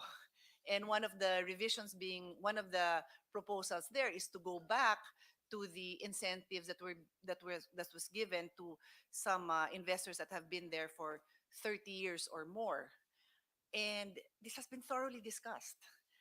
We appreciate that the investments have been made, but it's also time for us to gain a little bit from the taxes that would have been gained. So if we're going to go back to that, then that is our main problem, if I may. As I'm not the resource person, but I'm sharing my experience having chaired this committee and going back and forth, and many of our colleagues here were also present during that Congress. So that to me is the flip-flopping of business policies that the foreigners have to deal with. The other thing that I'd like to point out is one of the examples given by my seatmate here, Mr. Africa of Ibon, is the example of the jeepney modernization. It happens to be one of my favorite topics along with Senator Grace Poe, because I am a proponent of electric vehicles, EV for short, but I am not a proponent of destroying this jeepney industry, which is ingrained in our culture, and changing them with imported vehicles when we could very well be revitalizing this jeepney industry and then making it EV. It's a no-brainer. I'm sure DOST can easily do that. In fact, I've had discussions with the Department of Science and Technology. Why don't we do that? And there is no prohibition for foreigners to participate in that, but it is a lack of political will to save this industry. It is lack of political will to coordinate between DOST, Department of Transportation, the barangays and the municipalities and the cities that have invested their lives in building a community around this jeepney industry. It takes time. It's easier to import. That is our problem. It's just easier to import. We didn't make it hard for them. They can come in, but we're destroying this industry. So that's the second point I'd like to make, Mr. President. Um, the other one is just a quick observation. I share the observation of Mr. Dumdum that he mentioned Vietnam, but other countries, Thailand is one, China is another. They are harping on the need to improve their English so that they can capture the English speaking market. But you don't need to change the constitution for that. That's been my advocacy for decades. I speak on behalf of our EDCOM chairman members. It's part of the agenda. Let's not lose our competitive advantage by giving up on us being a dual language or even multi-language speaking people. Many of the Filipinos can speak three languages, English, Filipino, in whatever province they come from. And we're giving that up because of various reasons. Don't have enough time to discuss that. But you don't need to change the constitution to focus on our primary, one of our primary assets being multilingual and English being one of them. Um, just a quick observation. I think one of the resource persons said, and I had asked my staff, are you ready? Yeah, I just want to put on record. Okay. So according to the World Economic Forum, and this is already in the Senate, this is already embedded in our archives because we took this up in the Committee on Ways and Means in the debates on CREATE. Most problematic factors in doing business. Number one, inefficient government bureaucracy. You don't have to change the Constitution for that. Inadequate supply of infrastructure. Don't have to change the Constitution for that. Three, corruption. Don't have to change the Constitution for that. Tax regulations, we can handle that here. Tax rates, we can handle that. When I say here, Congress can handle that. Policy instability, I'll point to the administration. Not this administration, any administration. Access to financing, policy decision. Government instability and coups, all this is creating that possibility. Restrictive labor regulations, policy decision, maybe Congress. And poor work ethic in national labor force. None of this requires constitutional change. I quote not in exact words, no, but as I said, I was listening. Sabi ni Justice Davide, our problems are not due to the restrictive economic provisions. I humbly concur, and in my second round would like to get into more details, but I think it would be nice if our justices can bear with us and join us when we have other resource persons from the business side, no? Because we'd really like to get a nice exchange, Mr. Chairman, if you will allow. No, what I'd like is to hear the not now, but like I said, in a succeeding hearing, an exchange of ideas, or where our justices who know what the constitutions allow and do not allow can hear and exchange ideas with the business community on what they feel they need, so that either it comes from the constitutional experts themselves telling them, but you don't need to change the constitution to do that, or you do need to change the constitution to do that. This is just my opinion. It's not my intention to put words in the mouth of our esteemed resource person. The other thing that I took note of is Justice Mendoza's statement, the Constitution is the alternative to a revolution. And I felt that was such an emotional statement. We're sitting here today. We are already late for our Senate session. On the floor is That might be my cue to tell us that. for me to end No, no, now. no. The SP extended us to 4 o'clock, Your Honor. Yeah, I know. Yeah, But He's but extending us to 4 o'clock. Yeah. exactly. So- But I mean, we are eating into our time Yes. to work on Yes. bills. But it no? just shows that the Senate is really prioritizing this issue. Go ahead, ma'am. Exactly. Sorry for interruption. No. Totally okay. And on a personal note, I was recently elected Blue Ribbon Chairman, and I had a choice to be working on this all morning or to listen to this debate. So these are the things we give up to have this debate. These are the things we give up so that we don't have a revolution. Anyway, I think I will rest on that high note because that was an amazing statement from Justice Mendoza. I have a few more comments, a few more observations, but I think I've made my point clear, Mr. President. Thank you, Mr. Chairman. Thank you very much, Senator Pia. Next is Senator Grace Poe, if she has any questions. If not, Senator Alan, I'm sure has some. Thank you, Mr. Chair. But at the proper time, I would like to discuss for the next hearing the Public Service Act, which I believe addresses a lot of the concerns supposedly being raised on the economy. I feel that one of the roadblocks also is the legal impediments that it supposedly faces in the Supreme Court. So I'd like to know from our legal advisors and luminaries present what their view is on the Public Service Act, because actually it is not quite an amendment of the Constitution, but rather a carved out and a definition of what a public utility and a public service is. And this was drafted with the help of our brilliant expert here in the Senate, Senator Frank Drilon. So that will take a whole discussion. So I will give way to our colleague here, Senator Cayetano. Thank you. Very much. We will call a hearing specifically on the public services and public utilities. And we welcome your inputs as the author, principal author of the Public Service Act amendments. Senator Alan, please, sir. Magandang hapon, Mr. Chairman, and again to our esteemed guest. We are very, very honored to have all of you, and parang extended po talaga ang service nyo sa bansa. Every time you think that you've retired or that you've given all, you're called back. So we thank you for that. Sirs, I think we can really debate on facts. Dapat nga walang debate sa facts, di ba? Kasi facts siya eh. Pero in a world of false news, alternative facts, nagdi-disagree din tayo sa facts. Especially if it's statistics, then hindi siya facts, no? We definitely have to debate on opinion, and it's always good to hear each other's opinion. But I think dapat walang debate sa principle. Di ba? Kasi hindi mo mababasag yung or mababali yung principle.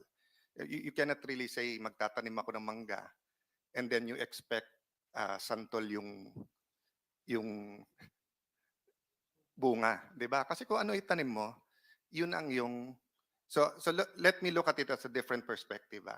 As a Christian, I believe the Holy Spirit inspired the Bible and you cannot amend the Bible. So I tell people, if you don't want to believe the Bible, I respect you. If you believe other holy books, I respect you. But don't try to amend the Bible because that, to me, is what God wrote. No one is saying, don't amend the Constitution because no one said it's not a perfect document. But what is the underlying principle behind the Constitution, and why did the framers of the Constitution make it difficult to amend the Constitution? And sir, feel free to correct me after this statement. No? Correct me or to elaborate. No?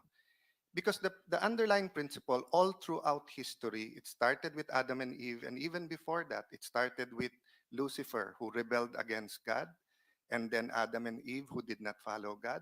Nimrod was a brilliant leader, and he wanted to erect the Tower of Babel and to reach heaven. No? And the principle was simple. Power corrupts, and absolute power corrupts absolutely. So if you're gonna ask me my personal stand, meron pong kapareho nung ating ma-distinguished guest tonight, meron din pong iba. For example po, one thing we're not talking about, the elephant in the room, is actually political reforms. I know we're limited here to economic, but the reality is people are concerned regarding political reforms. Ako being married to a mayor, I see the problem with a 3-year term.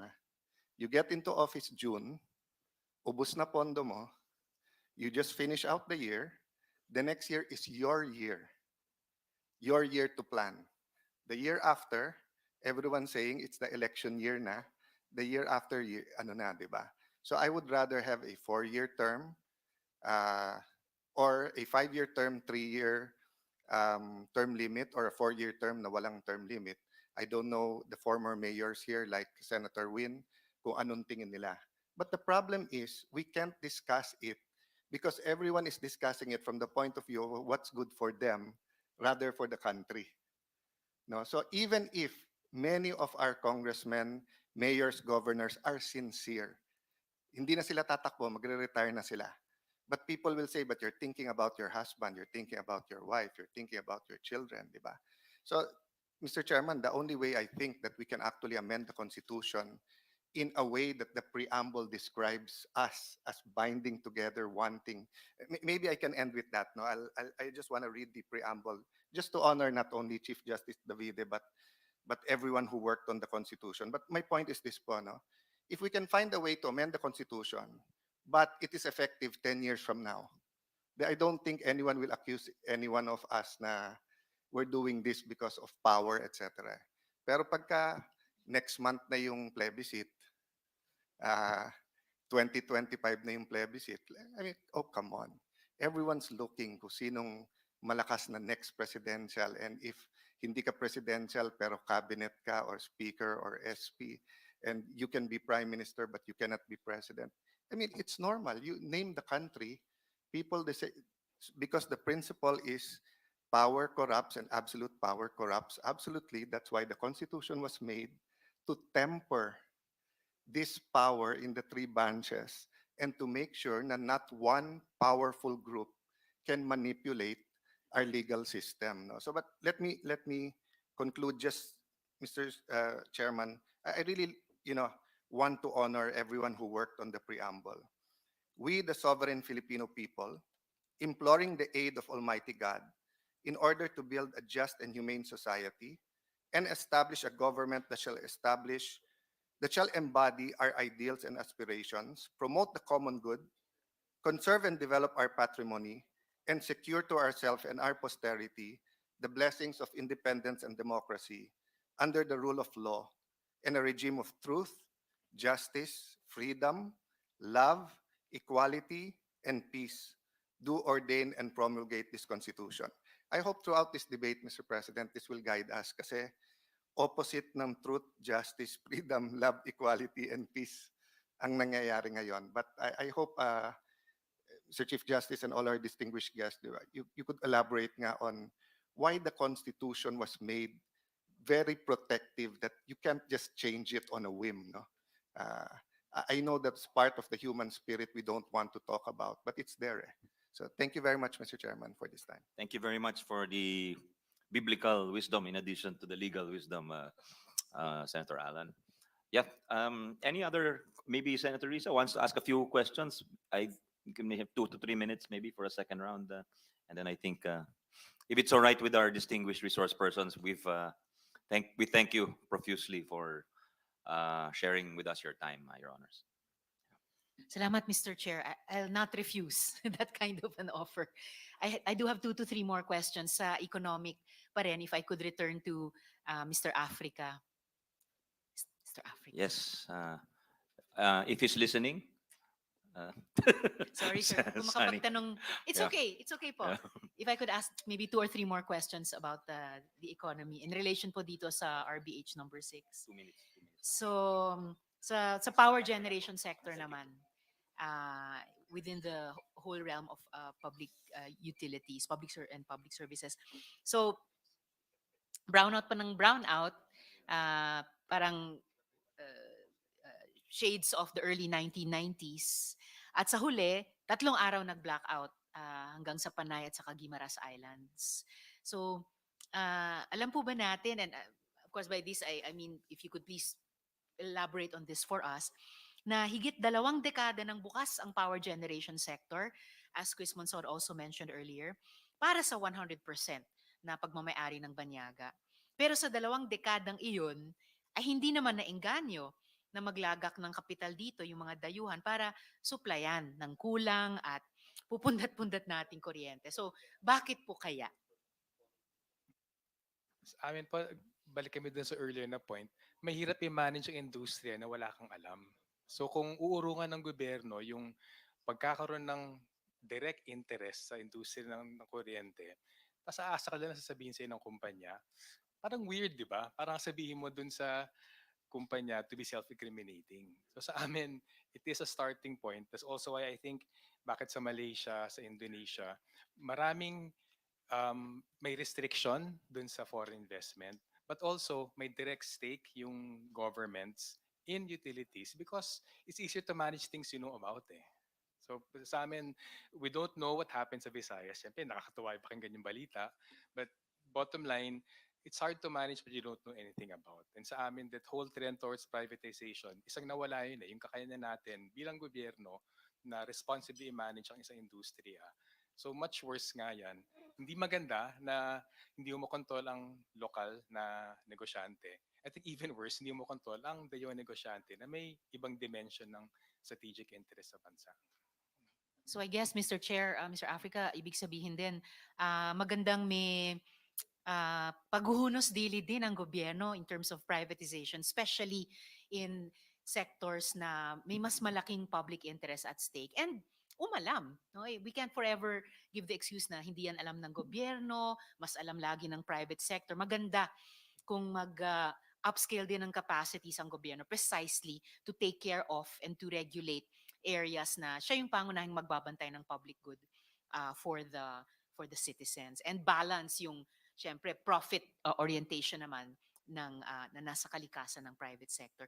Mr. Chair, yung next question ko kung pwedeng matanong si Christian Monsod if he's still online since ay salamat He's Mr. still Chair. online, Yes. Teresa. So Sir Chris, to continue and to ask you to, I'm circling back to the point you first made about the power generation sector in your opening Sorry, statement. Oh I yes, received Mr. Chair. just the information now. Senator Teresa, he's logged out already. Okay, sorry about that. Thank you, Mr. Chair. So if Mr. Africa, you could bear with me just to complete this maybe last two questions about the power generation sector. So alam po ba natin na sa Vietnam naman, tulad dito sa Pilipinas, nagbukas sa mga dayuhan para sila'y pumasok sa generation sector. Pero generation, hindi sa transmission, hindi sa distribution. Pero bakit po kaya, kahit halos sinlaki lang tayo ng Vietnam, population-wise, bakit yung installed capacity nila ngayon ay lumaki ng halos 3 beses, 2.86 times, halos triple, na ang laki kumpara sa installed power generation capacity ng Pilipinas. So what was the decisive factor there or factors? Yung infrastructure, magastos talaga siya eh. So napakataas ng startup doon. Kaya nga natural monopoly sila. I think Vietnam is a good case in point kasi much as maraming naiinis doon sa pakikialam ng Vietnamese government kasi socialista, komunista, whatever. Hindi pa masasabing terorista. Ang bottom line, there were and are state-owned enterprises. At kung state-owned enterprise yung papasok, una, mas mababa yung cost of capital. Ikalawa, mas madali yung mga licensing, all the regulatory issues, parang that's ironed over eh. So I think magandang point yan. At siguro kailangan din i-correct, hindi totoo na bukas yung Vietnam. Dun sa aming PowerPoint, isabit din namin yung report, yung restrictions across the Vietnamese economy from telecommunications to power to transport, very strongly restricted pa rin siya apart from having state-owned enterprise, even sa manufacturing. So, hindi totoo na free market economy in Vietnam. Hindi rin totoo na pumasok yung foreign investment dahil free market economy siya. Pumasok ang foreign investment kasi may mapagkakitaan siya dun sa Vietnam under not necessarily free market economy, under whatever economic regime na meron nila. Kumikita sila eh. And I think that's the bottom line for any foreign investor.